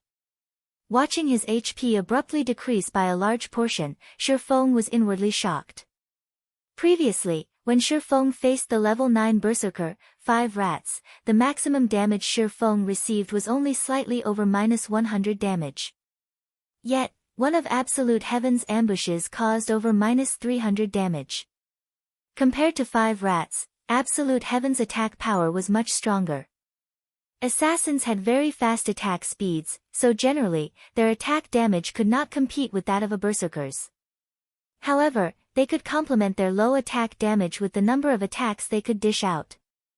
To say nothing of Absolute Heaven's attack damage, which far exceeded that of the Berserker 5 Rats, if an assassin could deal the same amount of damage as a Berserker with each attack, their total output would be at least double or triple that of a Berserker's. In the case of Absolute Heaven, his total output would be 3 to 4 times that of 5 Rats. Although Ye Feng was shocked, Absolute Heaven was similarly shocked. When he had used his ambush on an MT who possessed a complete bronze set equipment and was the same level, the attack stole at least 2/3 of the MT's HP. Now, however, he only managed to remove 1/4 of Ye Feng's HP. Compared to those well-equipped MTs, Ye Feng's defense and HP far exceeded them. Die! Absolute Heaven's hands twisted, a streak of silver swiping across Ye Feng's neck. Simultaneously, his other dagger stabbed into Ye Feng's back once more. Garrote. Backstab. Although Absolute Heaven was shocked, an assassin's explosive power did not lie in just the first strike, but a burst of continuous skills. From the moment Ye Feng appeared in the Gale Valley to the moment Ye Feng began kill-stealing the Shadow Leopard King, he had constantly trailed after Ye Feng. He had silently waited for the best moment to attack Ye Feng. He knew that Ye Feng was extremely powerful, so he needed to wait for the moment when Ye Feng was the most vulnerable. Only when Ye Feng did not possess any skills, would he have a chance at getting rid of him. However, he never found the perfect time to strike. However, his patience had finally paid off. While battling the steel-skinned hippo, Ye Feng finally revealed a weak point. However, in order to guard against the unexpected, he unhesitatingly decided to use the Death's Lock scroll he had bought at an extremely high price. He bought this scroll precisely for this sort of situation. Death's Lock disables all skills of the target, temporarily preventing the target from using any skills. Target's movement will also be disabled. Duration of 6 seconds. Although Ye Feng had high defense and HP, a 6-second burst was enough to kill Ye Feng. In such close quarters, Ye Feng could clearly feel the 2 incoming daggers. If he received the burst of Absolute Heaven's attacks, he would definitely die. At the moment of life and death, Ye Feng activated Phantom Kill, immediately swapping positions with his doppelganger. The Death's Lock could only seal the skills a player had learned. However, it would not affect the skills attached to equipment. Just after swapping positions, Absolute Heaven's 2 daggers immediately sliced into the doppelganger's body. Bleeding damage of -212 points and a skill damage of -257 points appeared above the doppelganger's head. Absolute Heaven continued with a flurry of attacks. The 2 daggers in his hands assaulted the doppelganger, and 10 streaks of silver light stabbed the doppelganger's vital points. The series of normal attacks coupled with an assassinate and the poison damage on his daggers instantly decimated the doppelganger's HP. A doppelganger? Originally, Absolute Heaven drowned in ecstasy at the thought of having killed Ye Feng.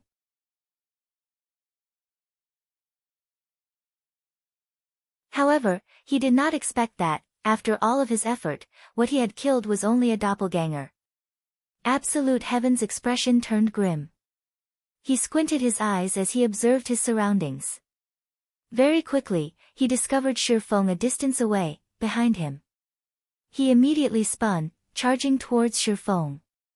The Death's Lock had a duration of 6 seconds. Right now, there were 4 seconds remaining, so how could he so easily allow Ye Feng to break free from the Death's Lock that he had spent a fortune on? Just as Absolute Heaven arrived before Ye Feng, a dark arrow came flying at him. Garbage, I don't have time to deal with you right now. Absolute Heaven ignored Blackie's dark arrow, his dagger aimed straight for Ye Feng. Regarding Ye Feng's teammates, Absolute Heaven did not place any importance on them at all. As long as he dealt with Ye Feng, killing Blackie would be a simple task. Boom! The dark arrow exploded on Absolute Heaven's body. Damage of -221 points appeared above Absolute Heaven's head, removing 1/4 of his HP. Why is this garbage's damage so high? Absolute Heaven's brows slightly wrinkled, inwardly shocked. Absolute Heaven had not the slightest knowledge that the staff in Blackie's hands was actually a level 8 secret silver-ranked staff. Moreover, Blackie wore a few pieces of level 7 and level 8 mysterious iron equipment. He also used the mysterious iron accessory, the Interpreter's Pendant, that Ye Feng had given him. Blackie's magical damage had long since reached the apex. If it were not for Absolute Heaven's equipment being of excellent quality, he might have lost more than half of his HP from just one of Blackie's dark arrows. However, Blackie's high magical damage could not stop Absolute Heaven. Absolute Heaven still accurately slid his daggers into Ye Feng's vital points. The moment Absolute Heaven's dagger was about to stab Ye Feng used silent steps, instantly appearing behind Blackie. Crap! Seeing Shi Feng vanish before him, rage and dismay filled the assassin. Shi Feng was clearly unable to use any of his learned skills, yet, he still possessed so many skills to avoid the ambush. There were over 25 yards between Absolute Heaven and Blackie. If Absolute Heaven ran towards Blackie, he would waste a lot of time. The seal on Shi Feng would definitely dissipate, and it would become incomparably harder for him to kill Shi Feng. Brother Feng, you're too awesome. You still managed to escape under such conditions. Blackie said with a smile. Watching the previous exchange, shock overwhelmed Blackie.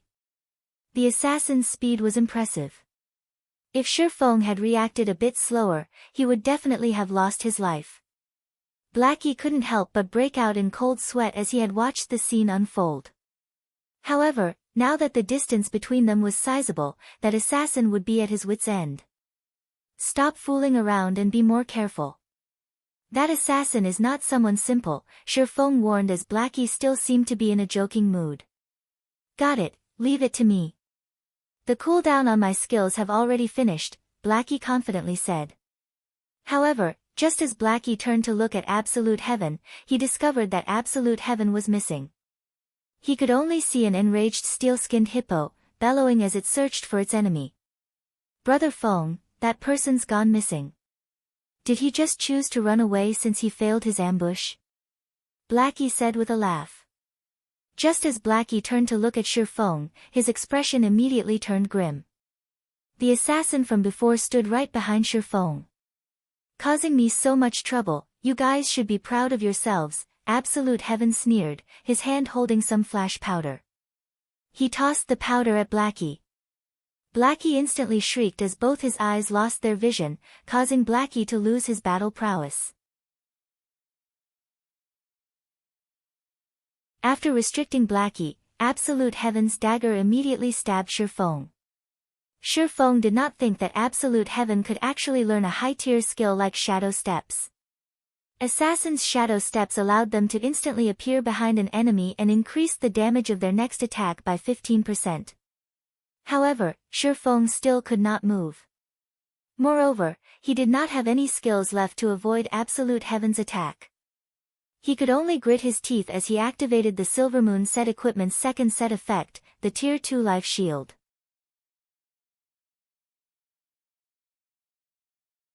The Tier 2 Life Shield would absorb 60% of the damage Shi Feng received, up to a maximum of -500 points. It could delay Absolute Heaven for some time. When Absolute Heaven saw the Life Shield appear on Shi Feng, he was momentarily speechless. He did not understand just how Shi Feng came to possess so many life-saving skills, using them one after another. However, a single life shield was still not enough to extinguish his determination to kill Shi Feng. Immediately, Absolute Heaven brandished his daggers, sending a flurry of attacks at Shi Feng like a fierce gale. He used normal attacks, coupled with Assassinate, Backstab, and many other damaging skills. Pang! Shi Feng's life shield quickly shattered and disappeared.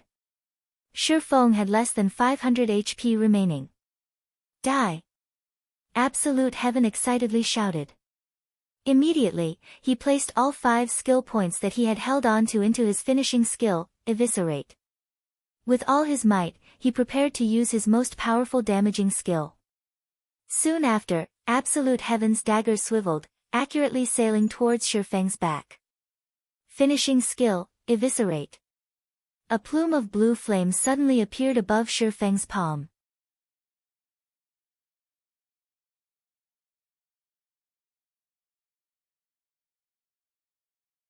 Chapter 147, Might of the Devil Flame, 3.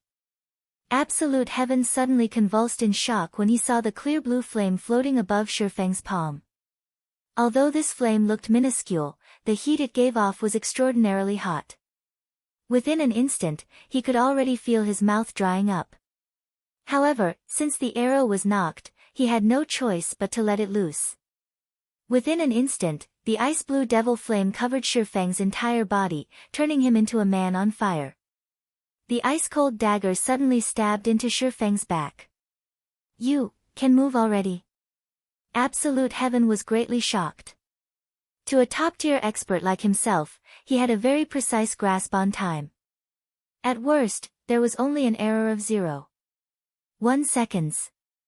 Absolute Heaven clearly felt that the 6-second duration for the Death's Lock had yet to pass. Yet, Ye Feng was still able to use Defensive Blade to block his finishing move, Eviscerate. Didn't you have a fun time beating me up just now? Ye Feng revealed a faint smile, coldly saying, "It's my turn now." Wielding the Abyssal Blade, which was covered by a layer of clear blue flames, Ye Feng used Chop, and the Abyssal Blade transformed into a blazing streak of light as it struck towards Absolute Heaven.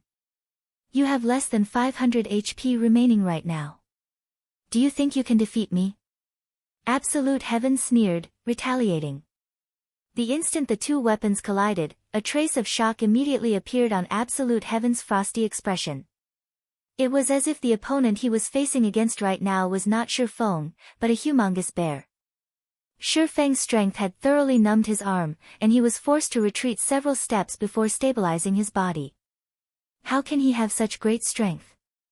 When Absolute Heaven had exchanged moves with Ye Feng the previous time, Ye Feng's strength was not yet quite so terrifying. However, now that he had changed and upgraded most of his equipment, increasing his attributes by a large leap, he not only surpassed Ye Feng, but the gap between them had somehow grown even wider. Now that he had failed at ambushing Ye Feng, it was already impossible for him to kill Ye Feng in a direct confrontation. He could only patiently wait for his next chance. After forcing Absolute Heaven into a retreat, Ye Feng quickly took out a basic regeneration potion and drank it. Very quickly, Ye Feng's HP recovered more than 700 points. Absolute Heaven, it seems you only amount to this much. You failed to kill me in both of your ambushes, so now it's my turn to get revenge. Don't even think of getting away from me today. Ye Feng revealed a calm smile as he looked at Absolute Heaven, who was currently filled with killing intent. He could not help but admire, and admit, that Absolute Heaven's assassination abilities were very powerful. Not only did Absolute Heaven manage to persevere and track Ye Feng to this place, he had even managed to set up an ambush the instant Ye Feng relaxed his guard during his battle against the steel-skinned hippo. As a result, Absolute Heaven nearly managed to kill him. Unfortunately, Absolute Heaven did not know that the ice-blue devil flame had strengthened Ye Feng's body, slightly reducing the duration of the Death's Lock on him. Otherwise, he would truly be finished. Now that he was back to normal, he used the ice-blue devil flame to aid him. A 20% increase in damage was no laughing matter. What a joke. You've only managed to live this time due to luck. I will definitely kill you the next time we meet. As for you wanting to keep me here, you couldn't do it the last time, and you similarly won't be able to do it this time. Absolute Heaven felt that Ye Feng was simply too conceited, daring to declare that he could kill him. The rage in his heart burned from Ye Feng's words. He inwardly vowed to form a more thorough plan to utterly vanquish Ye Feng the next time. Brother Feng, I'll help. At that moment, Blackie's vision was finally restored. He angrily glared at Absolute Heaven, prepared to use his evil whip. Ye Feng waved his hand, saying with a laugh, "No need. Against him, I alone am enough." Brother Feng, he is an assassin, he definitely has a lot of life-saving skills. His speed is also very fast. If he manages to escape, what should we do if he comes back to ambush us again? Blackie had seen before an assassin's myriad of escaping skills. If not properly countered, one would be completely helpless against an assassin. Relax, he can't get away. Alright, then. Since Ye Feng insisted, Blackie could only resolve himself to watch. The reason why Ye Feng voiced out those words was to agitate and provoke Absolute Heaven. When dealing with experts like Absolute Heaven, it was not easy to kill them. Dealing with such experts, one first needed to attack them emotionally, provoking them and sending their state of mind into a mess, before looking for a chink or weak point. Brat, you sure have a big mouth. I want to see just how you intend to block my path, Absolute Heaven said with a sneer, rage clouding over his expression.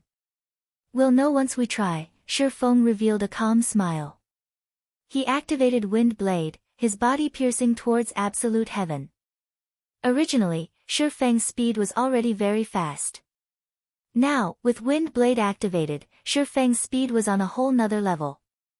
He arrived in front of absolute heaven within an instant, 6 sword images immediately stabbing towards absolute heaven's vital points. So fast.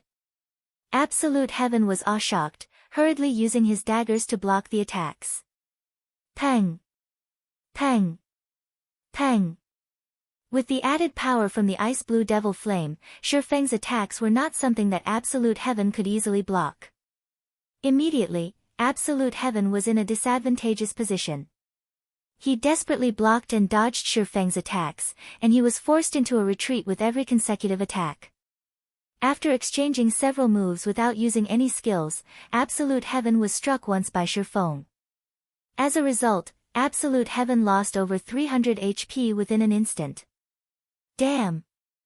Originally, absolute heaven only intended to exchange a few moves with Ye Feng, grinding away Ye Feng's arrogance.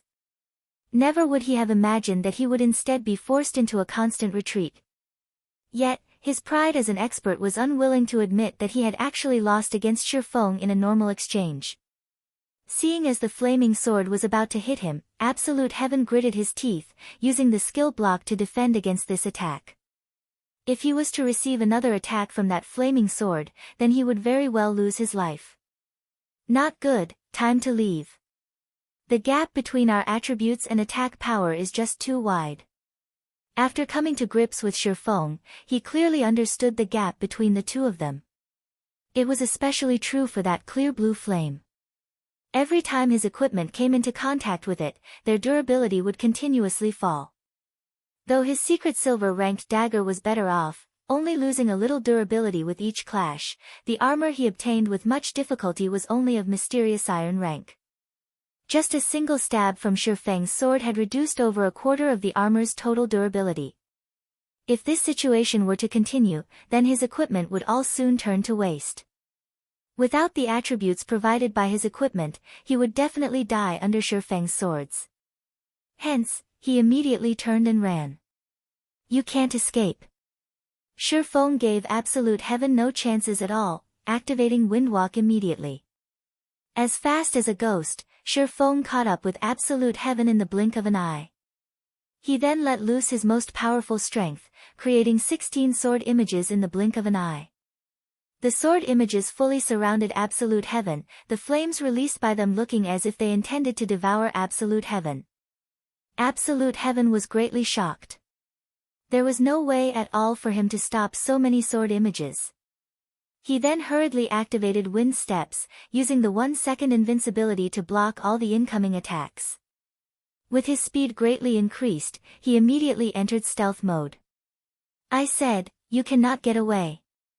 Ye Feng immediately leaped up, the silver lake in his hand releasing the power of fire and thunder towards absolute heaven's path of advancement.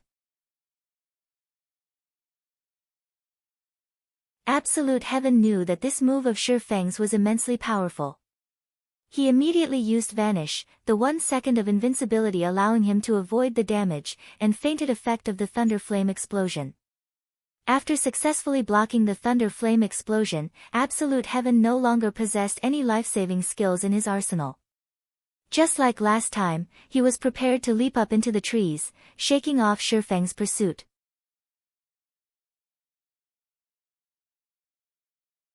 At this moment, he suddenly discovered that he was unable to jump, nor move. Unknown as to when it happened, both his legs had been frozen solid, and even his figure was revealed. I've already said that you cannot escape. Ye Feng was extremely satisfied with the effect of the frost grenade. Once again, he sent a burst of 16 sword images stabbing at absolute heaven. This time, absolute heaven could only go all out, desperately stopping the incoming attacks with his daggers. 2 swords. 4 swords. 6 swords. By the time absolute heaven blocked the 11th sword, he was no longer able to keep up with the remaining sword images. He could only helplessly watch as the sword images stabbed into him, damages of over -300 points, and even -400 points, appearing above his head, one after another. Moreover, the durability of the equipment on his body fell madly. By the time Absolute Heaven's HP reached 0, the equipment on his body was all turned to scrape. Absolute Heaven suffered an incomparable heartache, gnashing his teeth. All these equipment were gathered by him, one by one, after spending a large amount of time. Yet, they were all destroyed now. The only thing he could rejoice about was that the 2 secret silver-ranked daggers, which were as precious as his own life, were not destroyed. Soon after, Absolute Heaven's dead body fell to the ground, an expression of unwillingness displayed on his face. "I've already said that you won't get away. Your weapon, I'll gratefully accept." Ye Feng looked towards the silver-colored dagger that Absolute Heaven dropped with a smile, picking it up.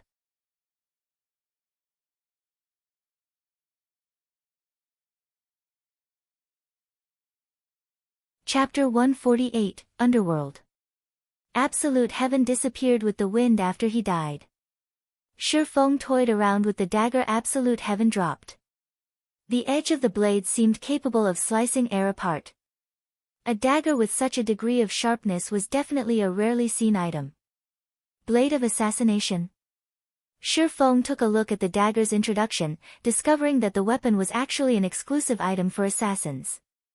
Blade of Assassination, Dagger, Secret Silver Rank. Level 8. Attack Power plus 51. Strength plus 5, Agility plus 12. Attack Speed plus 2. Durability 35/60. Additional passive skill dash. Sharp Edge. Attacks have a 15% chance to cause an armor break effect, reducing target's defense by 50% for 10 seconds. Non-stackable. Class restriction, Assassin. With such a high attack power and agility, it was no wonder Absolute Heaven was able to deal such massive damage to Ye Feng. This Blade of Assassination was an assassination weapon completely made to increase the user's attack power and speed. It was definitely a favored weapon for the agility-type assassins. Based on Ye Feng's estimations, the Blade of Assassination was worth at least 1 gold coin. With this death, Absolute Heaven will probably need a very long time before he can recover. Ye Feng looked at the Blade of Assassination, a smile plastered on his face. Previously, Ye Feng still felt apprehensive towards Absolute Heaven constantly following him around and abruptly ambushing him. Now that Ye Feng used the ice blue devil flame to give Absolute Heaven a thorough beating, not only did Absolute Heaven lose a level, all the equipment on his body was destroyed as well. Absolute Heaven had even dropped his Blade of Assassination after dying. It would be a long time before it would be possible for Absolute Heaven to come looking for trouble again.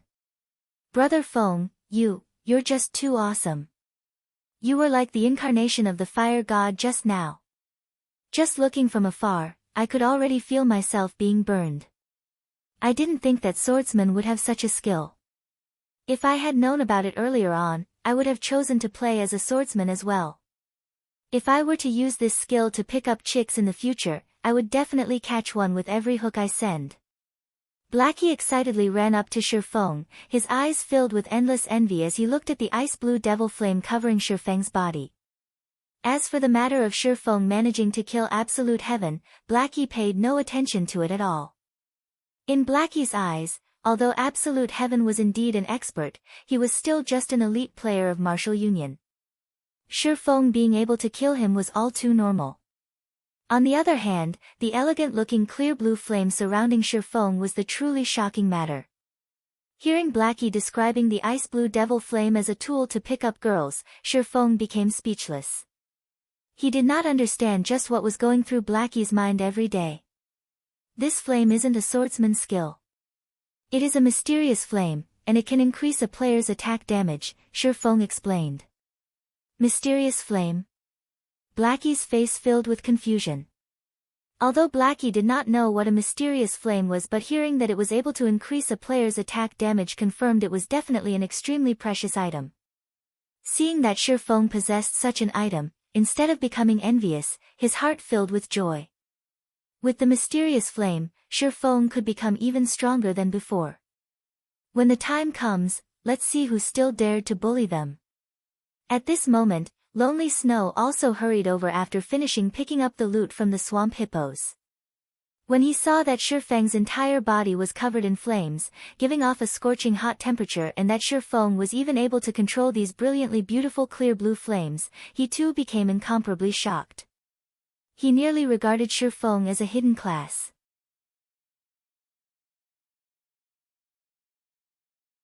However, after listening to Blackie's explanation, Lonely Snow as well understood just how precious and powerful was the Ice Blue Devil Flame. The Ice Blue Devil Flame was definitely one of Ye Feng's secrets. If others were to find out about this secret, there would definitely be tons of players wanting to obtain the Ice Blue Devil Flame. Moreover, Ye Feng being willing to share this secret with them showed just how much he trusted them.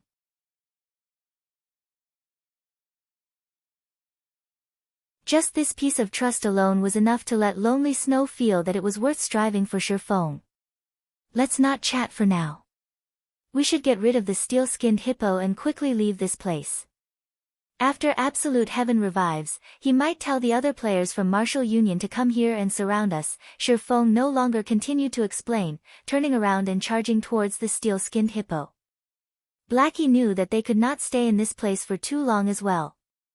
He started chanting incantations, aiding Ye Feng in attacking and restricting the steel-skinned hippo. Although the steel-skinned hippo had high HP and defense, with its short vision range, it was destined to become an easy kill for Ye Feng. What Ye Feng needed to do now was to charge up and go all out at dealing damage.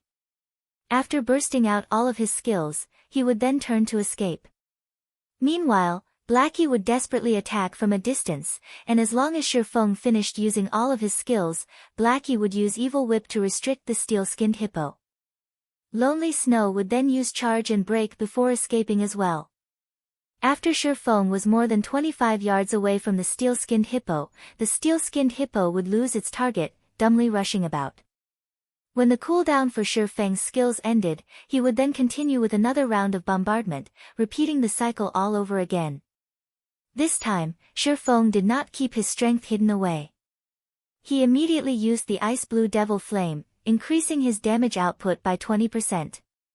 Simultaneously, the power of Ice-type and Fire-type skills was increased by 40%. With such an increase, Ye Feng's damage against the steel-skinned hippo instantly soared. Even his normal attacks could deal around 50 to 60 damage now. As for Thunder Flame Explosion, the skill could cause over 400 damage to the steel-skinned hippo. Even if the steel-skinned hippo had high HP, it still frantically decreased under the fierce onslaught. Several minutes later, the steel-skinned hippo let out a blood-curdling shriek as its body fell to the ground with a boom. It dropped 4 items and gave a large amount of EXP after it died. Amongst the 4 items, 2 of them were level 15 bronze equipment, while the remaining items were a tier 1 strength gemstone and a bronze-ranked leatherworking material. The effects of the Shadow's Blessing was fully displayed here. Otherwise, aside from giving out a lot of EXP, a level 15 elite would at most give out a piece of equipment and some materials only. Let's go somewhere else to kill swamp hippos. After killing the steel-skinned hippo, Ye Feng brought Blackie and Lonely Snow to another grinding spot. The Silent Swamp was extremely large in size. Its size was at least 2 to 3 times that of the Gale Valley. Meanwhile, the habitat of the swamp hippos took up 1/10 of the entire Silent Swamp. Moreover, they were scattered throughout the entire Silent Swamp. With the 1 to 200 members of Martial Union, it would be hard-pressed for them to locate Ye Feng's party successfully. Moreover, Ye Feng was very familiar with the Silent Swamp. He had once lived at this place for over 20 days in his previous life, so he knew which locations had the highest number of swamp hippos and also the locations with the fastest respawn rates. Ye Feng also knew the spawn locations for the elite monsters in Silent Swamp. However, with the strength of their party of 3 right now, the only elite monster they could deal with was the steel-skinned hippo, as the other elite monsters did not possess any clear weaknesses. If they were to go against these elite monsters, they would have to risk their lives doing so.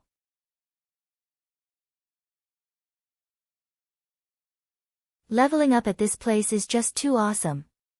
Originally, I thought that the leveling speed at Gale Valley was already extremely fast, but after coming to this place for less than 2 hours, I've already managed to reach level 9. If we are to continue in this trend, within 3 hours, I would definitely reach level 10 and be able to enter White River City. At this speed, the elites of those major guilds have probably just reached level 9. Blackie excitedly said, if Cola and the others didn't die and were with us right now, we 6 would be able to enter White River City today, becoming the first party to enter White River City. Lonely Snow nodded, agreeing with Blackie's statement.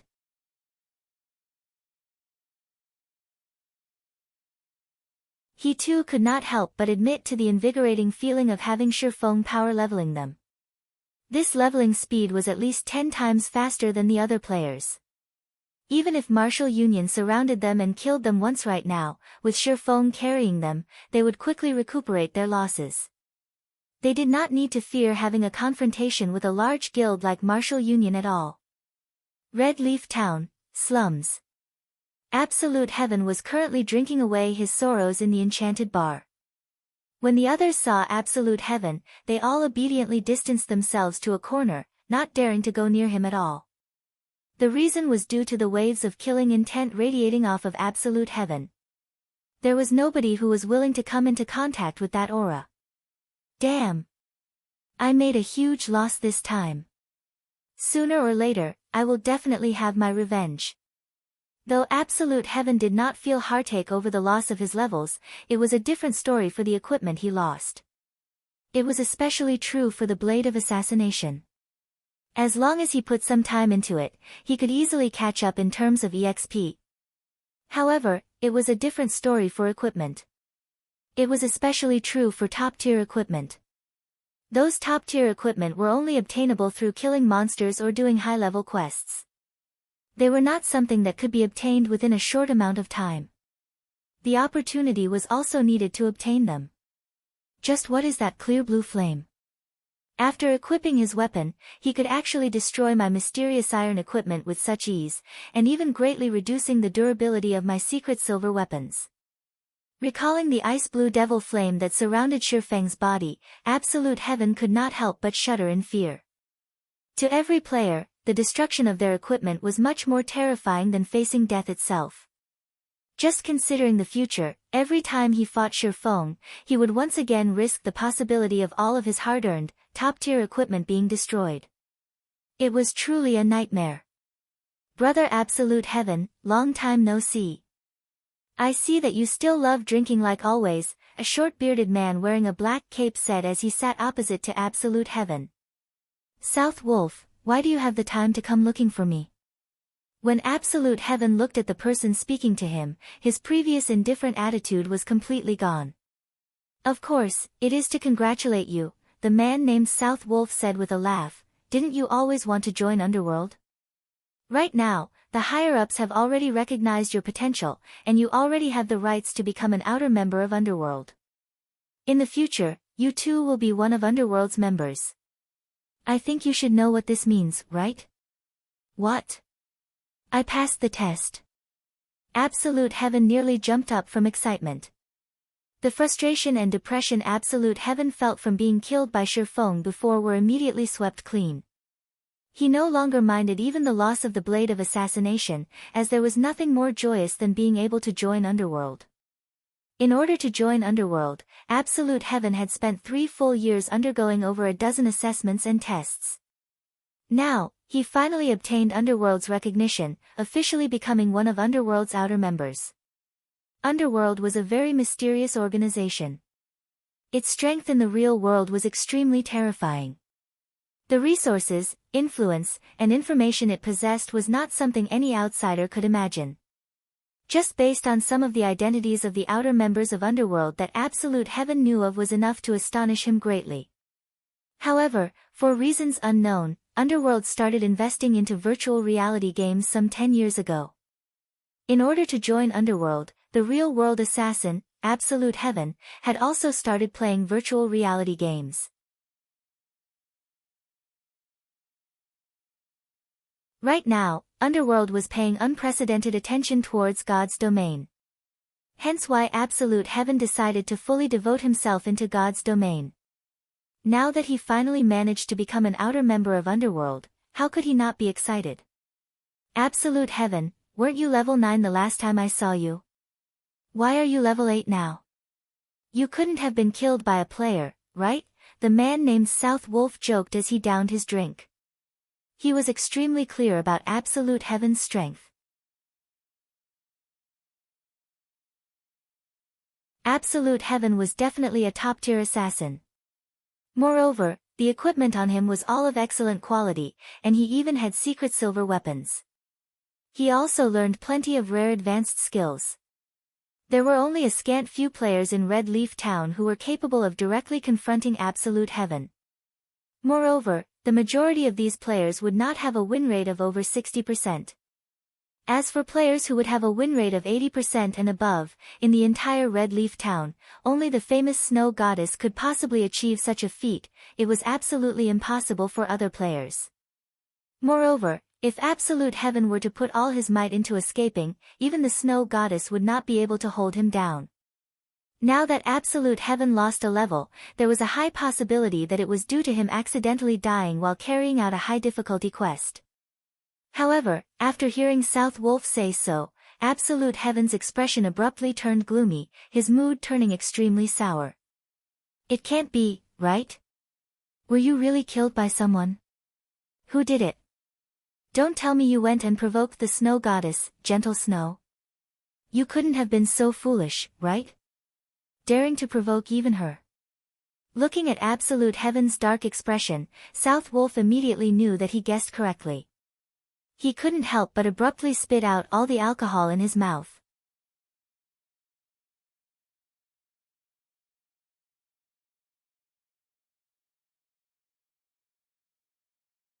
Chapter 149, Freezing Shadow.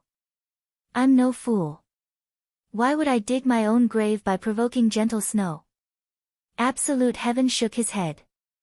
If you didn't provoke Gentle Snow, then who killed you?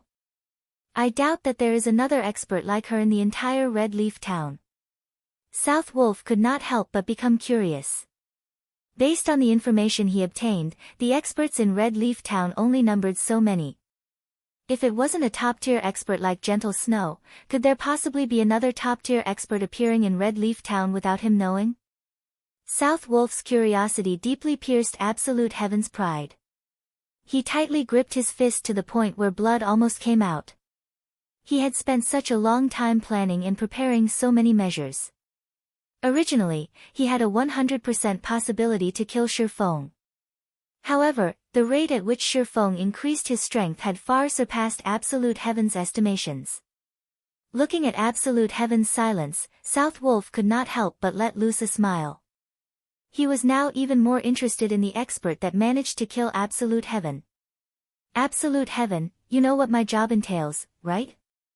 Now that such an expert has appeared in Red Leaf Town, I need to know just who that person is. South Wolf looked at Absolute Heaven, asking in a low tone. Absolute Heaven's expression turned sullen. He did not wish to tell anybody of this embarrassing matter at all, not to mention telling it to the South Wolf before him. Absolute Heaven had maintained a no-loss record for 3 whole years. Yet, today that record was ripped apart by the unknown Ye Feng. Moreover, today was even the big day where he got to join Underworld. With such an incident happening, it would definitely affect his standing in Underworld in the future. Ha! I can understand how you are feeling right now. You've managed to join Underworld after much difficulty, yet, you were immediately met with such an incident. It would definitely have a huge impact on your mood. However, this is my job. If you do not cooperate, as an outer member, you might even be expelled from the organization. You should think clearly about your decision, South Wolf said strictly. Absolute Heaven was extremely aggravated. However, he could not retaliate against South Wolf's words at all.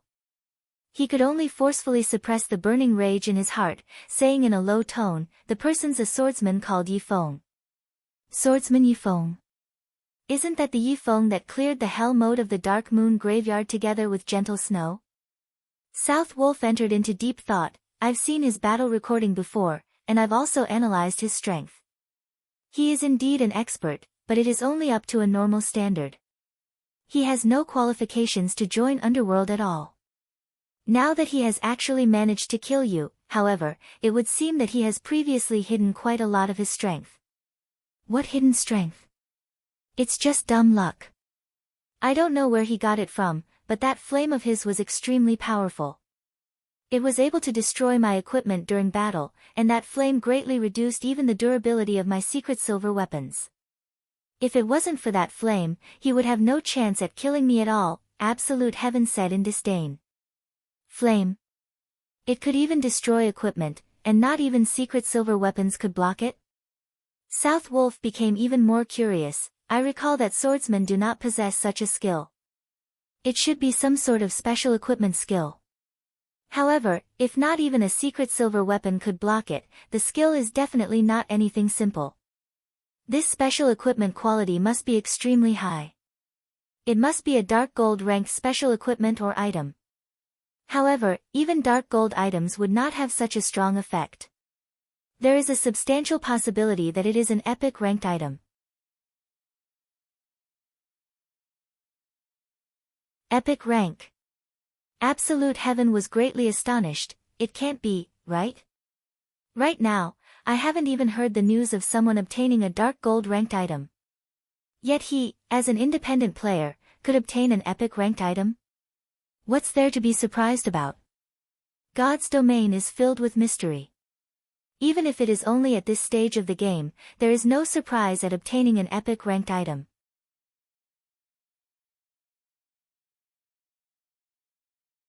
Within Underworld, there has already been more than one person who obtained a dark gold ranked item, but it is indeed my first time hearing about an epic ranked item. However, this is still just a guess of mine. It requires deeper investigation. South Wolf's face was filled with joy. Thinking that he could obtain such information, even if it was only a possibility, he could still receive quite a reward from the higher-ups. If he could confirm this information, he might even be able to increase his standing within Underworld further. I've already passed on all the information about which the Underworld wishes to inform you. I'll now go and investigate about that flame.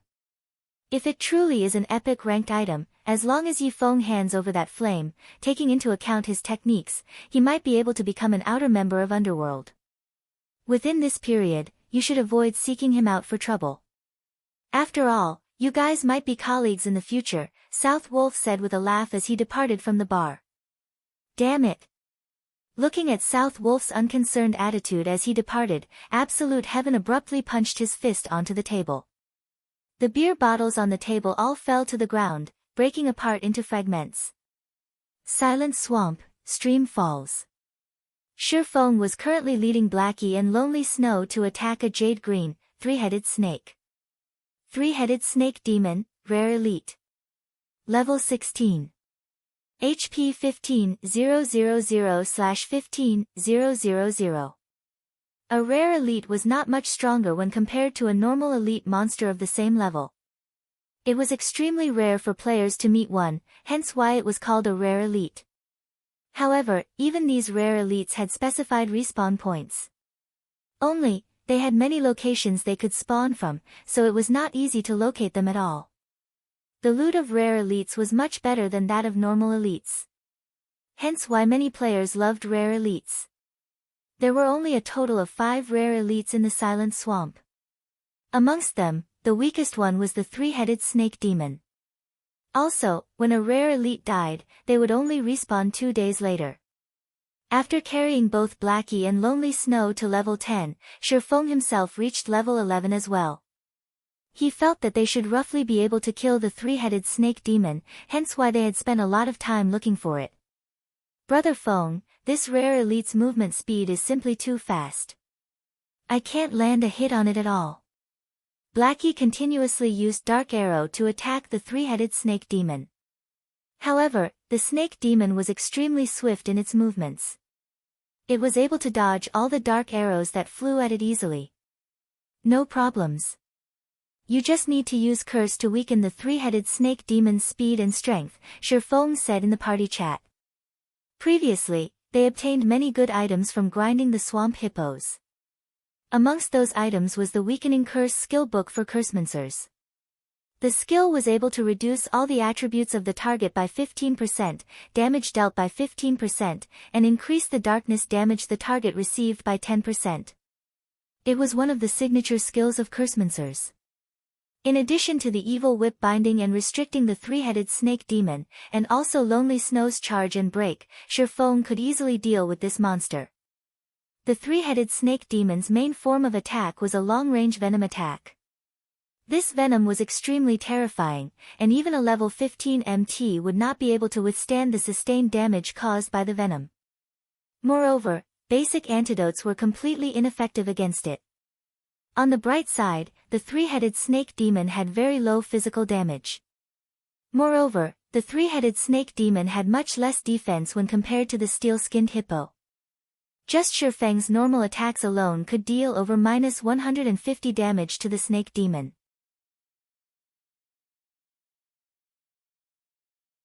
In addition to the damage amplification effect from Thundering Strike, each of Ye Feng's normal attacks could deal close to -200 damage.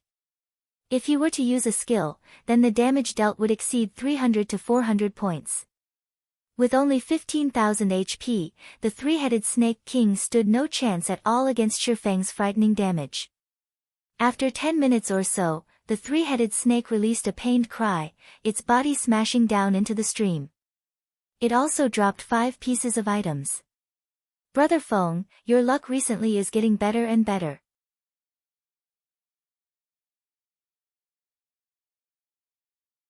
It's even better than mine now. Looking at the large number of good items dropping from the monster Ye Feng killed, Blackie could not help but curiously comment. According to his memories, Ye Feng's luck before was not very good. Even if Ye Feng killed elite monsters, at most he would get 1 piece of bronze equipment. Now, he would get at least 3 pieces of bronze equipment, and even rare materials or skill books. It was truly unfathomable. Ha ha ha. It's a secret. Ye Feng smiled. He naturally would not reveal that it was due to the contribution of the Shadow's blessing. The effect of the 3 points in luck was not something with which Blackie could catch up. Ye Feng then picked up the loot, discovering a very familiar item. Isn't this the freezing shadow? This thing really brings back memories. Brother Feng, what dropped? Blackie asked. Lonely Snow was also very curious. We got quite the good harvest. We got 2 level 15 bronze equipment, 1 level 15 mysterious iron equipment, 1 rare dungeon teleport scroll, and 1 consumable item, the freezing shadow. We definitely hit the jackpot with this. Ye Feng displayed the attributes on all the items for the two to see. Now that the three-headed snake is dead, it will take another 2 days before another respawns. Let's continue grinding swamp hippos, then. Just as Ye Feng and the others were about to continue grinding swamp hippos, Ye Feng suddenly received a communication request. Who's South Wolf? Ye Feng looked at the caller ID, discovering that it was a stranger. Moreover, there was no such person in his memories. Since it is someone I don't know, let's just reject it then. Saying so, Ye Feng rejected the call.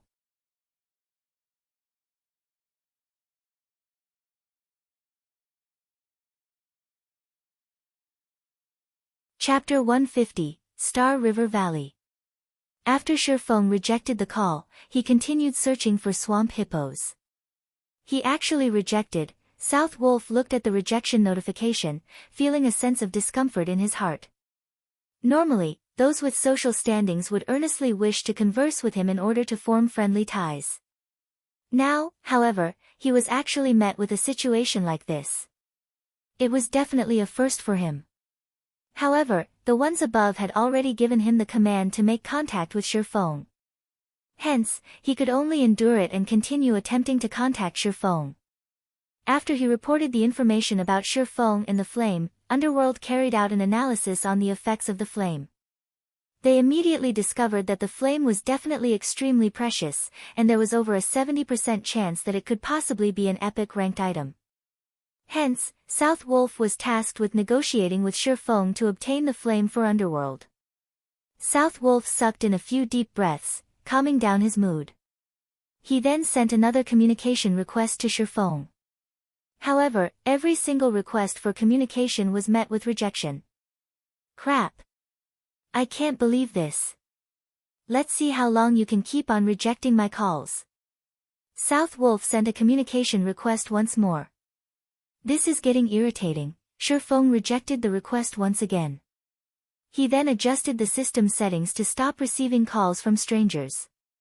After turning off the system interface, Ye Feng suddenly felt that the world became much more peaceful and serene than before.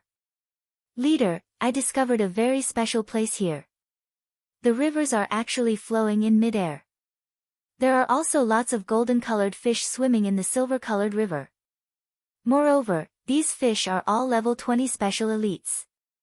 Lonely Snow suddenly said in the party chat, his voice containing great excitement. A group of level 20 special elite fish? Isn't this too much of an exaggeration? Lonely Snow, are you sure you saw right? Blackie did not believe Lonely Snow's words at all. Special elites. They were much stronger than ordinary elite monsters. The reason being, special elites were very outstanding in a particular field. If it were not in terms of speed, then it would either be in terms of strength, magic, or something else. There were extremely few special elites in God's domain, and their rarity was comparable to rare elites. Not to mention finding a group of special elites, even meeting with a single one was extremely difficult. It's true. If you don't believe me, I'll send you a picture of it. After taking a look at the picture, it was indeed as Lonely Snow said. The location in the picture was like a wonderland on Earth, dazzlingly beautiful. It was truly hard to imagine that the dark and damp silent swamp would have such a location in it. There were hundreds of big golden fish in the Silver River, and they all shone brilliantly, creating a dazzling sight. Golden-colored fish. Ye Feng entered deep thought as he looked at the golden fish in the river. Suddenly, he thought of a possibility. What are the coordinates? I'll come over immediately. When Ye Feng and Blackie arrived at the silver-colored river, they discovered that this river was actually moving in position, though it moved at an extremely slow speed. Ye Feng and Blackie only managed to locate this river due to Lonely Snow continuously following it. As expected. It is the Star River Valley. Ye Feng smiled. Star River Valley was one of the rarely seen marvels in God's domain. These marvels would usually appear at maps that were below level 50. Any players that were able to meet such marvels were all extremely lucky, as this meeting represented an opportunity. Ye Feng had once heard of a player obtaining a fine gold-ranked item from the Star River Valley. There was even a player who obtained an epic ranked item, causing others to feel envious.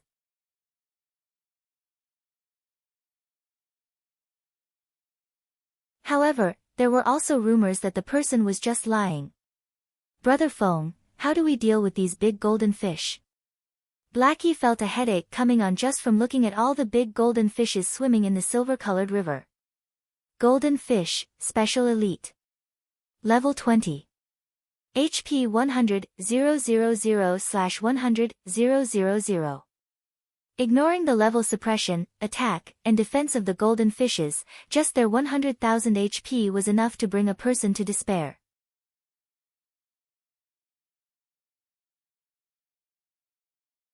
These golden fish are swimming in a river that's floating in midair. I've previously tested it out before, and I couldn't land an attack at all. However, if we solely depended on Blackie's magical attacks, the damage dealt might not even match up with the golden fish's recovery speed. Lonely Snow said, Leader, do you have any good ideas? Let's take a look at the surroundings first, then. We might be able to discover some clues, Ye Feng said. It was also Ye Feng's first time meeting the Star River Valley. If their luck was good, they might receive a huge harvest, possibly even obtaining 1 or 2 pieces of fine gold-ranked items. Blackie and Lonely Snow started searching through the entire region of the Star River Valley. After searching for over 10 minutes, Blackie discovered an elderly man floating in midair.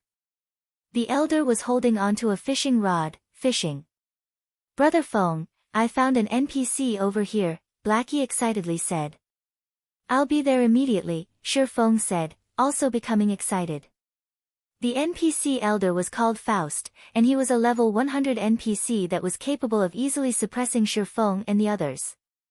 Respected elder, can we help you with anything? Ye Feng respectfully said. The elder, Faust, seemed not to have heard Ye Feng speaking. His eyelids remained shut as he quietly fished. He can't be deaf, right? Blackie said. He can't be a deaf person, right? I'm guessing that his hearing is impaired. After all, that NPC's setting is that of an old man, so his hearing should have deteriorated. He should be able to hear us if we speak louder. Lonely Snow shook his head. This old man is the great Faust. You adventurers are truly ill-mannered, daring to actually speak about this old man in such a way. This old man is going to give you two a punishment. Faust abruptly opened his eyes. Floating in mid-air, he looked at both Blackie and Lonely Snow as he spoke in a furious tone. Holy crap! This NPC doesn't react to praises, but immediately reacts when we talk bad about him? Isn't his IQ too high? Blackie was shocked. Lonely Snow was also incomparably shocked. However, before the two of them could recover from their shock, Faust casually pointed a finger at them. The two of them suddenly floated high up into the air, before plunging down to the ground, nearly dying from the fall. After teaching the two a lesson, Faust started fishing once again. You too, Ye Feng laughed as he spoke in the party chat. The NPCs in God's domain possess extremely high intelligence. This is especially true for almost all high-level NPCs. They are totally different from the average Joe. You guys should treat powerful NPCs with respect in the future. This time, Faust could be considered to have given you a light lesson. If he were to become truly angry, there is the possibility that he might even kill you. In Ye Feng's previous life, many players who paid little respect to NPCs. In the end, they were killed off by said NPCs. Ye Feng had even seen more severe cases where NPCs would kill off a player whenever they met. Brother Feng, why didn't you say so early? Blackie complained. I wanted to say it, but you guys spoke before I had a chance to say anything. Ye Feng shrugged, shoving away the blame. D. Just as Ye Feng was about to reveal his strategy, the system's message notification constantly rang out. One after another, the message notifications created a symphony of beeps. Ye Feng became speechless. Just where did so many messages come from? Why is it South Wolf again? Ye Feng did not think that this person called South Wolf would be so persistent. The person had actually sent several hundred messages over. He was truly insane. Do you dare accept a voice call? Do you know who I am? Are you reading this? I know you're reading this. There is a big opportunity awaiting you right now.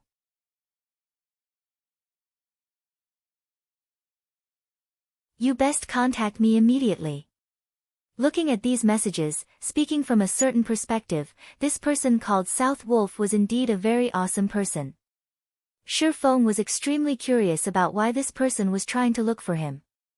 He also could not continue involving himself with this person, so he readjusted the system settings to allow calls from strangers again. You're tuning in to the Blissful Bookshelf YouTube channel. We're so grateful for your support, and don't forget to subscribe to join us on this incredible journey through captivating stories. Your generosity through donations truly makes a world of difference, as it's the primary source of revenue that allows me to expand and enhance this channel for you. Thank you from the bottom of my heart for being a part of this adventure.